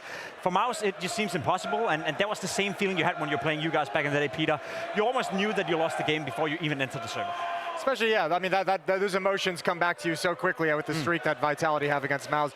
I'm always blown away by Apex, because we talked so much about it. He touched on it too, change of roles, how long he's been around. You want to talk about a team having a strong mentality. Like, it's so hard to get that within a team, but when you have a leadership figure like Dan at the helm, like, that is, I don't know how to explain properly how much of a luxury that is. Players would love to play for a leader like that. Coaches would love to have a leader like that on the team. Like that is such a rare thing to have in Counter-Strike, and that's one of the things that makes him so strong. You say rare? No one has ever done it before, Peter. He's the only one who's made that transition from a great entry fragger into becoming an in-game leader. I should have done that back then. Not too late, is it? No. But you had Glaive, you couldn't have done it. No, I probably wouldn't. But he had NBK, it was easy to slide into but the role. regardless, I mean, there's so much quality inside of Vitality, and if it's not ZywOo strong, it's just going to be one of the other guys, and they have so much depth to their playbook, so much depth to their play style, and as you mentioned, Jacob, like sometimes when you go up against the guys, you beat them at one map, and then you go into the next one, and you feel like, oh, they're right back at it, right? They're just going back to the top level that they know they can play, and then sometimes you feel like you have to be lucky to beat them, and obviously the mental blockade that is within the matchup of MOUZ and Vitality is obviously something that MOUZ has to overcome at one point, but today wasn't the day. Dude, respect to Apex as well. It took him all of, what, 2 sentences to bring up the fact that he wants to surpass your trophy record, take down the Astralis dynasty. Of course, a long way off of, cementing that era or that length of an era. But I love how focused he is. Like, did you feel that back in the day when you were playing with him in Paris? Like, I feel like when he has a goal for the squad, he's going to do everything to achieve that. Yeah, but he's just such a hard worker, and he's so determined once he's here, and then when he goes back, he just leaves Counter-Strike behind. You know, we had this saying in Vitality that we live and breathe Counter-Strike whenever we turn into the tournaments, and that's the only thing you focus on. You leave everything behind, and that's just what you feel when he's here. Like, he shows up for the interviews, and he has a lot of good answers, and whenever he's inside the server, if they're beating them, then he praises his players for it, but if they're not showing up, then he tells them that they're not doing good enough. Apart from that, whenever they get beaten inside the server, we heard that he tells them that we just need to focus on the next one. He always has, at least it always seems like he has the answer to actually get them to play better. So he's a huge asset to Vitality, and has been that ever since. You know, and his transition from being an entry fragger and to become an IGL is something that I don't think we're going to see in a long time that anyone can replicate. On the flip side, obviously we saw the heartbreaking images of MOUZ exiting the tournament here. Obviously a huge amount of emotions going to be going down on their side because they had it. Arguably they had it. That Inferno was so convincing. The fact that, I don't know what happened with the veto process, but letting Train through is just kind of like, oh man, another map that Vitality are just going to be dominating on. It's crazy. Yeah, but you know, I think if you look through Vitality's map pool, I think you're going to find that with a lot of maps that might have been available in the third as well. And I think at some point, if you're a team that's played them this many times, you just make a decision the night before and you stick with it, and you don't second guess it going into the games. I mean, this MOUZ one, this is really tough. Obviously the underperformance, the scene of Torji giving the interview and breaking down is painful. You could see the disappointment in it, but also remember, these guys not only like a tough game today against the best team in the world, but they've been playing high-pressure Counter-Strike with elimination on the line for like 2 weeks now. You know, it's every single time they step into a server after their first day, it's been, you're about to be eliminated. And that's got to be devastating coming into a map like this and having a really rough performance on Train. And I think we have to contextualize the entirety of this season for MOUZ as well. It started off the worst possible way. They go into January, they play the very first tournament where they get knocked out of the Blast Bounty in the online stage. We don't get to see them on lane. Shue gets kicked.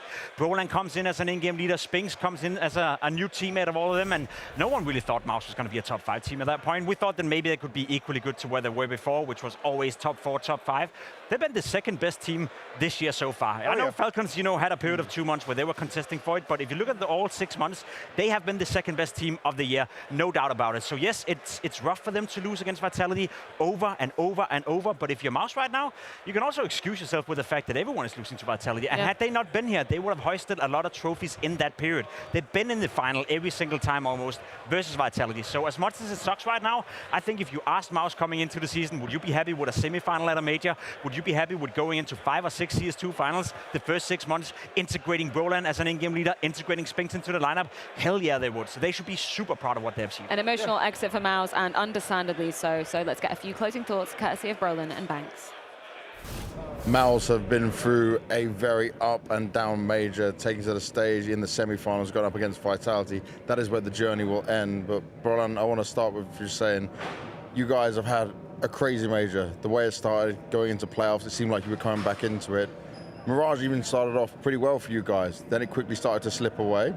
What is it that you struggle to adjust with? Because obviously you guys know each other so much in terms of how much you played against Vitality.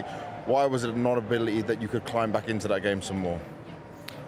I think we were, especially on Mirage, we were kind of sloppy in their defaults. We did not execute as we usually do, and we had a this season we had a really big problem of like executing well and do as we should do, for example, versus this team. Yeah.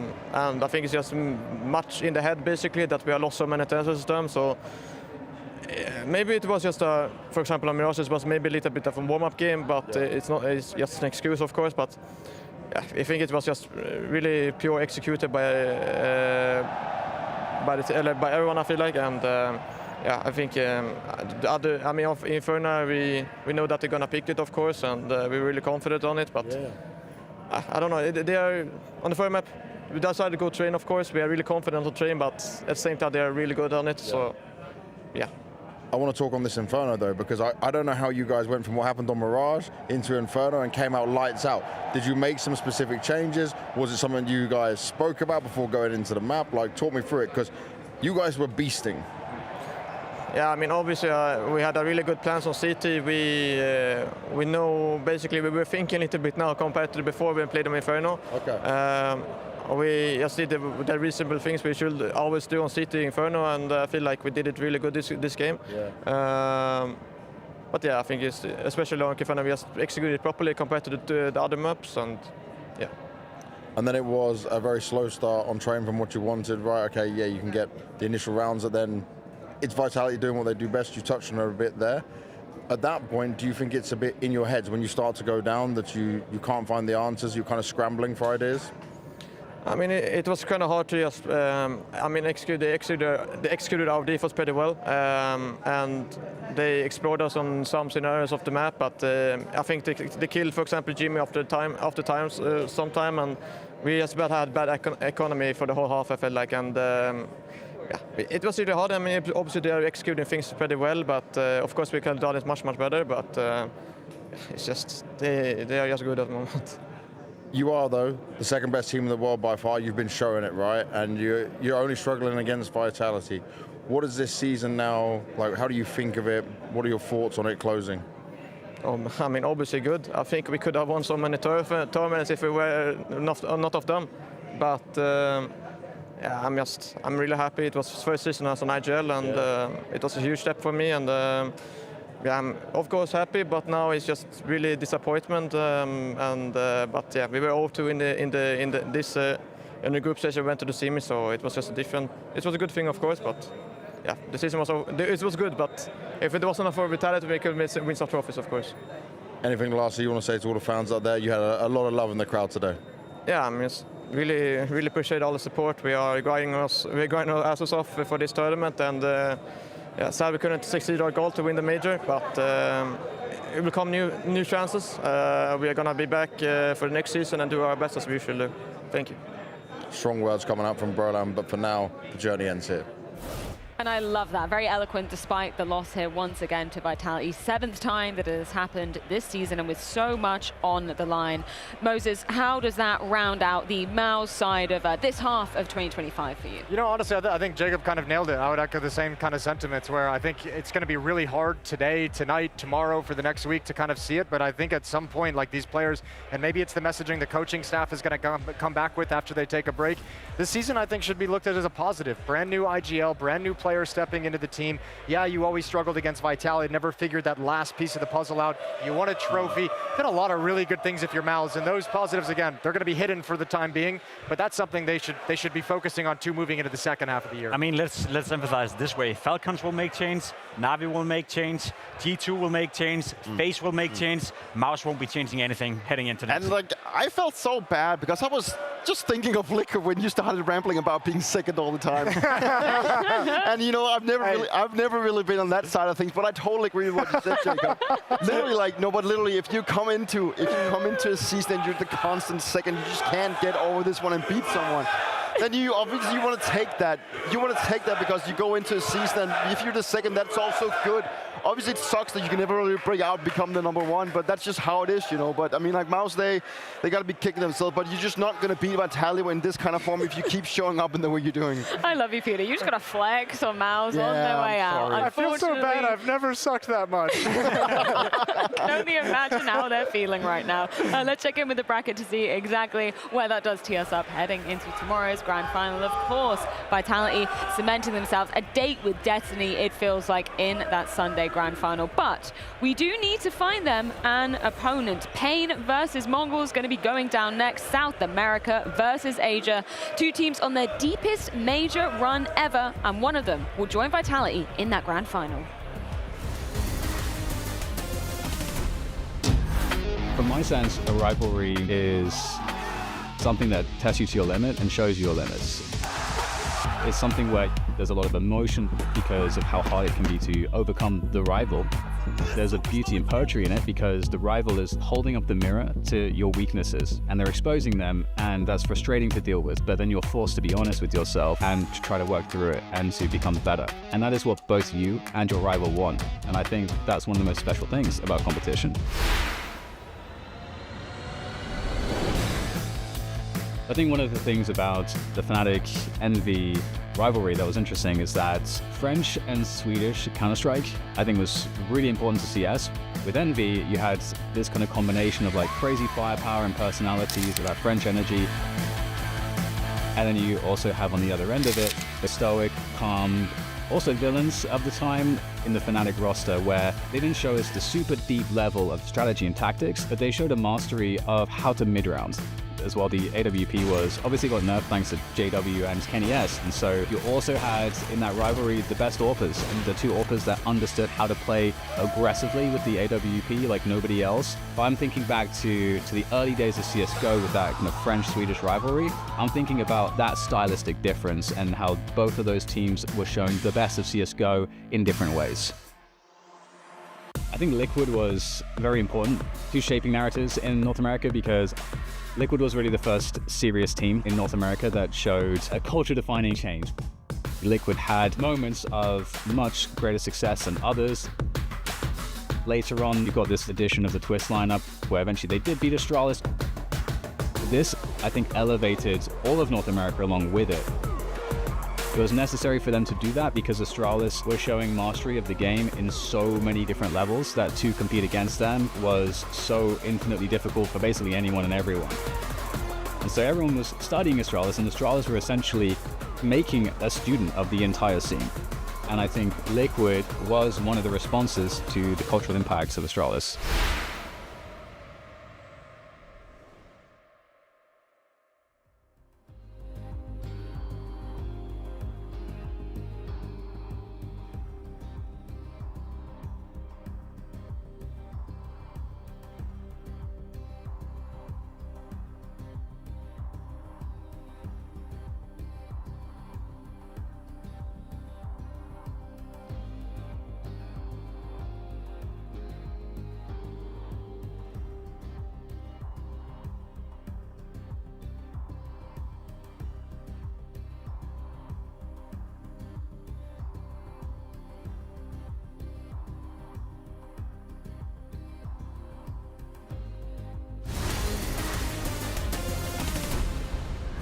Who are you guys rooting for? Mongols! Let's go, Pain! Pain! Let's go! Mongols! Let's go, Pain! Mongols, let's go. Pain! Fuck Mongols, they beat FaZe! Let's go, Mongols! Pain! The Mongols! Pain Gaming! Let's go, Mongols! Pain! Let's go, Pain!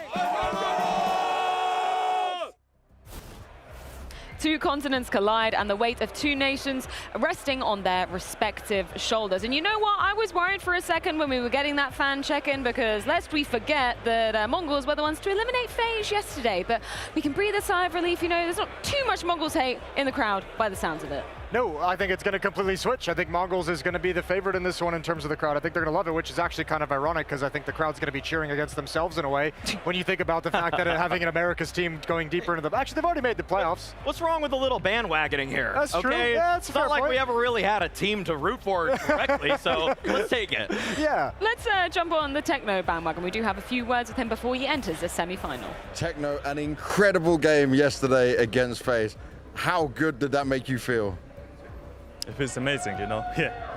The biggest win you guys have ever had on the stage, and now you find yourselves in the semi-finals. Obviously, this is a big deal because, again, you guys break the record for Asia, for Mongolia as well. How proud do you think the community is of your achievement? it's a really wonderful thing for our country and the Asia region, whole region. Yes, it's a very important win for us, and it's improving and getting better. But we cannot underestimate our today's opponent. Yeah, because not just because we won FaZe yesterday, and we need to be more confident and more careful, yeah. I like that Tego's just incredibly honest there. Just saying, you know, feels good to take down home crowd favorites, feels good to make the crowd cry. It kind of reminded me of a conversation I had with a fan last night. Someone was complaining to me that all the Mongols jerseys have sold out already, apparently. They were immediately jumping to the Mongols bandwagon. Yeah. I mean, I get it. We were in Dallas a couple of weeks ago, and they were also almost playing on home turf there. For some reason, people love a bit of an underdog over here, Jason, and I think they love the Mongols as well. Very likable team, a young team, and a team that plays fun and attractive Counter-Strike. I think that's how you want to phrase it, right? They're never boring to watch. They play aim heavy. They go for the duels, and they will always give you some sort of entertainment. Yeah, Can you expand on attractive Counter-Strike? I want to know what you mean by attractive. I think MongolZ plays attractive Counter-Strike. There's a line in the history books, isn't there? We'll leave that one for later, though. Okay. Maybe that's for the after show. We talk about underdogs, though. I would argue that Pain are the bigger underdog coming into this stage of the major, coming into this very semi-final. I don't think anybody expected these guys to be making it this deep in the major. There always has to be one team where you're just scratching your head this deep into a major and like, who the hell are these guys? But there's a reason that Pain have proven themselves to be the best South American team. They made a lot of shrewd moves in terms of upgrading the talent around them, even going for players that are outside of Brazil, from Chile, from Uruguay, and they've made it work in such short time. They've shown that, like many of the other teams that are adopting this philosophy, firepower is king. Such an impressive form for Pain to be showing here in Austin. So let's get a few words courtesy of BigZero. BigZero, it seems like you've now got the Brazilian crowd on your side and with you. How much does that mean to you? Means a lot. I mean, look, this crowd, in Brazilian crowd is always amazing, always so intensive, and representing Brazil in the semi-final of the major is a dream. So let's fucking go. And semi-finals, man, you did it in an impressive way against Furia. This was like a real battle for you guys as a team. How much do you feel you have grown and improved as a team? Yeah, we just, at the beginning of the tournament, I didn't think that we could make the semifinals. It was so far, the thinking and all of this. But right now, we just feel that we did. So we are so close to the final. We are so close to get the trophy. And right now, I think just the sky is the limit, you know? The sky is the limit, man. Good luck. Thank you very much. Thank you. The party's truly showing up for Pain Gaming today. Yeah, the weight of a nation really resting on their shoulders, Jacob. They've shown up for it today. Yeah, they have. They've earned their accolades. As MOUZ said, the best team to come out of that region at the moment. I think the way they play Counter-Strike is very attractive as well. I think the whole team chemistry within that one is clear to see. They play as if they were a family. They speak about the game as if they have to treat it as were they a family. I spoke to BigZero during the day off as well before the playoff, and he said that if the player doesn't buy into going to team dinners, if they doesn't buy into traveling together in the airports, etc., they're not going to be part of his team. And that's a very cut way of doing it, but also a way of making sure that everyone is buying into whatever the project is within Pain Gaming, and it's paying off right now. I mean, that makes total sense that BigZero wants that kind of loyalty and that kind of familial bond. I mean, first of all, he is a father. Second of all, he's been with the Pain organization for about 6 years. Wow. That is some serious dedication to a team that was only sometimes making the major in general, let alone making a major playoffs for the very first time. And sticking with them through like multiple rebuilds as well. Like he has just been that organization. When he leaves, I think they're going to be, or if he ever leaves, they're going to be like, oh, what do we do now? Like we actually have no idea where to go. BigZero statue, Pain offices. You might as well. I mean, you asked who believed Pain could get to this point, and I mean, this isn't meant as shade in any way, but I'm watching that interview with BigZero, and he's got like this 1,000-yard stare in his eyes as he's like considering the situation he's in. And we had him on the desk at the end of stage 3. They didn't quite believe they qualified for the playoffs. We heard him at the end of the quarterfinal win. Didn't quite believe they won that match. So I mean, I'm not even sure Pain think they can win today. Well, speaking of dedication and loyalty, we have a hell of a lot of loyal fans waiting outside the arena. So let's check in with them, courtesy of Banks. Okay, so before it was all the way for Furia. Now Pain has beaten them. You're cheering on Pain. You've come here to support them. How much do you believe that these guys can be the ones to do it and put Brazil in the grand final? Yeah, for us as Brazilians, we always cheer for the one who's on top right now. So we are a Furia-focused cheering squad, but if Pain right now is the best team, we're going to cheer them to the end. So we are confident that can beat MongolZ today and to get the trophy on Sunday. How proud would that make you if you see Pain get to the grand final of the Austin Major? Extremely proud because they came all the way from the Brazilian team. They came doing a timeout on Brazil itself. They didn't go to Europe. So we're going to be all the way from Brazil with a Brazilian team and all Latin team. It will make us really proud. It's lovely to see, man. Good luck. Have fun. Let's see you in the arena.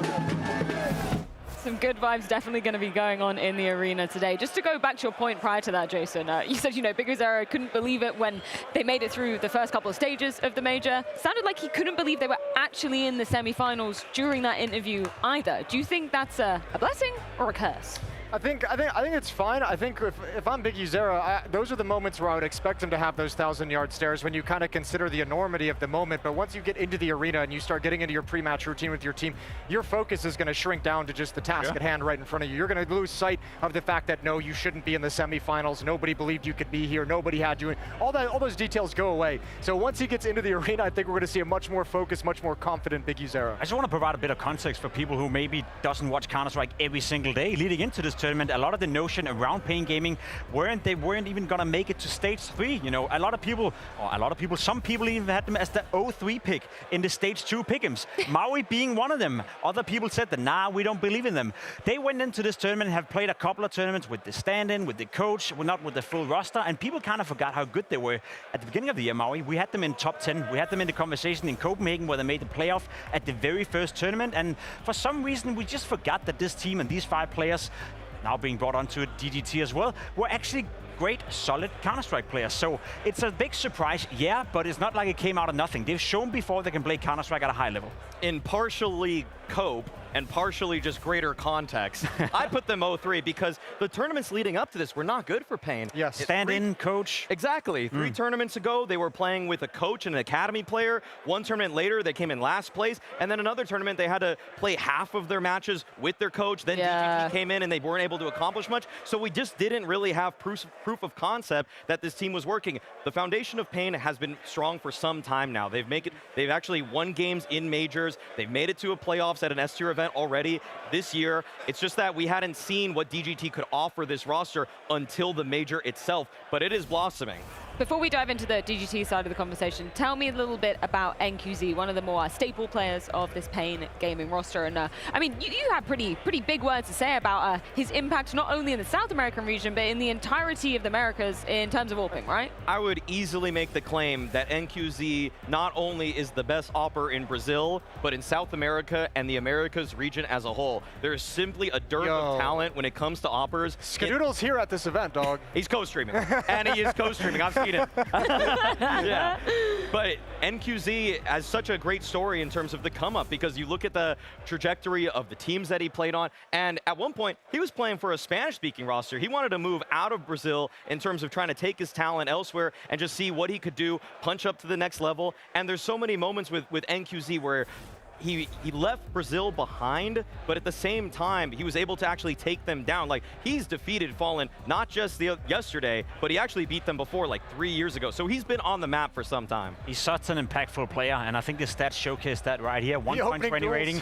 the opening duels as well. Insane. He's involved. Every time I see it. That's the thing, he's involved in everything Pain Gaming is doing on the server. I think if you ask Big Ozera who's the sharpest tool in your toolbox, who's the guy that can open up the game for us, who's the guy we have to rely on in order to get into tough scenarios, get into tough games, you would always point towards MongolZ. He's up for the task, Jason, always involving himself, and he's finding an awful lot of success doing so. He's shown it so far, but I mean, it does become a problem when you lean on someone that much for your opening attempts, and you're relying on their performance if they do go missing. Because I mean, obviously we can see that with various teams, not even always with the superstar. Just one player who plays a really important role in how they like to play goes missing for just a little bit, and you fall into a hole, and it's tough. And you talk about the journey that MongolZ has had to get to this very stage. The community community have had things to say about it at times, haven't they, Maui? Unfortunately, they didn't always like him in Brazil, okay? Because when he defeated Fallen 3 years ago at the Road to Rio event, they were calling him Judas. They were calling him a traitor because he was playing on a Spanish-speaking roster and he took down the godfather of Brazilian Counter-Strike. So for him to come back in, beat Fallen again in the quarterfinals, while he's the one that's actually speaking Portuguese this time, I feel like NQZ right now, he's getting his just desserts. He's already accomplished so much at this tournament. He's been such a great opper in general that he's elevated his name into that conversation of the best ones we have in this entire space. But we got to see him keep proving it if we want to find out if he's truly elite. Well, and even keep proving it after this event. I mean, we highlighted obviously the difficulty of Pain, so there's some reasons why their first half of their season was a struggle. But all Brazilian teams have been weak for what, like 2 years now? Yeah. We've been having the conversation about who's the best Brazilian team, and like, yeah, now Legacy and Pain have shown that they're like a step above the rest at this event. But what happens a week from now? What happens after the player break? Is Pain and QZ still going to be here? Is Legacy and MOUZ still going to be around fragging? We have no idea.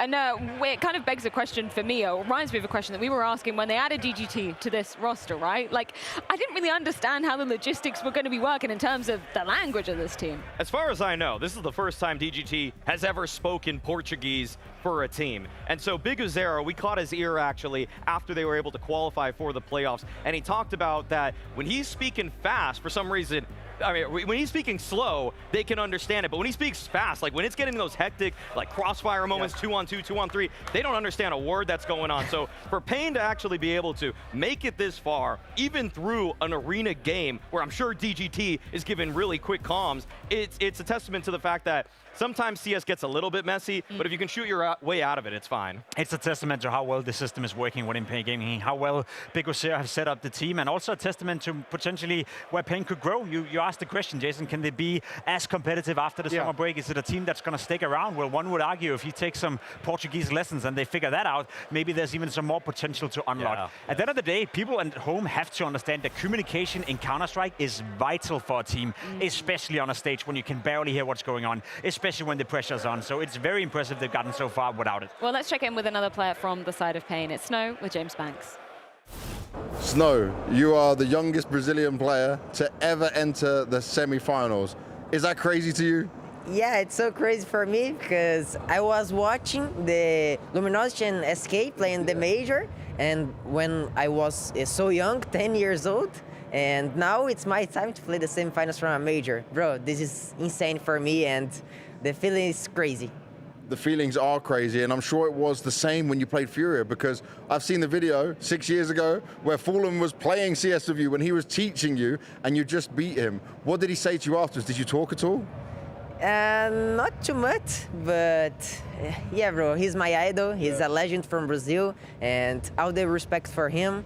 And yeah, it's the student beating the teacher, you know? Yeah. That means he taught you very well, but I want to ask you, you are very young, you're on this stage, there's all this crowd, there's all this new stuff. You had a little taste of it back in Cluj-Napoca, but this is different. But I still see you smiling. I still see you hyping and doing the same thing. So what does it feel like to you? Does it matter? Doesn't matter, bro. In every moment, in every place, I will do the same. I will smile in the same way. I will hype in the same way, my team. And I love to play with the crowd, bro. I always, when I do a good round, let's go, guys, let's go. Bro, this is awesome for me. This is incredible. But it's crazy when I'm looking at this that you're doing this so confidently, and yet obviously you're very new to this. So you have this confidence, you're never scared, you're never worried? Never, bro. I just play my game and just smile and be happy. That's a very good outlook that you should have on all of life. I'm impressed by it. Going up against the Mongols today, obviously they're coming in as the favorites, but they've shown you that they can fight even against some of the very best teams in the world. Do you think this will be the toughest match here of your career? Yeah, I think it will be the toughest match and the most important, you know, because being in the semifinals in a major, and we can make it to the finals, you know, and yeah, it's the dream to win, and yeah, it will be a tough match. They are, of course, a good team. They are the favorites, but we are Brazilian. We have a dream. We are here to to play the major, and let's go, guys. You can see just how much it means to Snow to be making it to the semi-final stage. Of course, he does allude to the fact that Mongols, he views them as the favorites coming into this particular matchup. I think that is the correct analogy. I mean, to be honest with you, I think this can be a close game and this can be a competitive series, but for me, in my mind, this is a must-win match for Mongols. Like, I'll be so disappointed if they don't win this. But Snow I'll be crushed if they don't win this. But Snow will be so sad. That's and fine. I would hate to see that. It's fine. We all have to learn tough lessons in life, Maui. It might come now. I have to agree, though. Yeah. Okay, series based on the Mongols, if they lose this, it would be a travesty. Yeah. Okay, Yeah. they're one of the elite teams in Counter-Strike that we have. They've got some players that are really vying for being top 20 in the world this year, and they've got a wealth of talent all coordinated by Blitz. Yeah, it's a cool team, you know, for many different reasons. Sensu obviously have had a great tournament, but also when you consider the age of some of these players, it's kind of crazy to think about. One of the youngest teams ever to make it this final major, and as a matter of fact, if they were to win, which they should be, I agree, they would be the youngest team ever to make a major final. Average age of 20.5 or something like that. It's crazy, Jason. You're 38. I'm You're 38. twice the I age. know. I'm very old. Yes. Thank you, Jacob. But wait, hasn't Techno been to like 4 majors? This is like his 4th or 5th major or something like that. He's like 20 years old. All with Blitz. Yeah, he's just killing it. Yeah, it's ridiculous. I mean, those two have been playing for 5 years together, back on the Checkmate lineup where they started in Mongolia. And honestly, like what they've done with that region, with Mara behind them, just calling the shots, making some cutthroat moves, you know, cutting a brother, bringing a younger brother in. Talking about Mazinho here. Like, it's been ridiculous how much talent that they've found in such a region that has been underserved. Anybody want to chime in on where they think the picks and bans will be going with this one? Is there anything we've got to look out for, Maui? I'm thinking that this should be a Mongols pick of Mirage and a Pain pick of Nuke. I feel like, okay, actually we're going to get Nuke as a decider. I almost feel like if I'm Mongols here, I would have wanted to ban Nuke just because Pain have shown a lot of comfort on it. So to see Anubis come out for the Pain side, that's got to be the only real surprise for me here. I echo the sentiment. You know, I'm looking at those two maps and I'm thinking to myself that should be decent, but having Nuke as a 3rd decider map right there for the Mongols, that's not bad. I was just thinking Apex was wrong. He thought these teams would be bringing Inferno into the mix. He said both these teams want to play Inferno. He's expected to be in the grand final tomorrow, so maybe just banning it against each other at the moment. But I just like poking fun at Apex, really. Yeah, you just way to kick a man whilst he's up, And this kind of an arena, I'm in. 910 Senzu, they've been kind of names that have been on the tip of our tongue, and I love that we got to see so much from them yesterday in this arena. Oh my gosh. I mean, Senzu has just been lighting it up in terms of what he's able to accomplish for multi-fragging with the AWP. Another guy who was just plucked from the LAN cafes of Mongolia. He was found from playing Money 10 matches in LAN cafes, which is why his Steam hours were like 2,000 something when he got picked up on this roster. Like, his story is ridiculous, and he has been just rock solid because, dude, when you got like 10 Mongolians yelling around you, I'm not sure if a crowd of Americans is really going to sway you all too much. Well, the story will continue for the Mongols, or will it if Pain have anything to do with it? It's going to be going down in the semi-finals after this short break. Mongols represent the underdog, and they play very aggressive, in-your-face, aim-based Counter-Strike. All the names in the team can stand out, but Senzu and 910 especially so. I think they can be the game changers for both of the team as the star rifler and the AWPer. For 910, I think it's the lack of hours and lack of experience, but the pedigree in which he approaches the game. He looks like he's been doing it for a lot longer than he has, and he is in the conversation for one of the best AWPers in the world. This is a team that is taking baby steps in World Counter-Strike. You can't question the type of CS they bring to the server. It's well fleshed out, it's playing the top tier meta, but it's bringing their own flair. It's just experience on the big stages is what they still need to get. If Mongols continue on this trajectory, they can and will go down as the best team from the Asian region in Counter-Strike of all time. They continue to compete against the world's best. They're not a gimmicky team. They are actually building time and time again on what they bring to the match. Considering the type of Counter-Strike that this team has been playing in recent history, they should be in the top 8, the playoffs of the major.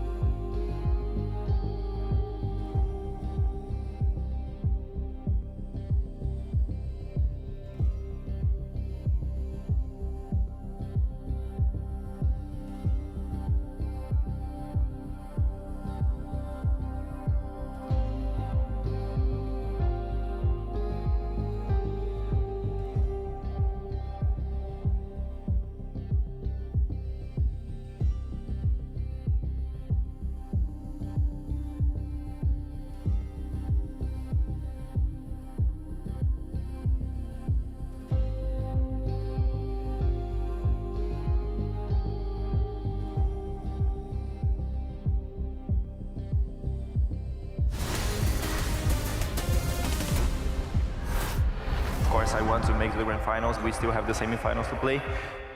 I never think about I was like playing in the major stage and dream coming true. Whoever comes next is going to be a really tough match. Right now, Mongols, they're not backing down. The major is where they find their stage breakthrough. And QZ, that's a collateral. Pain with their back against the wall are putting on a fight. The Mongolian flag is firmly planted in the Counter-Strike map. It could all end right here and now. It's generational clash. Individuals playing their game, their way, and it takes them to a next stage, to the semi-finals.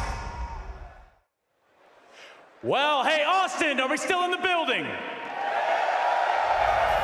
It sure as hell looks like it. Let's give a goodbye to some of our teams we've already said goodbye to. How about a na na na na na na na na? Hey! Stunna! Had to be done. We do have to keep eliminating teams. That's how it works. It's true, and that's how we arrive here at our last semifinal. And yeah, one more team to get their spot in the grand final. I did just get the cue that we have to wait just a little bit longer for our players. I get it. They want to be ready, you know, and I'm sure they're looking forward to being right there, being lifted to the ceiling, and to walk through this arena. You guys have been absolutely incredible, and I think you're going to be fantastic in this moment as well. Yeah, and I absolutely agree. Austin, you surprised me on Thursday, you blew my socks off yesterday, and you keep showing up. I want to say thank you to all of you for coming out here and sticking to the major process. We all came here for Counter-Strike. We're going to keep that one going. Speaking of the Counter-Strike, Efya, what we have on our hands is Pain finding the place that they maybe shouldn't have been, but they're here now. Absolutely, and we heard there the storytelling from Maui about MongolZ already, the fact that he's been doing this, but nobody really expected them to oust Furia and Fallen as the chosen one. And now that does mean that all of the pressure is on their shoulders, because Brazil was looking at Furia. Now they are all looking at Pain. But we heard it from Snow. He's just so excited to play here. Yeah, and you know, we look back just a little bit further, and again, we are waiting to get these teams on the stage, so in case you're curious what's going on, if we do look back just a little bit further, all the way back to this little city known as Cluj-Napoca, where the Mongols would win to advance 3-0 into the playoffs. So, in historical fashion, the Mongols have won this one before. It's true. You've already witnessed the elation on the one side, the heartbreak on the other in our previous series, and that's what it's all about. That's what Counter-Strike is all about. The emotions aren't going to become smaller in this next one. The hope of a nation on the shoulders of Pain and Mongols. Yeah, which is what we want right here, right now. Austin, somebody make some noise. Let's get this semifinal going.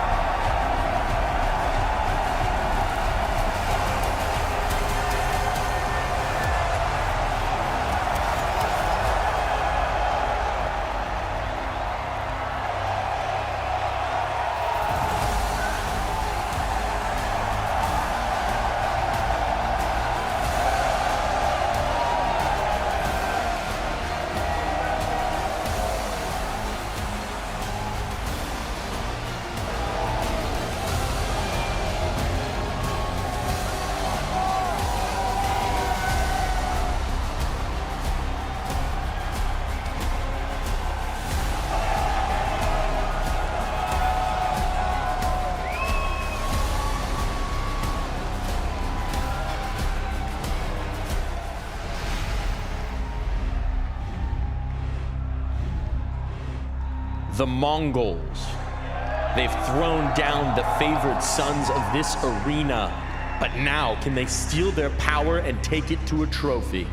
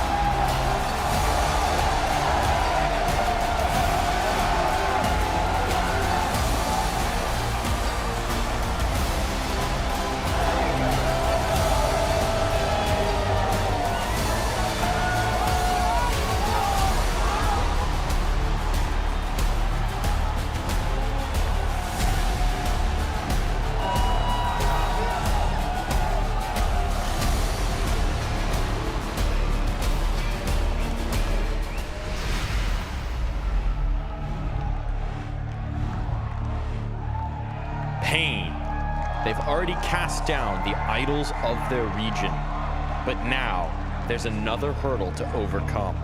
Can they continue?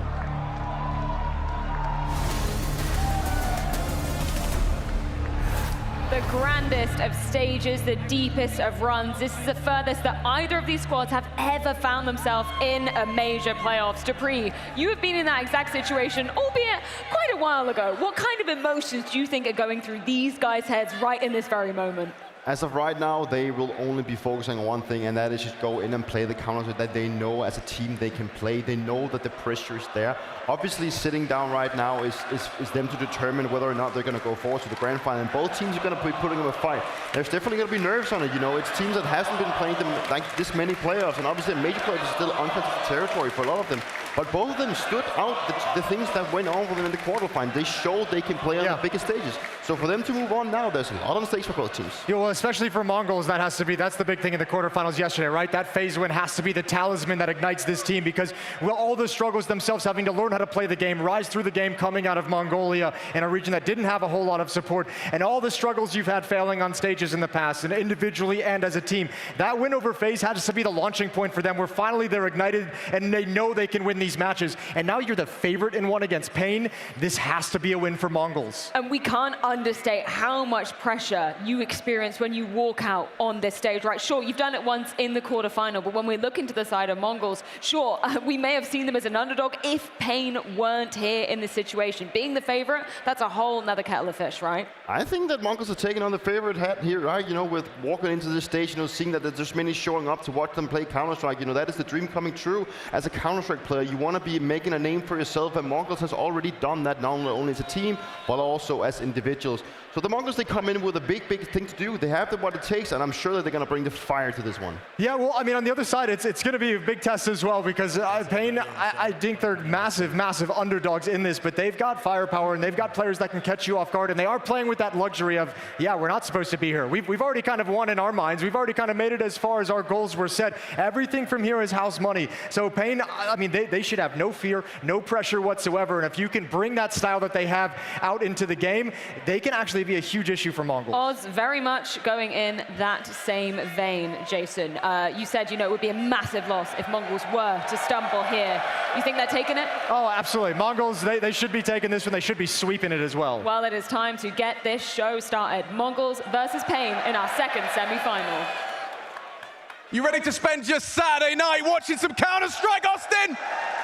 I definitely am. We have a server, a semi-final stacked full of next-generation Counter-Strike talent. We've got Dark Horses taking on underdogs. Mongols, a top 5 team in the world against Pain, trying to salvage a disappointing season.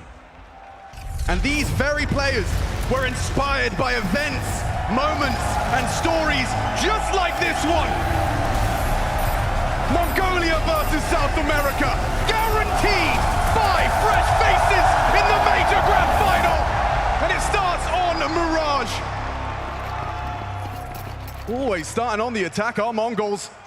No exception here. This is where they started the series yesterday against FaZe, their map choice.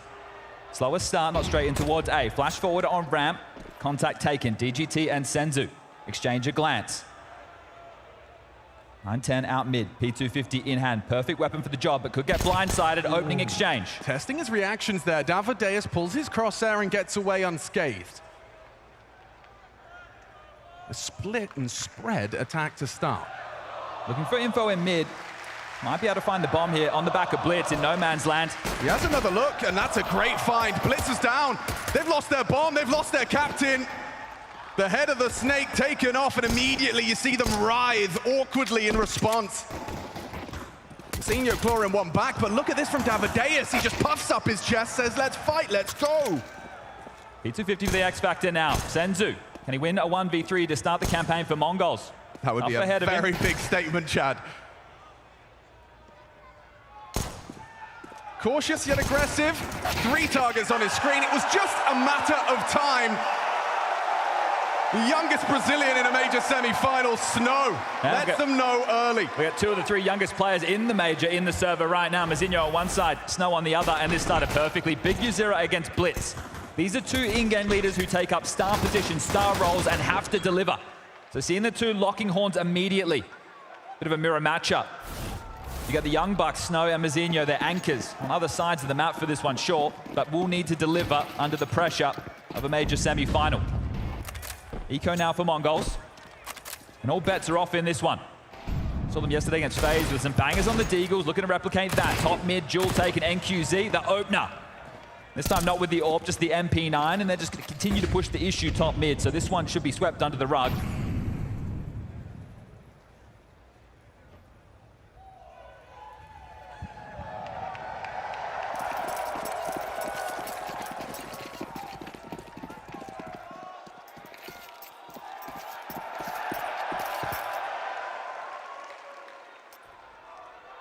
A test for DGT.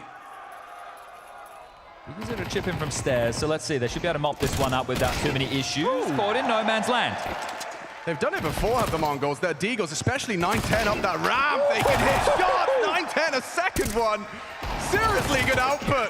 A couple of $100 into some pistols, and they'll take two. They'll force two down. Okay, at least it wasn't flawless if you're looking at it from the positive side of the Mongols' perspective. That was an eco. They do some damage now. They're able to find the punish. The AK is invested upon.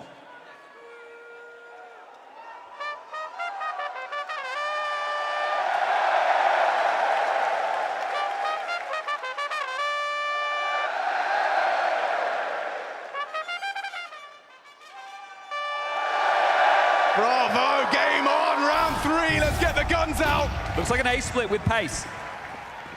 He's quick with this. Look at the pathing, so aggressive, and NQZ arrives just in time. Big Uzera, crossfire established. He's gone aggressive and unchecked. Big pressure onto A. NQZ unchecked onto the stairs fight. Techno crumbles, and Mzinho just a one clawback kill. A second is lovely. Quick tap to the face of Big Uzera. Blitz late to the party. Snow goes looking, gets the answer. MP9 not playing scared, and look at that, veins popping as the underdog starts strong. And NQZ not stopping with those openers. He has just had a phenomenal output for this team in their major campaign. Right. Stage 2. Well, now they're in the playoffs, and now they're just a couple of maps away from that grand final, the next gen of Brazilian Counter-Strike with that South American flair, Chile and Uruguay on display as well. But look at this team go. You've come this far. Who says you can't go the whole way? Beautiful start. Now it'll be into the partial. MongolZ. Pistol upgrades. Utility in the mix. Yeah, these are those rounds, though, Chad. You can trip over your shoelaces, and all of that momentum can be sucked out of the room. Well, this one doesn't look like it's going to have pace. Just going to feel things out. Investigating over towards B amps. Blitz out top mid. Bomb over towards A ramp. Suppression now for Mazinho looking for the fake. Yeah, one hell of a fake, because he commits, drops down, and actually, he nearly had Bigu. DGT, though, at range. He ain't playing scared. There is that con slip that, never mind, not a problem. Blitz thought he'd caught him off guard, a little side swipe, but DGT handles it with poise. And yeah, this partial investment has got MongolZ nowhere. You can see what they're going for there. Mazinho traditionally lurking over towards A. He'll be through ramp or palace. They send him over towards B to help sell that fake with a flash forward. DGT, it's a messy spray for the new addition. He's done the hard work.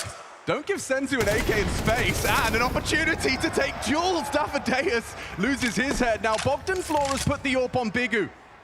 Should be fine. Quick one tap to the head. I'm telling you now, though, Senzu's not feeling that playoff wobble anymore. Well, he's looking like his old self. Let's see if he can bring life to this game. He was the fire starter against FaZe yesterday. It's a couple of nice shots. They're getting into things, starting to warm in, but this is still a 4-0 start. Yeah, they're looking very calm, very composed to start from Pain. A CT start feels very leisurely when you pick up the pistol. Well, when you look at it, Mirage, it's a map that both of these teams haven't really played an awful lot of in their major campaign so far. 2 for Pain, both against VP. 1 for MongolZ against FaZe just yesterday. Back into the guns. Might slow down the pace right now and go a bit more for a default spread, but aggressive middle from Davideus. Is there a flash to facilitate the fight? It's a nade instead. He breaks the smoke. Davideus, actually, no, excuse me, he actually sails past it. So perhaps he was just looking to kind of catch any early progressions and will back away. Oh, into the Senzu AK. That's a lovely start. He brings that second round, or the previous round energy, straight into the round 5. An opening kill. MongolZ must convert this. This is more what we saw against FaZe, right? They were getting the mid control, then the second wave of utility, blitzing through the underpass, smoking deep con, window smoke as well, but the NQZ AWP over towards B could be the difference maker. You're right. Sure, it's not going to be an opening kill this time, but it definitely could be a closing double. Interesting, the AWPer, solo B, but throws the smoke. Worried about Cap, the slip is in. Yeah, and they're going to see that as an invitation. They're actually pushing straight through that smoke. NQZ, they're past his sideline. He's feeling so much pressure. Relieves a little. Takes down MZinho. Swing it on around to find out. NQZ, an explosion of brilliance. They're coming at him from every angle, and he hits them. The impact reverberates in the Moody center. Blitz in the clutch. Half health after his first engagement, can't handle DGT, and he's tapping his chest. He's letting him know. Introduces himself to an arena. In a semi-final matchup up against favorites, Mongols. Mara's going to take the tactical timeout. There's been quite the pace to this. That was the first default round, only the second rifle round. Sure, it's 5-0. But the next gun round, make sure 9-10 can get that AWP in his hands. Yeah, sure, yeah. Took on Simple yesterday, won that head-to-head. And you need something to counter this NQZ explosion. Let's see this one again. Senzu gets a lovely opener. Felt like a pre-fight, yeah, didn't that's it? my face too. And then this one, when he slips past MZinho screaming, careful short, it doesn't matter. Oh, and the third is just, mwah, chef's kiss. Pins 9-10's head to the back of the wall. An iconic spot for Brazilian AWPers. Yeah, and the heart on display today. They are going to buy in, so there'll be no AWP come next gun round. They're going to fight for this right now, Mongols. They're going to put their firepower on display. Oh. Window smoke and a leg shot through. Unconfirmed damage. Yeah, Senzu limping, but still with Blitz up in mid, there is a little bit of a window of opportunity. Lots of friction here. NQZ, he's been spotted. 9-10 anticipates the push though. Despite the flashbang, he's not going to get a thing. NQZ sets him up. MZinho slips out the palace. Needs a quick one tap. Has two on his screen. And Techno there in support. Forces him away. MZinho in combination makes it a 3-on-3. A smoke to play around, but MZinho pushes through. Big Zero slips past. Where did he go? Nobody knows. They can't find him. Senzu's on the crawl, that leg shot doesn't seem to stop him because a blindside headshot. There's the fade, that's the frag, and a clutch for Davideus. Oh my God, he could do it, you know. Oh, Dink as well, a single point of health in it, and that's how Mongols get their first. They put a stop to the run with their brute force, their aim on display, light on YouTube, but hitting shots, taking a pause, and adding around to that tally. Chad, this is such a brawl. This is what we want to see. All bets are off in this one. 1 minute 33, we're fighting. Oh, and a dink as well. Techno has secured Mongols their first. Is it the first of many? Let's see, the Pride of Mongolia can make a dent right now. Money already wavering. NQZ cannot get out the AWP. 5-7 for Snoke, Mac 10 for 9-10. A execute. Feels like there's a lot of bodies to receive this. Senzu is going to be the spearhead. Clears through. Trying to see what they can find at long range. Mac 10's good success to start. Might be considering the save. You might be, especially now with the smokes completely obfuscating the site. You're already a man down. Cut your losses. And get out of dodge. And a moment for us to reflect. The crowd knows what that means.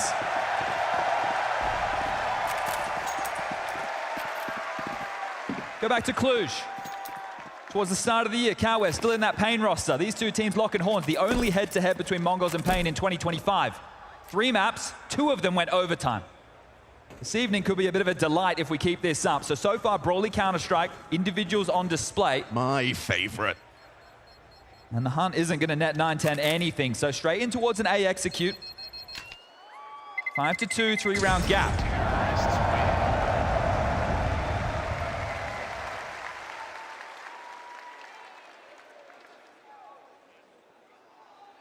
That save keeps them threatening into the next.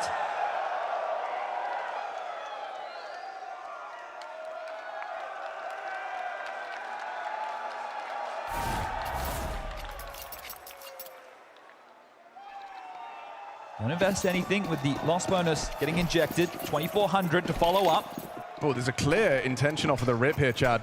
Well, okay, from A to B, the Alexi V special. Let's top mid, selling this peppered down, 2 HP. Blitz needs to stay alive. Setting up for the B execute. There's no one home apart from this double on short side, so no one can get close enough. But it's the 5-7. Yeah, it's not the weapon for the job.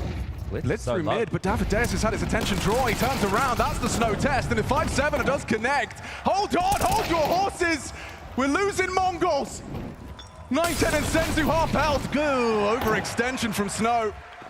Senzu will dispatch of him.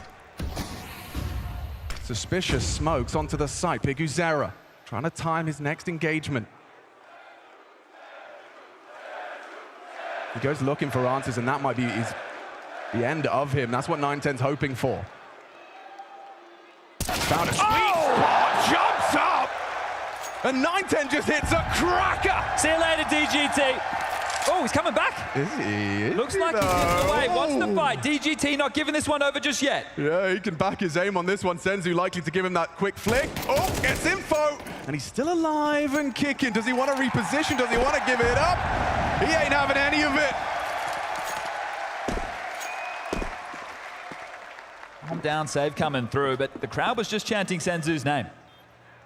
He's the one with the superstar status, or meant to be. I feel Senzu like Fable. Let's see if it can deliver today. Not only Senzu, but I mean 910 is the one that I feel has never been in the conversation for disappearing in playoffs. Maybe an off game, but this guy just doesn't seem impervious to pressure. And that shot right there bailed them out of a tough 2v2. Yeah, really not easy. You're not pre-aiming that on the jump up. That's just reactions. An off angle from Big Uzera, but it doesn't work out. 2v2 goes 2v1, goes 3-5. Yeah, Snow under a lot of pressure here. I agree with your sentiment of the overextension. This one. Yeah, he's really just overplayed his hand there, so a great shot, and there's that adjustment from 910. So getting it done on the rifles, not using the AWP just yet, until now. AWP out for 910, not the same for NQZ. This one has had a quiet tempo about it. Will we continue this type of pace? Or now that the AWP's in the mix, will they slow things down? Now they're aware that they have the sniper advantage. Rash utility towards mid. 910 across the island box, poking up for the short fight.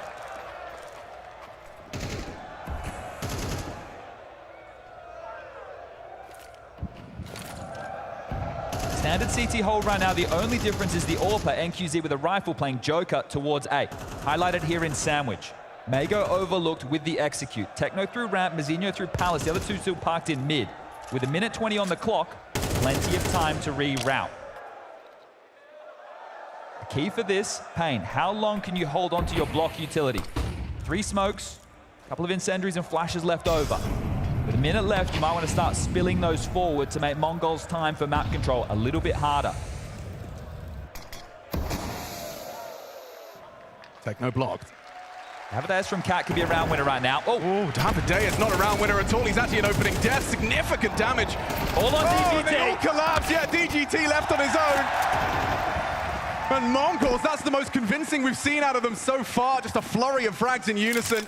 Everyone's favorite 4-letter word right now for Snow. Has to save again, but the loss bonus is starting to build. 2,900 into the next will mean a partial. You have to get that NQZ AWP back out. Set it for both teams. Yeah. Mongols broke through without it.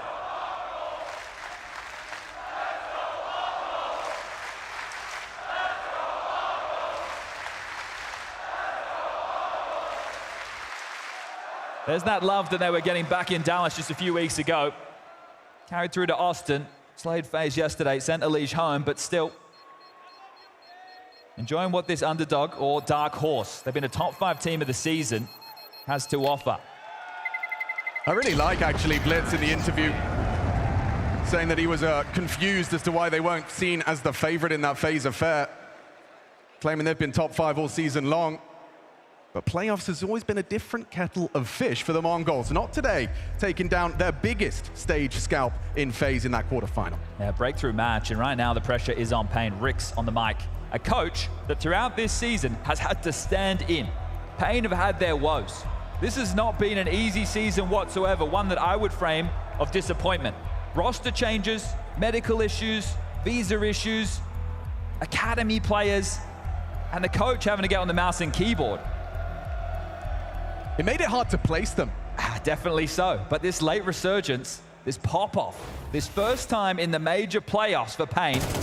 I think it was Jane who said it best, is just that if you want to win a major, you just have to play the best Counter-Strike every single game. And Pain have played an awful lot of them, as well as the Mongols to get hit.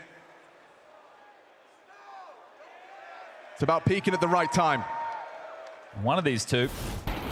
With 5 fresh faces in the major grand final tomorrow against Vitality, but this is just a partial. Couple of upgrades, another M4 in the mix. Pistols, SMGs, enough goodies to trip Mongols over. Snow has a little look. 910 is just through that top smoke, and Senzu crawling towards that Delpen angle for short side, spots out the booster. Gets out, NQZ safe. That's what 910's waiting for. Snow wants answers, he just gets a bullet into his chest. Orp draws first blood.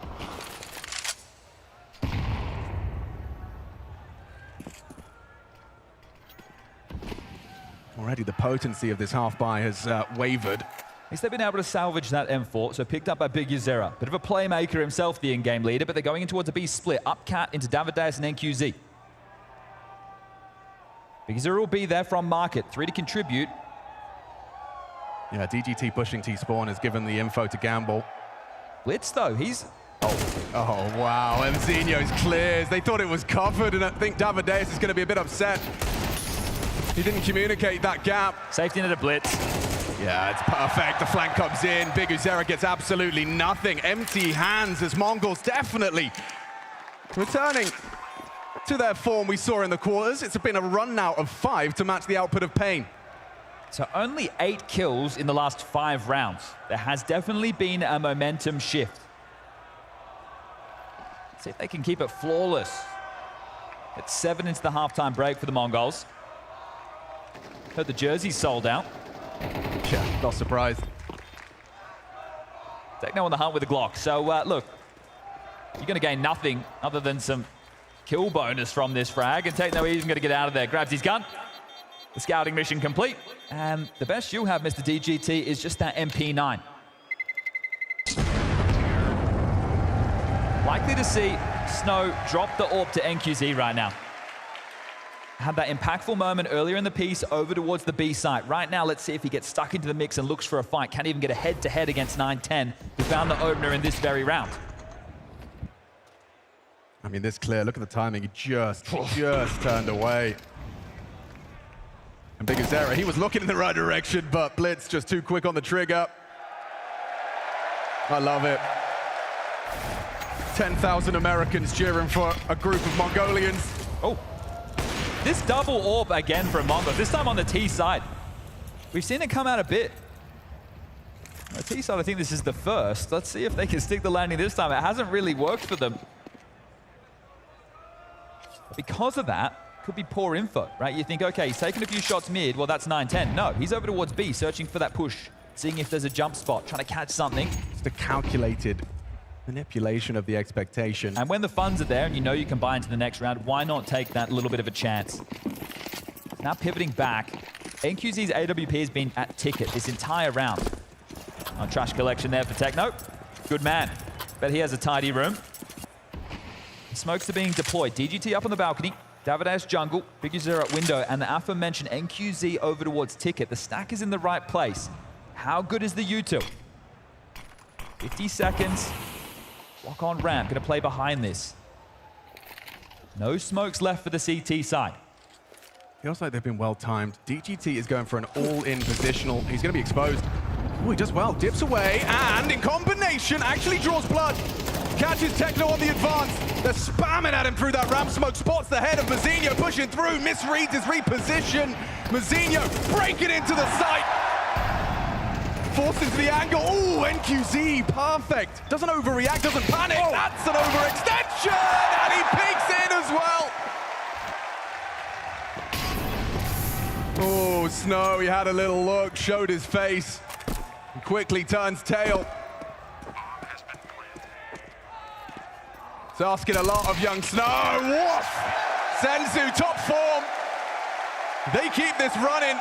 From 5-0, they now take the lead. I think it's a great demonstration of the time to kill the Mongols players there. We catch everything from the death of the CTs. Yeah. Bang, dead, bang, dead, bang, dead. No chance, no opportunity to get into the mix.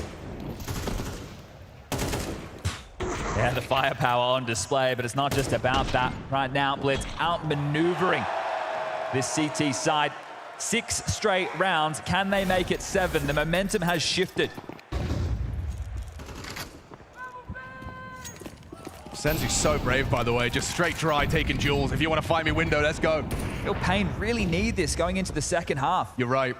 Just a little reminder of how it started. And hang on, Big Zera's managed to get an opening kill onto Senzu. The man with the hot hand. He keeps pushing. He's not backing down. Leader. Oh, dangerous game being played against the 910 sniper. At least I like that he showed himself. It's going to make it a little bit more treacherous for Blitz and 910 to take this. Ooh, DGT. Under scrutiny, MZinho wards him away. They double swing him. Bigu goes down, and now a 4-on-4, and it's looking rather tough with a back exposed. What a gap! That's Snow. That's the Beholder. How does that inform the finish? Look at DGT, somehow still alive. A spread of the flame puts him on 16. 910 holds as MongolZ starts his investigations of that short side. NQZ can put himself straight in the vice, and it will just slam shut. 910's patience and prowess on display. Davideus a response. DGT trying to keep him busy. Bomb needs to be picked up. Techno re-advancing and just sidelines them. He's chosen good moments for these fights, and nothing here for Davideus. Bomb maneuvers through, but I think the lesson we've learned is that the Mongols were just a bit of a cold start. Bomb starts to get across. Davideus hanging around. 17 seconds left on the clock. Here's the transition. Needs to play ahead of this. Ooh, good shot on the first. Oh! Nearly had another. 7 consecutive rounds. Mongols trying to make a statement to start the semi-finals.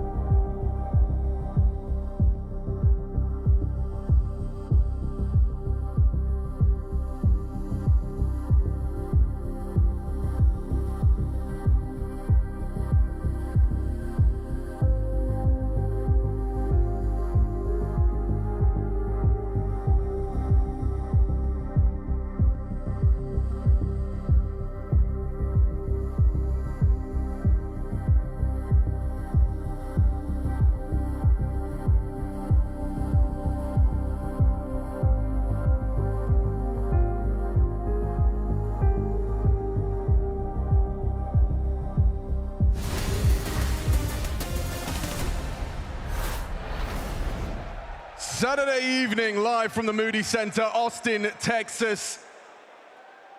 A packed-out arena to witness 5 fresh faces locking themselves in for a Counter-Strike Major Grand Final tomorrow!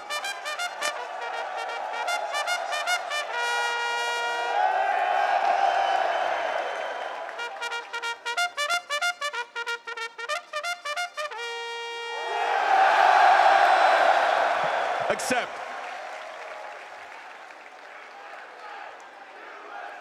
I'm sure Payne is struggling to accept the way that first half went. A flying start, 5-0. It comes down to a 1v1, round 6. Davideus dinks Techno.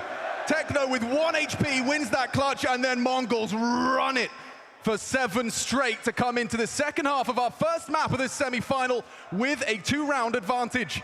Well, let's see if it can be both pistols right now for Payne to stop that momentum and draw us back into the biff, the brawl that was the start of Mirage. Over towards A with Pace, and they're out. Oh my God, immediately as it's Bellrock, 9-10 on notice. MZ though, he's a dangerous beast with the dual Berettas under the belt. Swings on in, takes down QZ with a nice one on the Glock. Davideus has got another low, so Blitz and 9-10 holding on for a moment longer. Bigu clears him out, nice taps, hang on! Techno and Senzu making this awkward, very awkward! Oh, it was such an opportunity to wipe the slate clean, to come in with a new mindset for the second half, but Mongols catching headshots but stealing rounds. And without the plan, 7 becomes 8 and now likely 9. Help me digest what we just watched here, Chad. So, well, this happened yesterday. Remember, they ran out, they gooshed players, and at FaZe, they still lost the round. So Mongols, it doesn't matter about the HP, they just need the headshots. Holy. Impact from Techno, definitely not an absence or an absentee in this semi-final. Not going to force, understandably so. So the eco gives us a moment to catch our breath. We have Anubis coming up next.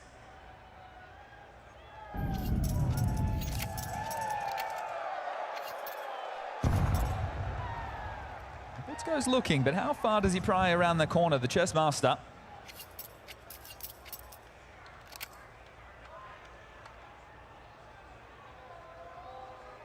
It's going to siphon through the CT utility, or at least they hope so. It's a bit of a French tactical timeout being taken. Journey for Payne has been one to witness. Win against Fury, a bit of a statement piece.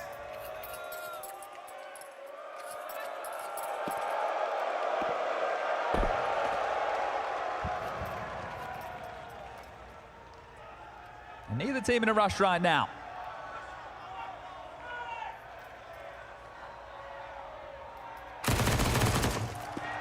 That nade might do some decent damage. Oh, just at the doorstep. You know Blitz wants some more. Oh, especially with an MP9. Why not? Let's get some extra cash to splash. 600 bucks a pop. 9-10 will chip in as well. You wouldn't mind your AWP having some extra funds either. Well, Blitz could actually drop an AWP across right now. So if they want to bring out the AWP immediately, they could.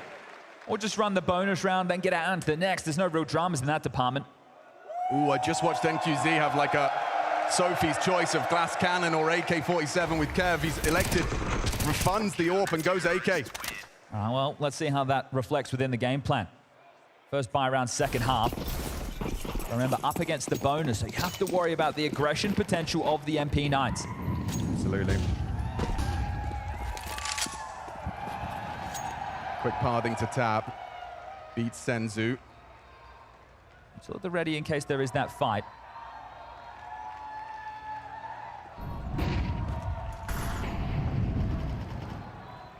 Searching out on A now, DGT. Not Bazinho home, he's actually playing towards Connector. 9-10 is anchoring the site for now. Mutual exchange. Trying to work for some basic map control, but quite a heavy early, at least with the presence. CT's blocker connector smoke. Mutual being lined up for window now by Davideus. This one's being called off. It's a change of call. What does Big U0 not like the taste of? Rerouting over towards A. Big U0 late on the lurk, likely to come through underpass. Retooling with the util, heading up for this A finish. Remember, 9-10, he's the one on the site. Big U0 even going to head all the way back towards top middle now. This one's got to land for Pain. 910's on the side on his own. Yeah, he's actually just used half his magazine as well. Won't have a chance to reload now because the pressure is on its way. Davideus trying to enter into the side, gets that elevated spot. Quick flick from 910. He gets his. Oh, you can see that standoff behind the smoke. Big Uzera lingers in that con, waiting to pinch. Spots out Senzu in the window side. Oh no, the bomb's been denied. They have to block. He's pushed it in. Oh! Radio, the one-man army denies Pain a must-win round. No fear. NQZ plants in the open, and Mzinho lets him know that was a mistake. Just the understanding of the time, the pressure there, spams through, denies the bomb going down, pokes that hole, and keeps the pressure going. 8, he doesn't even relocate. I'm coming through, says the young Mongolian. CDT's trying to protect the president, just crouches in front, and Mzinho takes them all. 10 rounds straight. This is a statement now from the Mongols on their map choice. Yeah, right? 5-0, and Pain, they've forgotten what winning a round feels like at this point. Looking like a landslide unless something can be said. Yeah, timeout time, I feel you. We'll get back in. Can be the partial. Surely NQZ gets their AWP out into the next.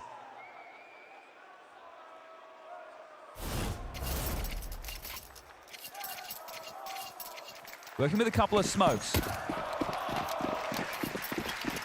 P250 Tech 9s. Big Uzera selling the fake over towards middle as the pop is going to be in towards B, but that's what the AWP is. He could be overrun with some good flashes. You're right. All it takes is a missed AWP shot, and suddenly they become flustered and can get overwhelmed. It's Techno. 9-10's AWP. An easy pickup. Snow falls. Will it settle? Absolutely it will. Blitz gets another one onto Davideus. Just a consolation couple from the two of them. P250 Tech 9 for DGT. Big Uzera needed that one. Comfortable for Blitz. A triple kill from their captain. A defense of the B side, and this one is going one way fast.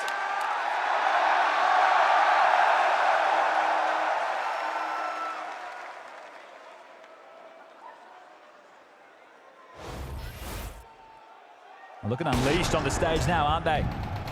Plenty of damn reps throughout 2025 before the Mongols made the playoffs of the major last year in Shanghai.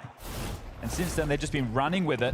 I'm sure getting to the playoffs felt like an achievement in itself initially. Well, the conversation yesterday was, were those losses in playoffs learnings? And apparently so. Oh yeah, absolutely. They're looking comfy out here. Well, last-ditch attempt for Pain.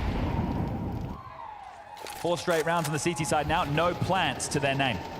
Yeah, they haven't even been able to get into these bomb sites. They've been held at the door. So they want to pressure Techno. He doesn't have the support of 910 this time, but his partner in crime, Mr. Senzu. It's the traditional B side up. You know, this is a bit avant-garde. You don't see this all too often. Well, there's no pressure towards middle, so why the hell not bunker down on the sites?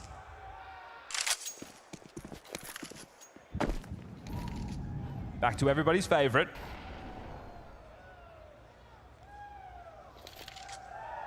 Now they get the mid control. Yeah, they give them a lot of room here, Mongols. Plenty of utility right now for Pain to try and grab connector or short.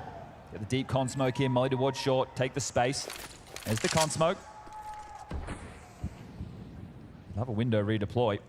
Oh, spotted and just nade in the hand. Easy for Blitz. And he's going to double up with a perfect flash. Job done, Techno.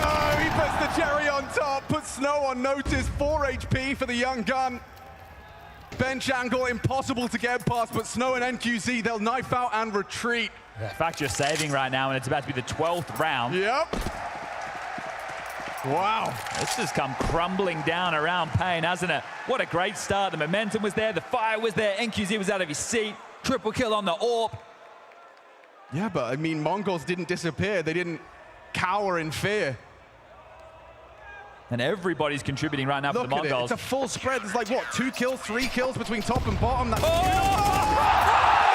it all as well! After time! After time, Chad. They got nothing. They've got absolutely nothing. A couple of ball caps, a pog in their pockets. That's sending you out the door. Get ready to have your discussion for Anubis. There's the flash, and here's the swing.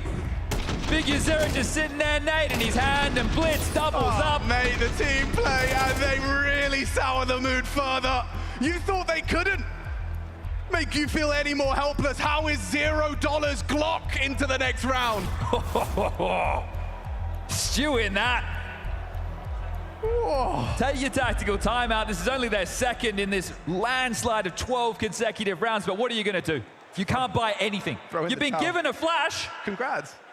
Have fun with that. Wow. Shell-shocked. A full team effort from the Mongolian side, and it looks that Mirage, their home territory, has been a very comfortable start in their semi-final campaign. Will it be perfect? Will it be 13 in a row from Mongols to take map 1? Ouch.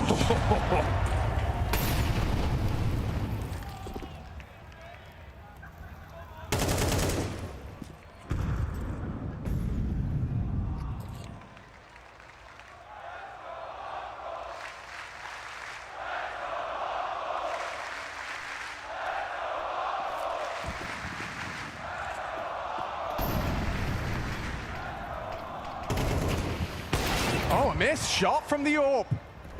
That's a difference. Senzu, though, has made no secret of his presence on the short side. Blitz burrows into the smoke. He is surrounded. He is surrounded, and Snow only had a Glock. Still pulls the trigger, still did some damage. DGT brings him down. 3-on-3 and all to play for.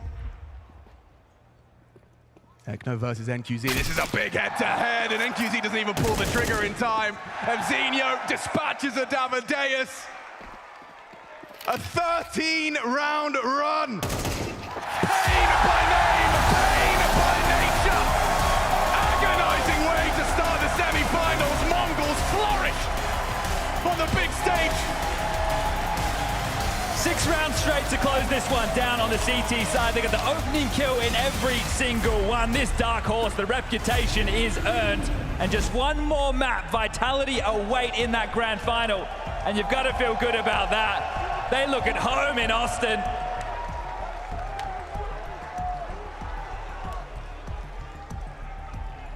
They really do.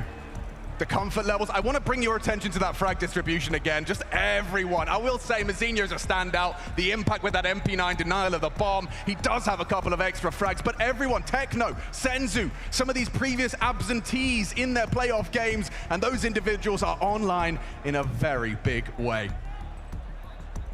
Evzinho, Mongols, doing it right here, running back all the rounds. Evzinho, tell me how you feel, buddy. I'm feeling good.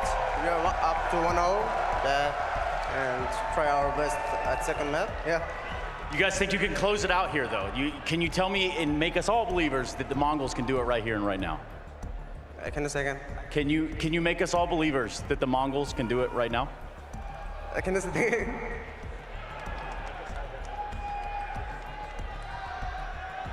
Yeah, we will win here. We come to here to win. Yeah.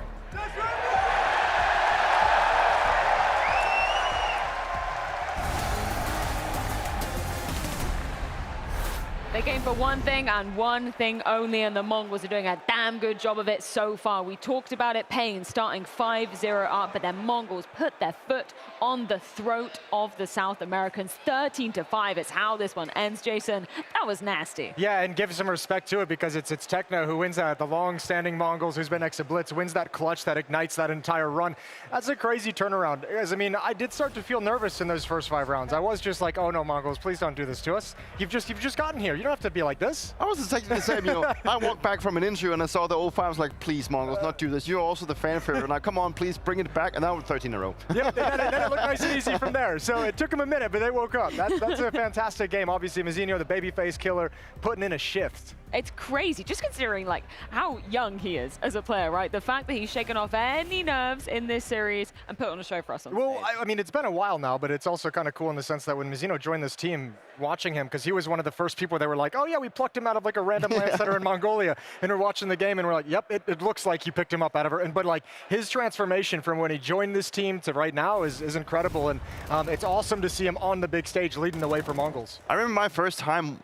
Well, they were not called the Mongols at that time. They were called IHC, and I got to play them at an RMR in Bucharest at one point. Yeah. And I remember that these were 5 guys from Mongolia, and these guys could play Counter-Strike. It's like, where did these guys come from? You know, and now all of a sudden they found themselves now 1 map away from making the grand finals. And you know, it's such an interesting team with such an interesting story, and I love the entire thing. Yeah, I mean, it's so cool watching them what they're doing and watching what it means in Mongolia. But I mean, this team has just quickly become so much fun to watch because they have taken like those early strengths of incredibly talented, inexperienced players, incredibly aggressive players, and then with the help of Coach Mara, they've been able to build in some game planning, some actual fundamentals, some different approaches to the game. Now they've got a very deep playbook. They've got a very deep roster where multiple people can deliver impact for you. And now that they're figuring out the stage as well, it's like, okay, well, I guess you're just one of the best teams in the world. And this is not the first time that I have seen the Mongols actually play well as a team, you know, where everyone actually steps up. It's just not one guy that decides to carry. They can take turns doing it,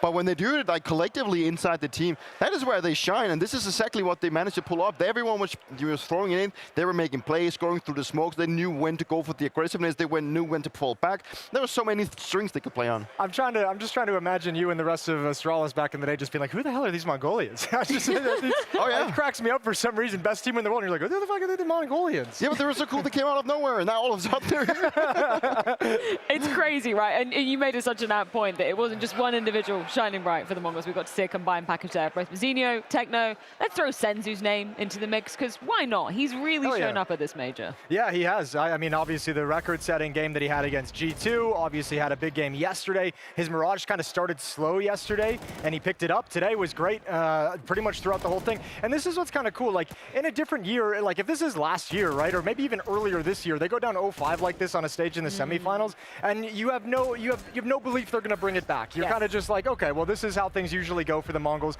This year, they'd only beaten a couple. They'd beaten Aurora twice on LAN, one other win on LAN, or on a big stage, I should say. Excuse me. But now you're seeing them able to bounce back both on a team level and an individual level from slow starts, and it's just super impressive. It's getting harder to find the gaps in this team. And they have, you know, they have a lot of faith in Senzu, obviously. And he was also very good in the beginning of the series. Then he cooled off a little bit, and that's where you saw the rest of the players stepping it up. You know, he had created the path. He created the pathway for them to get back into the game. And then from there on, the rest of the guys just picked it up. But obviously, Senzu is a big talking point alongside 9-10. You know, a couple of guys that are really shown that they can bring some really big heat to the stage, and it's just great to see. Confidence has been so key for the Mongols to be growing towards this very stage. So take a look at a round where confidence was indeed shown in the server. We got round 15, which is just, dare I say, a little bit obnoxious from the Mongols to be closing this one out. But this is just what I touched on before. You know, that Mongols, they just know how to play things around. They understand how to get off and play the situation. You get to see the first kill, and MOUZ just gets, and he knows he kills the bomb, jumps through the smokes, and he actually creates such a diversion, but the diversion doesn't matter. He just kills both of them. If Monsini would have gotten those kills, the CT aggression coming afterwards, them aligning, looking at the clock, it's exactly the right play. Yeah, and I mean, you love seeing someone make a play like this because actually, regardless of what Mizzino accomplishes, that's like a winning play no matter what. As you're saying, take the attention away. Your teammates in CT are going to get the kill. So Mizzino actually just makes a play where it's like, no matter what happens, I just won the round. Yeah, it could be totally selfish and get the kills, or be totally selfless and let my teammate get the kills. Let's put the shoe on the other foot just for a second. The timeline's pretty crazy. It's just nasty. Like, it's so heartbreaking, because if you're Pain, right, your fires are up, like, yeah, we're feeling ourselves on this stage. We're going to give it to the Mongols. And then it just stops. Nothing you do works. Do we call this like a technical 13-0? You know, it can actually be a 13-0. I was actually thinking about that. I was thinking it. Cosmetic 13-0? How do we... We'll figure it out. We'll workshop it. Yeah, we need to add that to the dictionary. But Dupree, like, not to put you under pressure here, but like, I imagine you've maybe been in some situations earlier on in your career when this may or may not have happened to you. A great start, and then it just seems like you're running into a brick wall round after round after round. I've tried to be be on both sides of the equation, I believe, in my career, where nothing seems to work, and then all of a sudden everything seems to be working.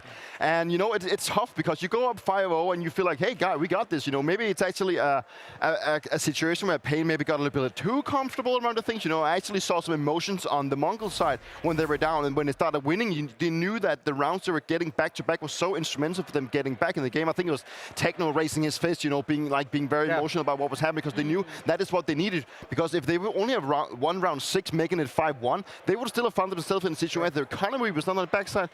But obviously, it's always tough when you go up 5-0 and you don't have like your way back in the game. You lose 13 rounds in a row, and you think to yourself, how do we lose that much? Yeah. I mean, it can also, like, those are moments, too, where, like, I don't know if you ever experienced, I'm assuming you have as well, the game almost feels like it goes really fast all of a sudden. Like, you're up 5-0, and then you look at the scoreboard, and it's 5-3, and next you know it's 5-5. And the rest of the game is just like a flash, because it's like you don't really know what's going wrong. You're just trying to solve it, and then before you know it, like, it's completely out of control. Was there anything that you could pinpoint that did, you know, actually go wrong for Pain? Or was this just a case of Mongols powering up and just Pain, you know, not having the wealth of experience, the wealth of firepower to actually put a halt to it? Obviously, it's hard to dive into detail in terms of what specifically went wrong, looking like if you dive into the team itself, but obviously not from a player perspective. I think it's just a matter of fact that Mongol just decided to show up. You know, they won some very crucial rounds in back-to-back and got back into the economy. And I think maybe Pain, the best one I could probably throw at them was that they took it a little bit too light. You know, they were like, hey, we're up 5-0, everything looks good, guys. Maybe we're actually about to go into the grand final. And then all of a sudden they got like a realization check and think, okay, these guys can actually fight back. And that is maybe where they made a small mistake. And that's also where like the experience is maybe lacking a little bit of Pain. That, you know, when they find themselves having such a lead and then all of a sudden things start to go wrong, is there a lack of communication or is there a lack of the way we approach the game? Well, either way, there is a chance for Pain to be bouncing back, but they are going to need to do this fast. Their map pick of Anubis awaits on the other side of this break. This is what the Counter-Strike Major is all about. I got Cameron here, I got Sanjay here. They didn't know each other before this event. It's both of their first time at a Counter-Strike event. Just tell me, what made you want to come to the Major? Oh, I've always wanted to come to a CS event. Just the community is so nice, it's so perfect. So it's such a great event, and I'm glad I made a friend here. Oh, you definitely made a friend. You probably made a friend for life. I hope you guys will be playing some Counter-Strike together. Sanjay, how has this been for you, man? Your first event, what's the experience been like? Oh my God, it's amazing. I love it. You know, I love Counter-Strike so much. Seeing everybody love Counter-Strike and all in one place, it's so amazing. The crowd is loud, the energy is there, the excitement's there. This Counter-Strike. Are you going to be playing Counter-Strike with your new friend when you get home? Yes, sir. Yes. This is what I love. Play Counter-Strike together, enjoy the moments together. Guys, how are we doing? It's a party wherever we go here.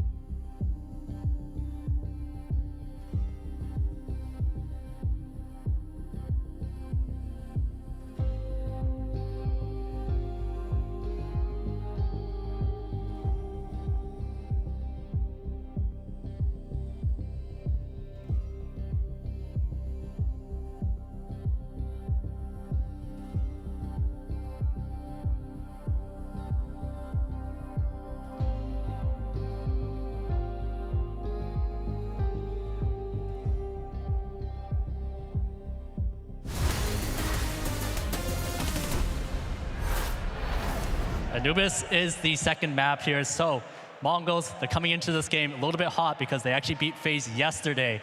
And the reason why they won was because of their risky but calculated aggression. So let's take a look at this round right here. 9-8 for FaZe, and what you're going to see here initially is just the double peek here towards that window position. Very uncommon. They find 2 kills here. Techno comes here towards that E-box side, finds a kill as well. Now this play is actually quite unconventional because normally you don't see anybody peek from this window side towards the canal side. So there's obviously a bit more detail here, so let's get into it. So the first part of this strat is when they come in towards this window side, of course they throw a smoke here to provide them cover so they can facilitate the window peek in the first place. Now the second thing here is actually Techno. When he comes in here towards E-box, he tosses a deep, wide flash. Now this flash is important because even if you're standing further back as a T, you'll still get blinded from this flash. With this flash, it helps facilitate the players up top because with this flash, it doesn't blind them. It lands way behind them. That allows them to peek without having to really worry about getting blinded. And at the same time, the Ts, they have to be facing forward. They're going to be blinded from this. This allows them to pull off a triple peek. Now, if you look at this from Kerrigan's point of view, because that flash comes in, he has to turn. He has to turn, and that's why he gets caught in the back.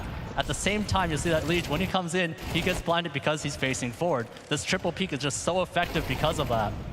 Now, the second part of the strat is actually the fact that 9-10 throws this deep smoke here towards the stairs side.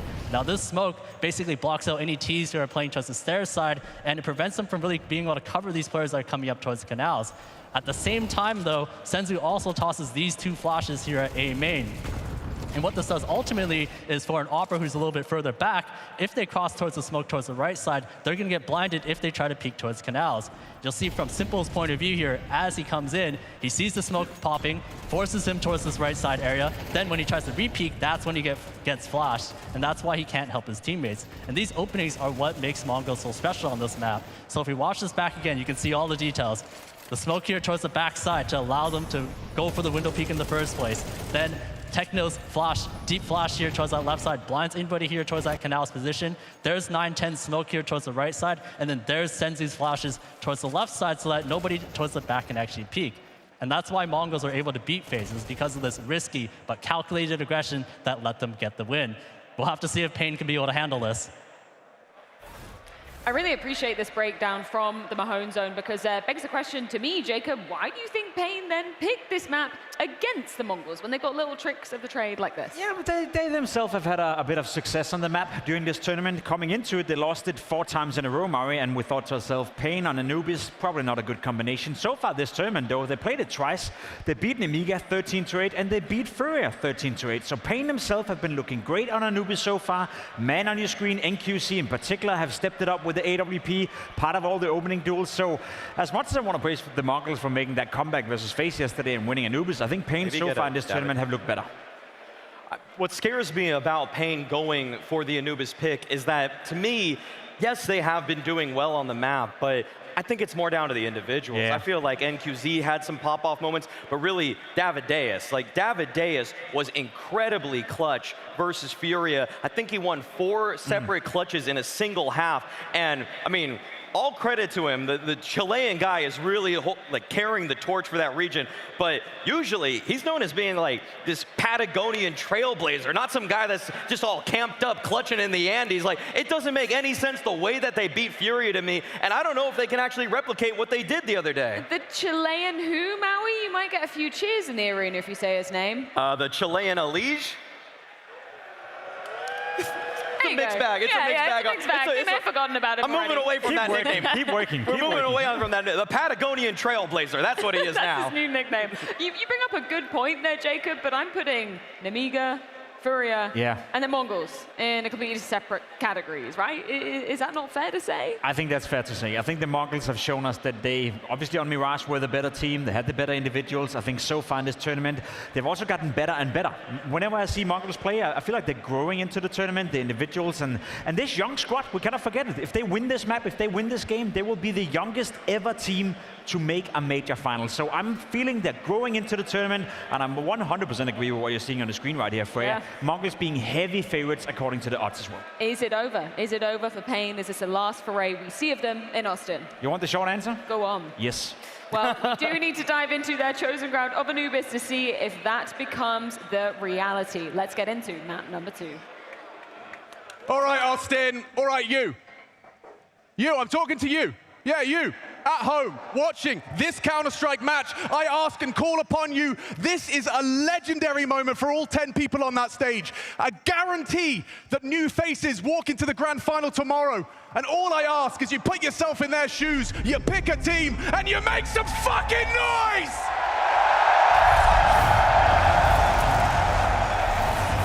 We're witnessing a dream realized before our very eyes for just 5 on that stage. Let's go, Austin!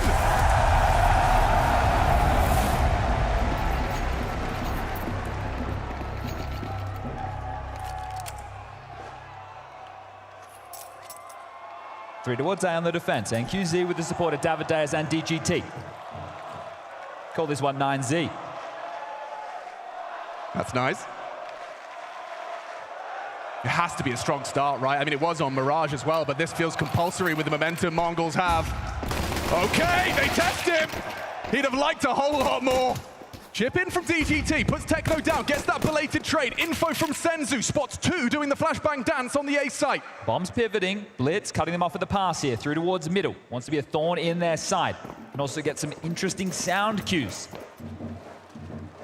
Pain got their secret weapon. The drums are back in the building. Snow up the bat. Dual Berettas and Senzu denied. 9-10 and Blitz in combination. Oh, Blitz. He wanted to be the late piece, but was forced by that catch from Snow to make and move. Impossible now for 9-10. Yeah, give it a go. Has been noted. A couple of pot shots on the Glock, but now they can all just triangulate on his position, and this will be the pistol round for Pain. And Snow, we saw that roar before. 13 straight now stopped. Strong starts. Is that all you got, or can you push this one the distance? Your map choice now. Flash turned. The opening there. And the setup sticks the landing. Bomb doesn't go down, but we are about to see a force buy out of Mongols.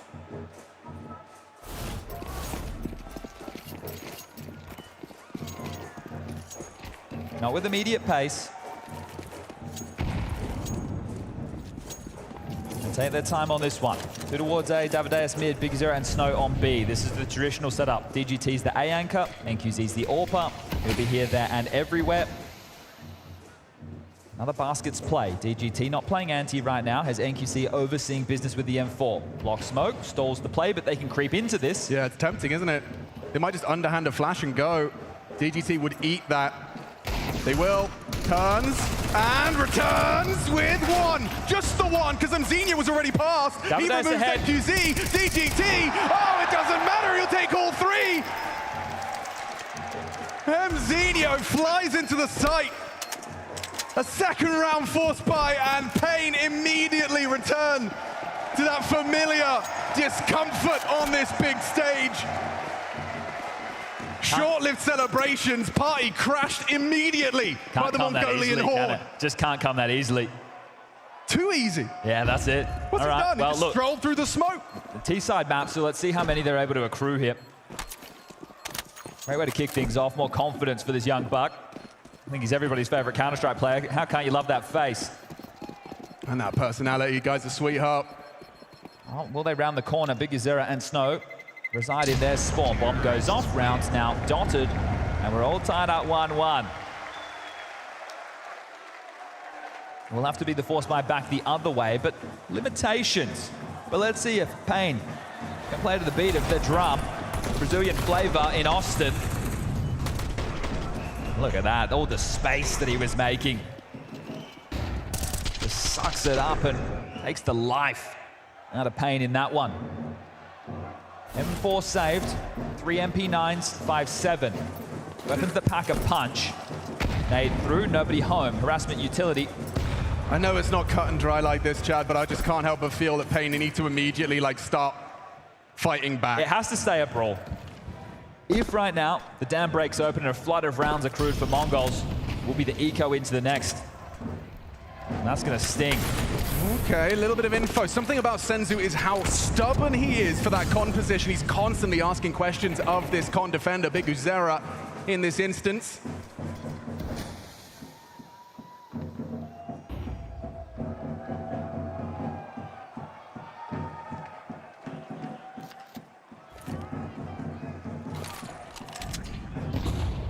Flash, but no follow through. Techno at the ready, starting to clamp down for a B split. DGT, Davideus, and NQZ probably feel like they have to start pushing. This B bomb site is on an island. BigZero and Snow have no support. Oh, they've even managed to catch DGT asking questions outside A main. Mazinho catches that early look, but they are still finishing into this B site. Good use of that MP9 straight through the smoke, and that's what Snow's doing too. He has to go. That's a pure Hail Mary. There are 3 players on the other side of that, and you're just hoping a single flashbang score all 3. I'll do it again. Hold on to your taste of victory. 1 round. After what, 13 in a row? 1 out of the last 16. Yeah, there you go. Quick math. 5-7 and MP9, they're not the most glorious of saves, are they? Yeah, you'd love a rifle, like an overextension from the hunt, but there's no one really obliging. Blitz is in T spawn right now. He isn't taking any risks.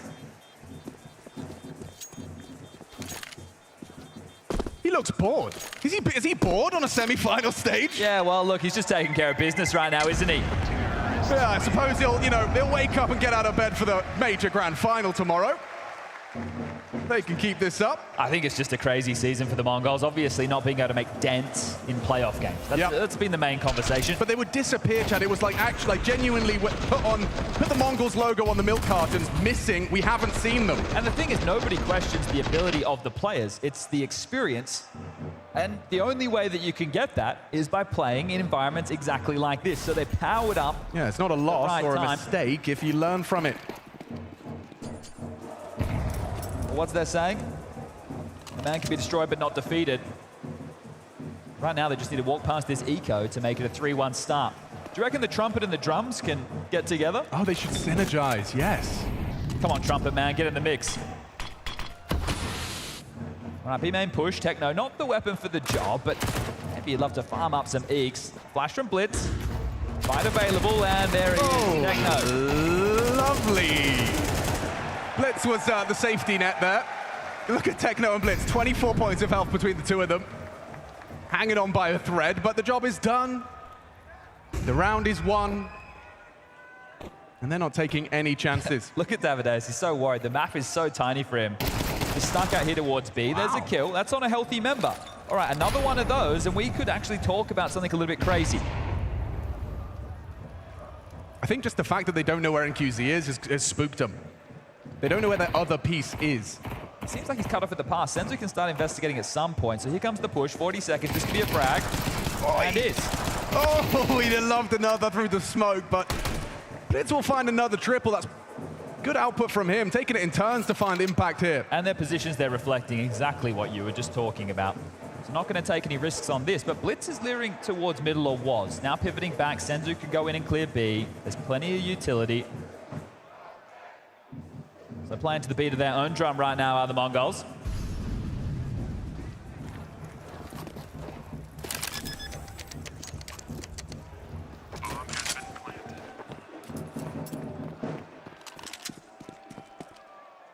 One of the bigger qualms is when are we going to see this NQZ AWP? 2,400 coming into the next. A couple of MP9 frags would have been nice. One is all he needs. Okay. If he can get one and survive, he already has Kevlar. So this could be massive right now. They're coming his way. Yeah, but clearing. Wow, the pre-aim. And Zinho, he's diligent, he's deadly. Honestly, 1 kill, he gets the op. He can't have it now. Yep. It's not possible for this rifle round. It's going to have to be M4s or Famuses in the mix. Just to go over that CT hold again. Big Uzera and Snow on B. DGT on A, Davideus with the responsibility of mid, and then it's where do you put the loose piece of NQZ in a round like this? How are you reading the flow? The Mahone zone, highlighting some of the aggressive maneuvers that Mongols use on their CT side. That's the answer from Paint, the Brazilian call. Ooh, player up in jail. Yeah, he's going to be tucked there. A 2-man defense for B, Uzera and Snow. All right, well now the round we can take a pause. Didn't find their opening gambit. Now they'll go through the default mid control. Oh, Davideus, he thought he'd do a little safe strafe. Try and get some answers. Instead, he gets an AWP bullet. And Big Uzera's been brought down through the smoke. Damn, Techno, in combination with a pick from the AWP, has already put Pain into a tailspin. They haven't even committed to a site, and already the CTs find themselves Oh, in need of aggression. DGT pushes main. This time he wins the duel onto MZ, gives them something to work with. Tough stance on B. NQZ needs a multi. No, ahead of that first smoke temple. Second will block him. Util solid. Snow and NQZ. A whole team up against them. The swing from Techno, brutal! And the site is lost, the round 2.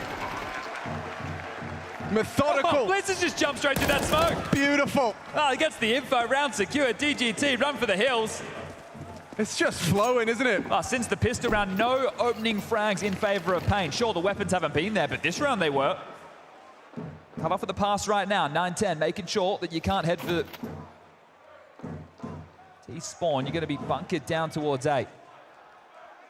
Senzu clearing through Temple. Techno just being extremely diligent, heading back to the bomb. Someone's always got to hang around. And the bomb, well, still got a few seconds left before it goes off, so will they be able to track him? 9-10's the only one who feels like he could peer in and deny this. Bomb goes off, round secured. Oh, and around the corner! Oh, come Everything on. gone! There's an AWP hunting me! An AWP! Oh, they take no prisoners! Mongols know how to accelerate an advantage. This was a nasty death for Davideus. Usually probably gets away with that one, but not against the AWPer today. And 3 in the round for Techno.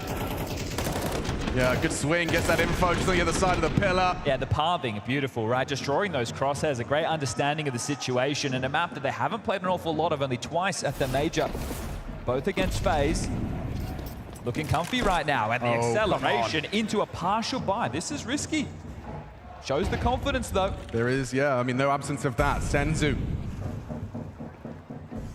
Escorting the AWPer in, another jump spot. Not the same fate as Davideus in the previous. Snow gets to live on. Throw a smoke. Confirmation of presence. Knows 2 are towards the con position.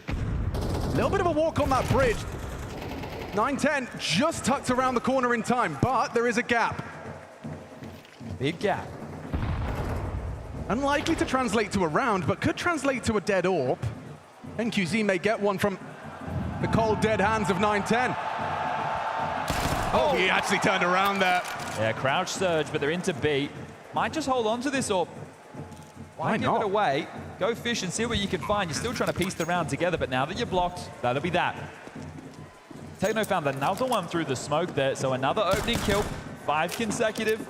It's all about streaks at the moment. I will say, T-side Anubis gets a lot easier if your B lurk is constantly getting smoke spam kills. Oh, doesn't it?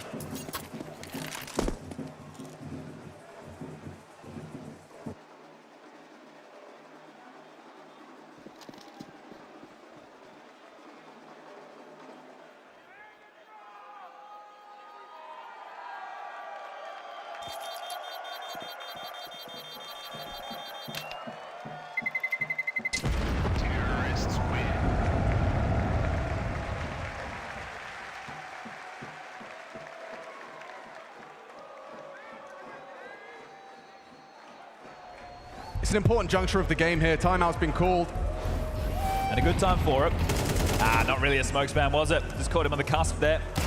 The crowd surge, informing 9-10's spin, but that gap perfectly found. Now here's the big question. Because there are Ricks having a conversation about this CT side. You only need 4 to 5 rounds. Right. You have 1 to your name. Now, do we want to try and punch in with aggression, or is that too desperate? Would they be expecting that? Is that too obvious? Do we just play a standard round and try and set NQZ up with all picks? Right, we can go over towards B, you can jump up towards jail, maybe go for a con fight, set him up in A main. There's plenty of positions that NQZ could find himself. We've been referring to him as the can opener throughout this event. Fantastic in the openings for the Brazilian core. But it's also not a secret. Mongols know that the AWP died and was saved. And with the loss bonus, they would have had it either way. Gonna start over towards A. Oh, middle. He faked you out. U2. Now hold the line from doors.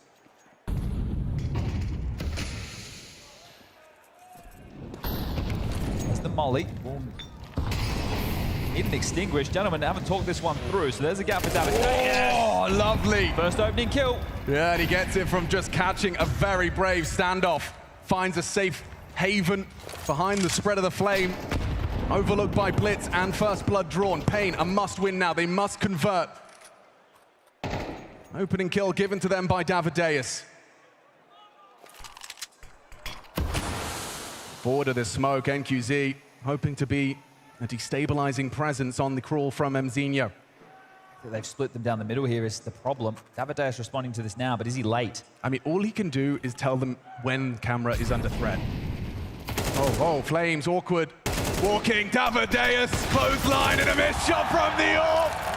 It comes tumbling down, DGT under so much scrutiny. Hits one with the orb, sure. Yes, a 3-on-3. Snow and Big Uzera, they're at the beach. But this is no holiday.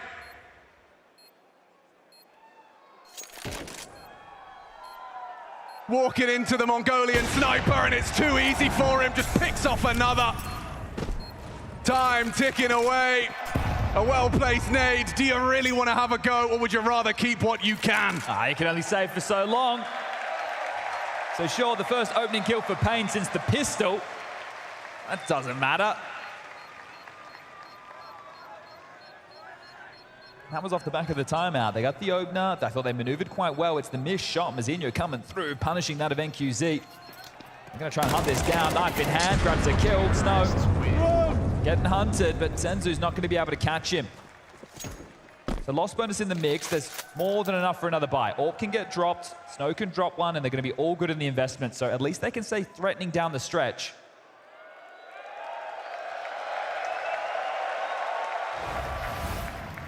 Man of culture, but how's this one? Try this on for size.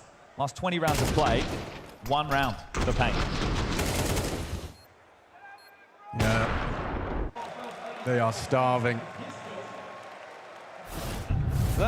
We were playing Shiraz. Twist the knife? Twist the knife was what I got from that, yeah. Twist the knife. Oh my God, can you believe he was actually pre-aiming perfectly? And that boost did cost them 100 health.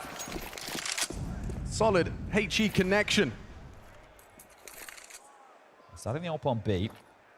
Davideus on his own on mid means he has to float and help DGT if there's any A pressure. I feel like Blitz is just so constantly taking these doors, sometimes with friends. Now you're feeling the pressure. Straight into an A split. This is so punishing. Davideus is already feeling like he's on an island. He's got to do so much work. DGT responsible for the 2 coming in main. Davideus on that reload could have been an invitation. They've been blocked, so right now they might just sit, posture, and wait. Because at this point, you'd expect the CTs to group up and go for a bit of an info play towards middle. The bomb's actually pivoted all the way back, so a complete reroute. 9-10, set up and ready. Yeah, because you want answers, right? You want to check if there's actually any bodies in mid, so you swing on out, and the orb's received you. Comfortable opening kill for 9-10, and he gets another one.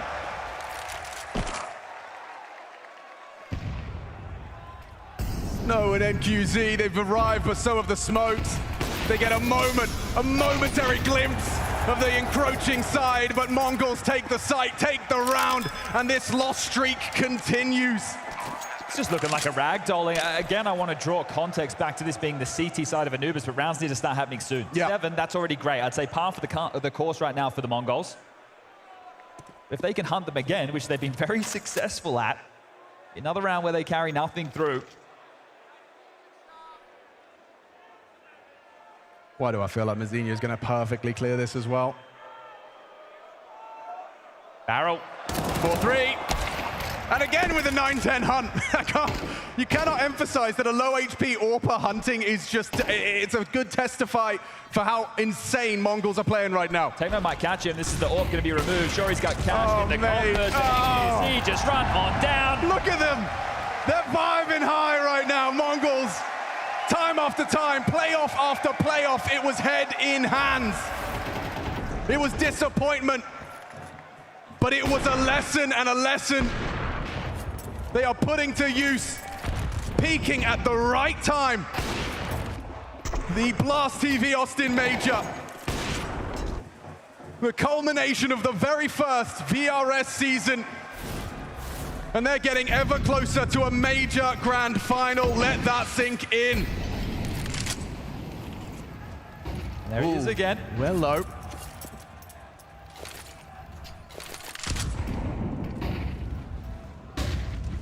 Good counter flash. Mzinho finds safe shelter, tucks on the box and gets out.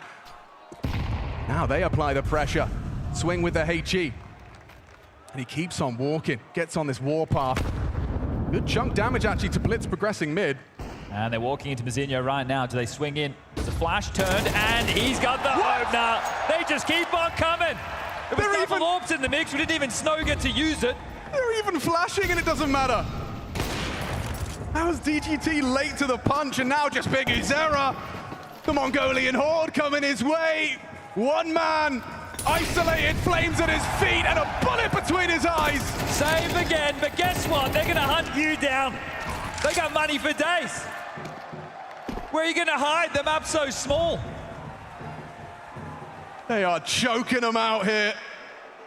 Not the time you want to see a team in a semi-final just falling apart on the major stage, but this is great to see. This is the level that Mongols need to bring tomorrow. Can't help but feel as well it's a building block in the confidence. A playoff day, you walk in and you just stomp the whole competition, stomp your opposition. Can he hold on to his M4? Oh, it doesn't look good. The aim's messy. I mean, I'm flustered just watching. Of course they are. Pain forgetting what winning feels like. Now the W key, don't worry about the shift, as they're going to shift you out of this one damn quick. Chad, it was 13 in a row, map 1. They get the pistol, and that's it. And the desk was discussing those type of Counter-Strike matches that go oh so quick. You're not even getting an opportunity in these fights, and when you are, your aim, it's not there. Big Uzera, the captain, yet to get a kill. Second tactical timeout called by Rix. You may as well use them all. You hate to say this one looks like it's done, but the momentum since those first 5 rounds of Mirage has completely shifted. And Mara, the general, on the mic. And you can't deny that, can ya? What a spectacle on display. Yeah. Dark Horse versus Underdog. And speaking of, get up to $1,000 in bonus credits with your first deposit on Underdog when using code BLAST. All right, well, it has to just be a partial buy. M4, couple of pistol upgrades, and away we go. This is the point of the game. You go with aggression, just like this. A dry swing out B main. We have to fight them, boys. That's what we need. NQZ puts it all on display, has a go, tries some aggression, puts the AWPer on notice. Senzu continuously just spamming smokes, nading corners, keeping Con an unsafe place to occupy. Good find, Techno. Slides into the angle. NQZ, a good find onto MouZ. Noses another around the corner, and oh, pushing forward. DGT's been held. He's trying to nameplate. MouZ. Yeah, you're right. The A piece. You're right. Dies towards B, thinks he has a gap, but no, 910 there to plug it. Oh, look how quick 910 is. He just wants the info, and he manages to catch Davideus before he could burrow into the site. Oh, you nearly lost Bigu. Okay, good find on that 5-7. Davideus on notice. It's Blitz that will take him down. Bomb on its way. Senzu has that on his back. A 2-on-2. A little bit of hope if Pain can do something with this. Otherwise, it feels like it's a certainty. They need something. A little fire starter, a little spark to ignite hope.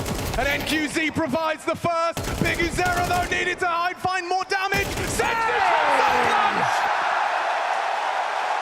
A smirk on his face. Sensational.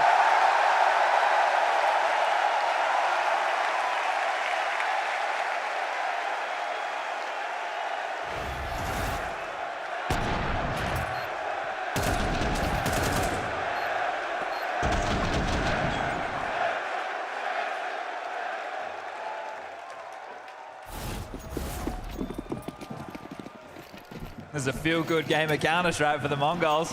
Gotta. And we know how they feel about Vitality. Oh, he's giving him the blitz treatment. Oh, and 910's having none of it.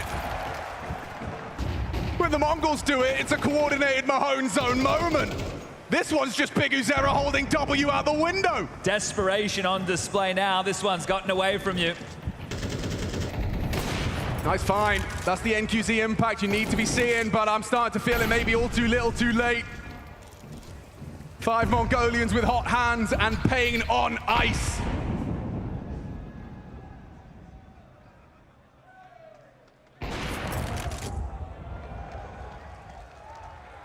Late spark for NQZ. He's not giving this one up.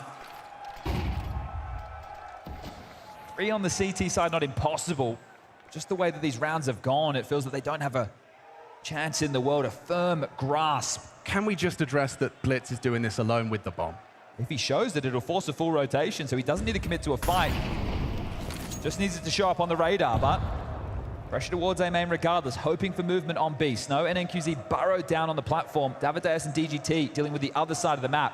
So right now, it's about to be a 2v3 fight on this site. NQZ spots out just the knee. Look at all the util left. Smoke, molly, flashes. Yeah, it's going to force NQZ into a different angle. Worried about main, understandably, but won't open himself up to that angle despite them all channeling him through Con. 3 coming in from MongolZ. NQZ racks up his third. He's doing everything with that AWP. A chip in from Snow. And finally, they thwart them. It only takes a quad kill from your superstar sniper to put the South Americans with a gun round on the board. Round 11. Here's the desperation push in middle, just found. Taken as the boots hit the ground. Great shot there from 910, but it's NQZ with the superior sniper work this time. The util was there to try and pressure that plat, but the rotation, there was enough time. They're able to get over, support NQZ, and watch, witness him secure their second. They're doing the same trick again with all that extra cash. 2 orbs start posted. Davideus immediately under so much scrutiny. What's that, camera molly temple smoke? You're immediately just forced away. You have to give it up. And earlier in the game when they took this space earlier, they were just going straight in towards A splits. But Snow alleviates pressure, gives them the information, and pushes out B main. But right now, they have a better picture of the scenario. He hasn't slowed down either. Blocked on camera, that buys time. But it does draw attention. Oh, Snow, he finds the bomb carrier. Blitz was trying to turn heel. Techno on this fade. This is a dangerous game he is playing.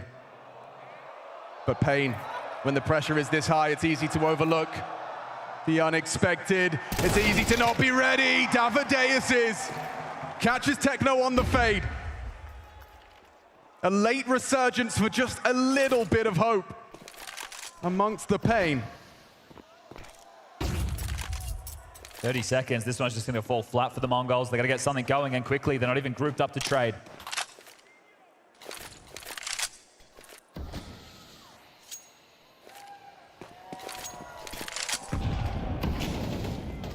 NQZ, same angle, same result this time.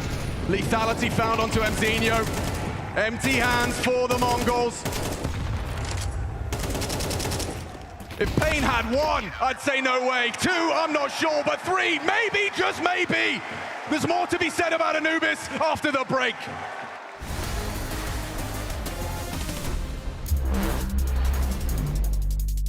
Welcome to Roles and Responsibilities. I'm here with Big Sarah from Pain. Thank you for joining me. You're the in-game leader for Pain. How long have you been the in-game leader? You've been in this team for 6 years now. Yeah, it's been a long time, but being IGL has been 2 years. When I used to play with PKL, I used to say a lot, give some calls mid-rounds and this kind of thing. So for me, it was easy to play and say rotation and reads, this kind of things. So for me, it was the best decision that I ever could do. To talk about positions on CT side, what's your vision as an in-game leader there? Because some in-game leaders, such as Apex, who used to play, star roles like Connector on Mirage, but then you have the Hooksy style, who's going to be jump spotting B apps every round. I tried to play like a B on Mirage, and didn't work well because mid-rounds rotation, guys come mid and let's fight together. If I'm B spot jumping, I cannot have this read. We were playing Navi. That was like a 12-8 for us, the third map. We were in city side and we lost 4 rounds in a row just because the read of the guys from mid was not good. We just made the change and said, guys, these kind of things, it never can happen. Yeah, you want to be in a position where you can affect the round, you can see the full picture. Where do you play now, just out of interest on Mirage? Connector, yeah. Yeah, nice place to be. Nice place to be. As an in-game leader on this team, do you prefer CT or T sides? To play my own game, CT side, but I prefer T side because I can control and think more than CT side. What maps are you really liking right now? You know, what's working for Pain? Nuke is not a secret. We made some changes as well about this side. Outside of Nuke was impossible to play. I'm now playing lobby because I was like playing for the team all the time and just dying all the time first. And I was, holy shit, what the f are you doing here? We made some change and worked well for us. Pain, take 12! I love that move, man.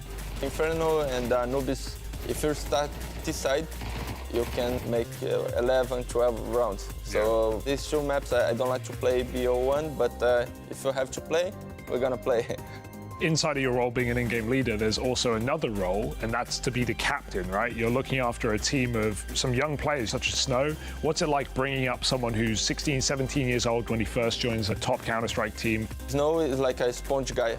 If you say something to him, he just absorbs all the time.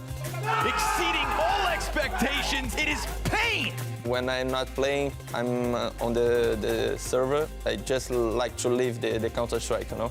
Big Sarah, thanks for joining me, and good luck to you and Pain. Thank you.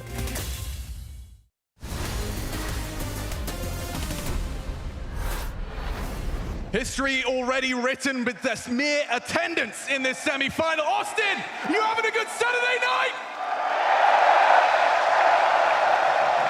Vitality need a challenger for Championship Sunday, and it's a very strong case being made by the Mongols.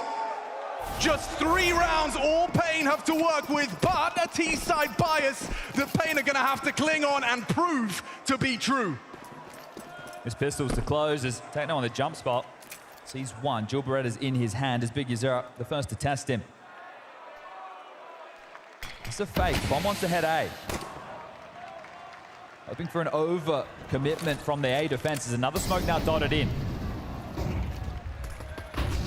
Oh, Big would love to have gotten a little bit more. Oh, they're rotating away from A. They just moved. They hit the steps now. 9-10 tucks one cake instead. He was falling away from the side. Now Mzinho. Oh, hang on. He's had his bell run. 9-10's gone. This is compulsory for Pain. They cannot let it go. Senzu with one. Another would be crazy. DGT puts him in the dirt. Blitz, however, 2v2. Comes in from heaven. Finds that headshot. Blitz and Techno. This semi-final in the palm of their hands. If they can take this away from Pain, he can't do it. Can't control them. And Blitz got no ammo and no head. Pain. So this game is not done. Didn't look like the fake had worked. They get the kill for free on B. The A defense starts to move a little bit jittery out of 9-10 and Mzinho, then their boots not steadily planted on the site and run over Snow. Combination with NQZ to break in and to close things down. Well done from the young gun.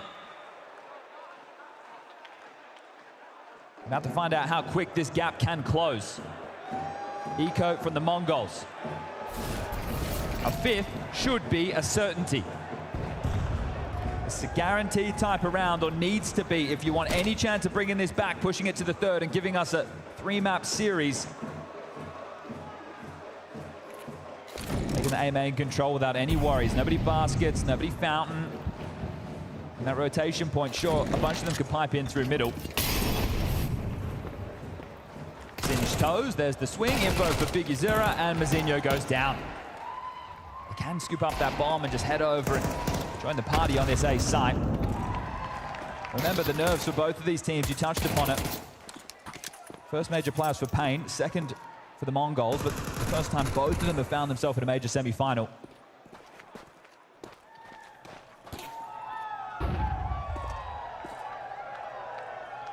And strong showing from Pain not to give up, not just to roll over, considering how badly they were being thrown around the server. Final 2 rounds of that first half. Now the pistol with the conversion. That's going to make it 4 on the trot.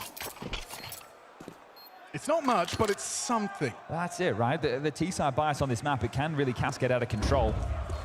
The decision Mongols makes on their next buy round is going to be hugely impactful to how this game functions forward. Senzu grabs a kill short.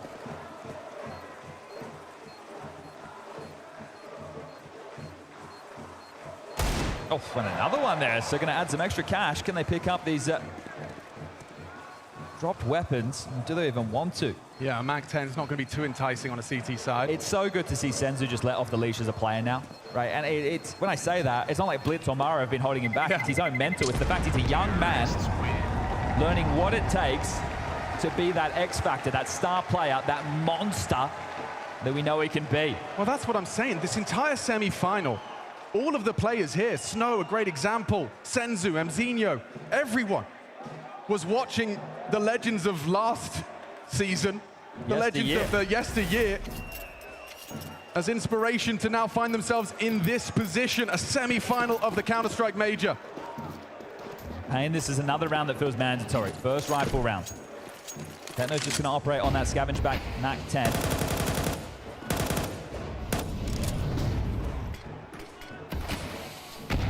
Going to boost over this immediately. So one way to deal with the lurk. Sure, you've got the info. This is heavy resources. 3 players having to deal with this over towards B is now highlighted Mzinho and 910 bunkering down. They're not worried about a mid progress. Take a look, the map. You split it down the middle, there's nobody home. Yeah, you're right. Not in contrast to the first half. Yeah, look, this is the thing. If you're going to get that util through, now you know mid could be a bit of a problem. So how do you respond? Play for B main info. Techno, blitz, push out. A main block, spam through. Mzinho can't go down in a moment like this. We'll need the reload. I like the boost. Mzinho's caught off by that. That's innovative. What a great way to manufacture an opening. Well, they do have this space, but they're down a man, and it has to be the A execute. They could pivot back through water. Look how they're congregated. It's not really organized right now. And a gamble. Blitz is here. Senzu will join this. All in on A. Yeah, Blitz is going to be in a nice angle to actually take that first engagement, draw attention away from 910, and he's done very well. Blinded off, no one's looking. He needed the double up. It's an important trade from DGT. Bodies are here. Techno and Senzu aggressing forward. Mac 10's good for one, but hang on, it's Senzu again to save him. Gives him space. A little too much space. They're going to be overthinking this. They have to plant, but they know he could be in the smokes. It buys him so much time to relocate. Hits his walk key just in time. They have no idea. He's creeping. He's crawling. And he is deadly. Isolates NQZ on the retreat. Davadeus miles away. Trying to play with the crowd. No kit. There's one there on the side. I can see it at the front of Cake. Time ticking. Bomb nearing that halfway mark as he clears his corners. It starts to really compute. It has to be main. Throws out the nade. Picks up the Galil. Picks up the kit. The angle's good. I don't know if Davadeus is going to get there in time. Senzu versus 2 on the big stage in the big game. Senzu again delivers for the Mongols.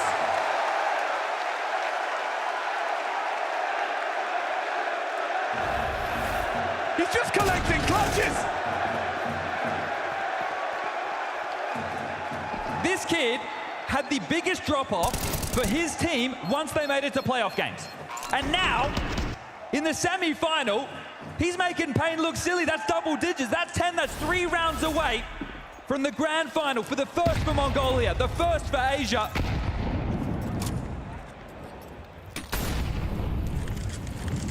You have to pull up your socks and get back in. Can't let that round linger in your mind. Block smoke, they're playing into it. Mzinho, perfect weapon for the job. Distracts him as 910 racks him up. Snow's got some space to work with. Could have been ahead of this. It was the AWP that did it. Doesn't want to play through the smoke. Not dangerous enough. That's too risky. Be walking straight into your demise at Techno's crosshair. Oh, they left A completely. 910 now pivots to middle. Blitz playing for info once more. And the reroute. The bomb darting back towards T stairs. Blitz with that info. Does free up the rotation again. Another block smoke dropped. Shallow in A main. Baskets, they can have it. And they can execute behind it as Mzinho gets up on Fountain. His rotation point, they are reading this perfectly again. Again, they will be in the right place. Come on in, the water's warm. 910, perfect. Puts the flames at the feet. They have to run through it. Burnt, cindered, and sent back to spawn. Your cash is bottomed out. They are doing it live. They are doing it under the lights, under the pressure, Pain crumbling. Here's the question you have if you're Pain right now. 2,400 is the loss next round. If we do not force in this moment, we give them 12. That means we need to go flawless just to take this to overtime. An agonizing decision that has to be made, but they will cop the eco. They will not invest. We are talking 5 clocks and a flash is all they have to work with. 12 is Mongols. You can quote me on that. You can take that to the bank.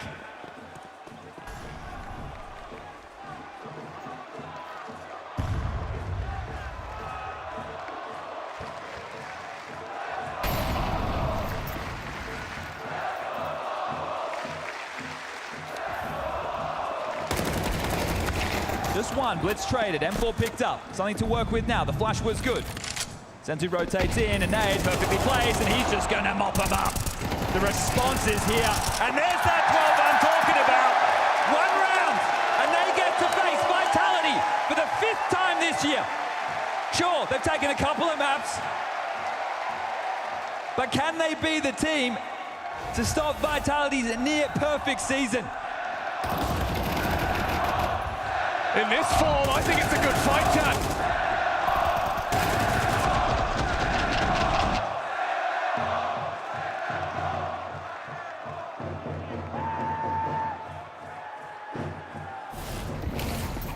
Aggression, this is the push. We've seen this before. We certainly have no one immediately to receive it, but this is going to be such an early positional advantage.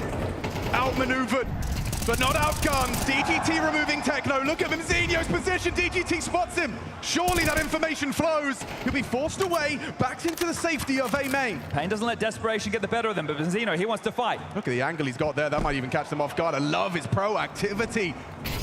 There is no fear on display when you watch the Mongols play.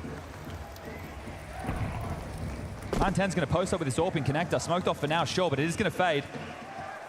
He's pushing. And he's going to reward him. Catches Snow, and the trade's not there. Davideus just haphazardly spamming into smokes. 910 disappears in a puff of it.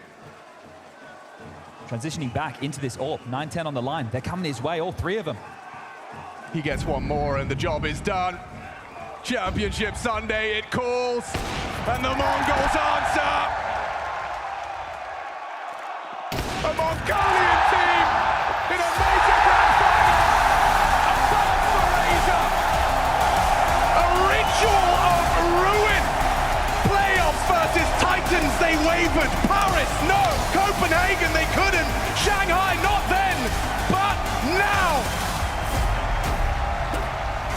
In Austin, Texas, young next-generation talent slay their demons and realize their dream in Austin, Texas.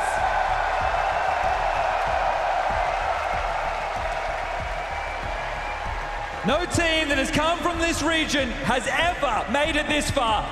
The major grand final, a dream of every single one of those players on the stage today, but only one could walk away victorious, and the Mongols, the way that they've held themselves, the Counter-Strike they play, the way they back their aim, this team has earned this final, and Vitality await.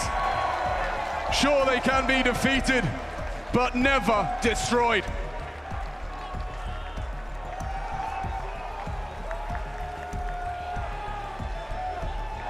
Well, Techno, you guys did it. You're going to a major grand final. How do you feel?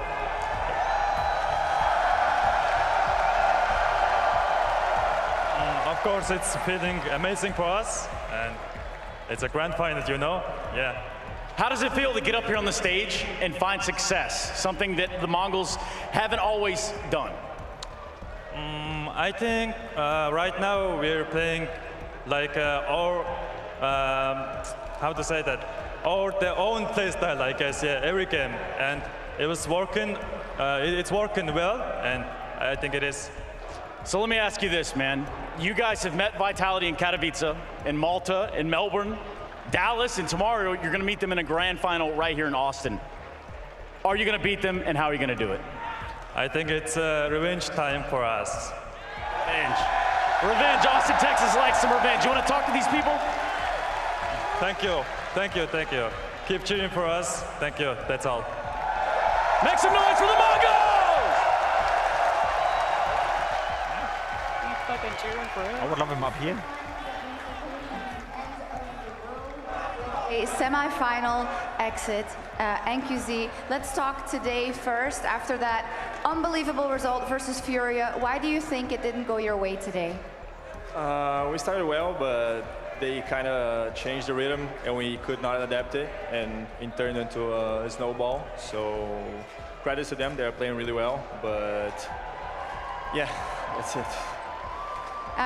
For you, there's been a lot of sacrifices along the road. You've been working towards this and a result like this for a very, very long time. Are you able to see in this defeat more motivation to get even further, to get you those wins for yourself, for Pain, and for Brazil? Yeah, we will have another chances. I'm really proud of everyone and how far we've come. We got the taste that we could do more, but all credit to Mongols, they deserve it. And yeah, that's it. Anything you want to say to your fans? Queria agradecer geral que tá aí, brasileiro, que torceu pra caralho. E é isso. That's it. Muito obrigada a você. Thank you.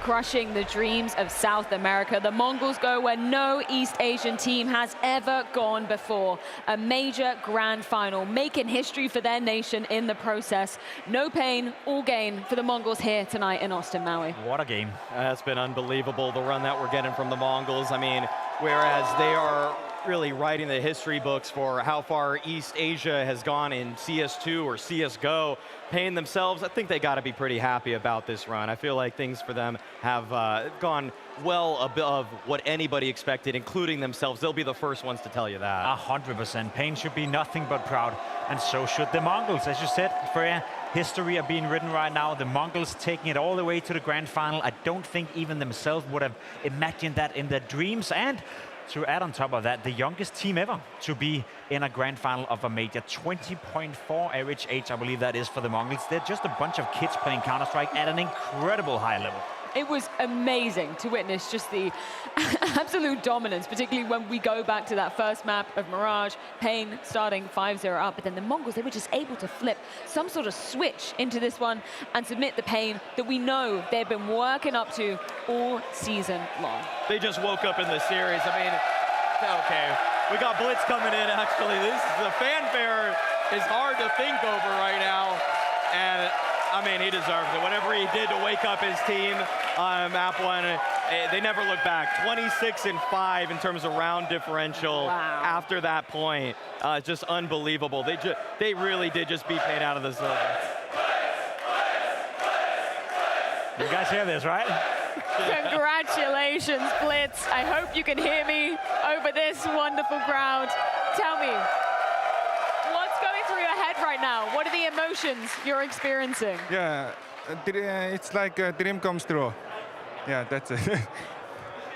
Blitz, I know you played with Techno for a really, really long time. What is he like to you? He's my younger brother, and like we have been together for 5, maybe 6 years. Yeah.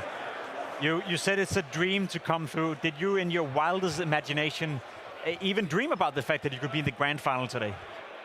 Yeah, it's if we win beat Vitality, and it's like a 100% thrill. Now it's 50-100. Okay. How hard do you think Vitality are going to be tomorrow? Yeah, I think it's not that hard. Maybe it's a 50-50 match. Would you say that you play your best Counter-Strike you ever played in the Mongols right now? Is this the best you've ever been? Sorry, I can't hear you. Is this the best the Mongols has ever been? Are you playing your best Counter-Strike ever? I don't blame you, man. The crowd absolutely love you. I'll give you an opportunity to say in this camera anything to the people supporting you at home. In my of Mongolian course, language? yeah. За ингээд checkmate байхаас дэмжирсэн бүх хүмүүстээ баярлалаа. Одоо ингээд мейжрийн финалд одоо яг үлгэрийн юм шиг ер нь тоглолт маргааш болох гэж байна. Тэгээд биднийг маш сайн дэмжээрэй. За тэгж л хэлээ да. Thank you so much, Blitz. Congratulations. We'll let you get off and see you in the grand final tomorrow. suspicion he's going to be signing a hell of a lot of autographs as he exits here.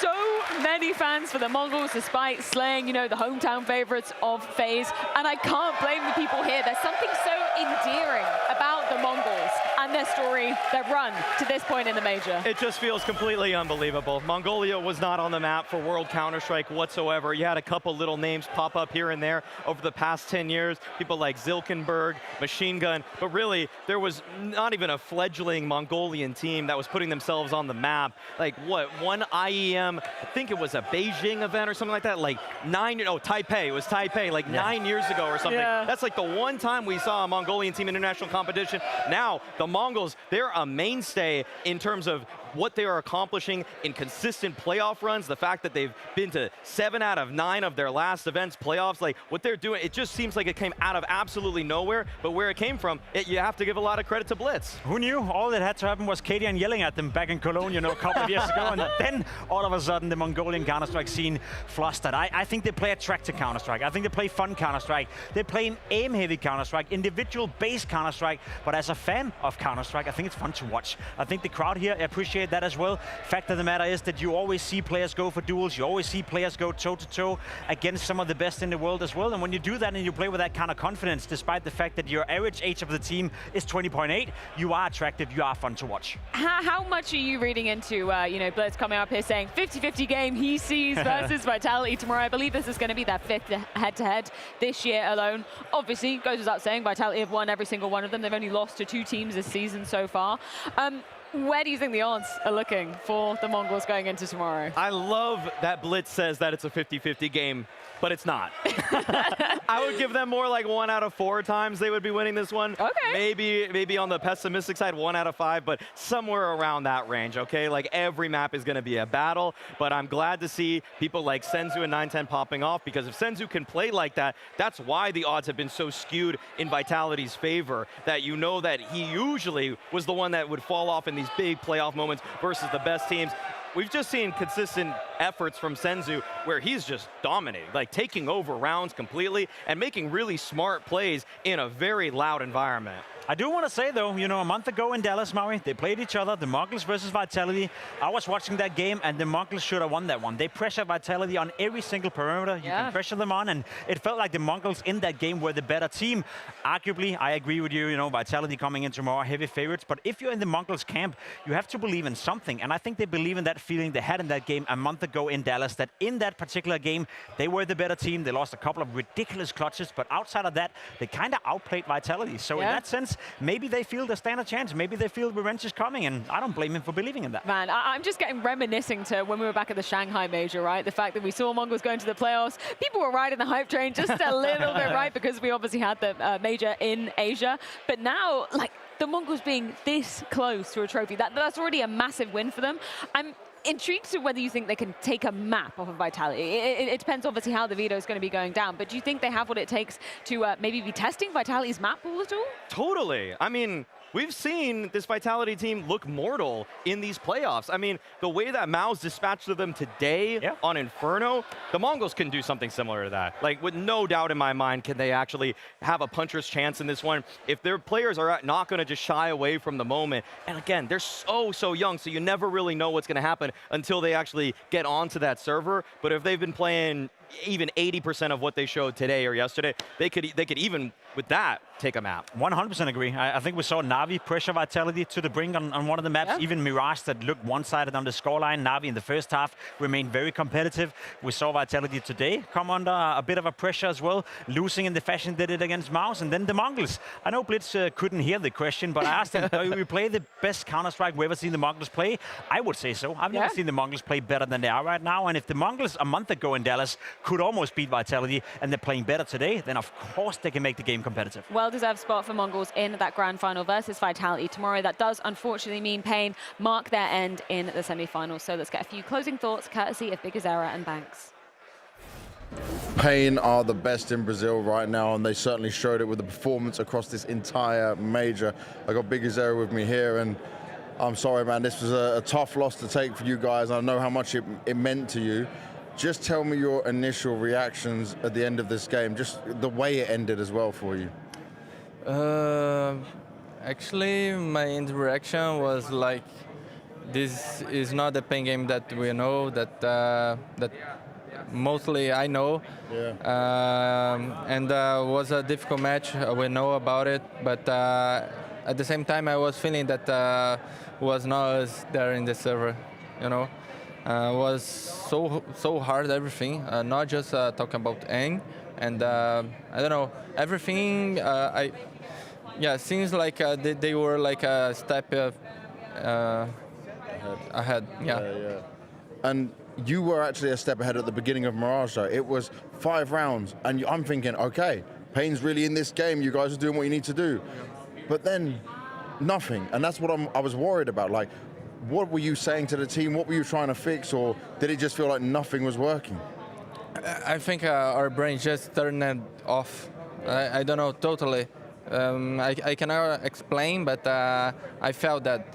I was telling for the guys all the time, guys, we have to communicate more, we have to give more energy, and we have to be better and better, you know, to win the match. And we just, I don't know, we just was asleep, I don't know. It's a very hard loss to go through. On Anubis, it kind of continued as well. You weren't able to get going right. You win the pistol, you think, okay, start. Then you get slapped straight back afterwards. I'm just wondering, do you think it was also a bit of mentality, a bit of pressure? Did you feel some more nerves? Maybe you saw something? Yeah, I think so. I think mostly was, I mean, it's a semifinal of a major, right? Yeah.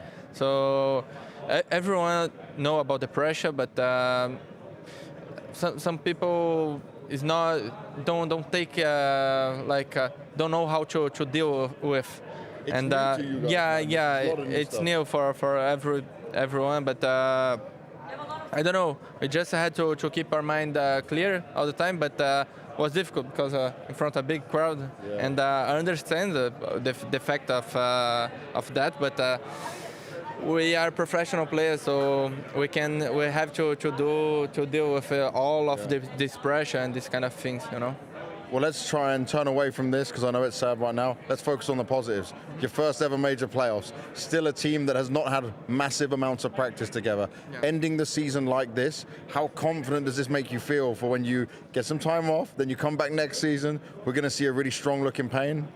Yeah, of course. I mean, like you said, we just had 14 days of practice. It's so crazy to think in 14 days and we are in the fucking semifinals. So it's crazy to think about it. But at the same time, we just want to go through. But we knew it was so difficult to go, of course. But at the same time, it was difficult to go to the playoff, to go to the semifinals, but we're still here. So, of course, we want to go through, but at the same time, we had to think that we made a lot already.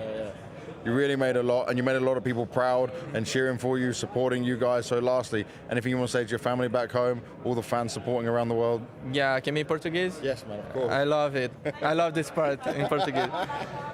Agradecer a toda a torcida brasileira que suportou a gente, mandou muita mensagem, acreditou na gente. A gente ficou muito feliz com todo o apoio da comunidade, do CS brasileiro.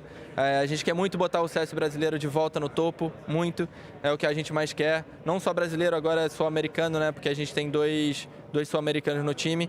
Então, só espero que na próxima season a gente venha com o mesmo fôlego, com o mesmo gás e que a gente possa fazer mais e mais e trazer mais resultados bons para o Brasil. Um beijo para todo mundo que torceu pela gente, apoiou.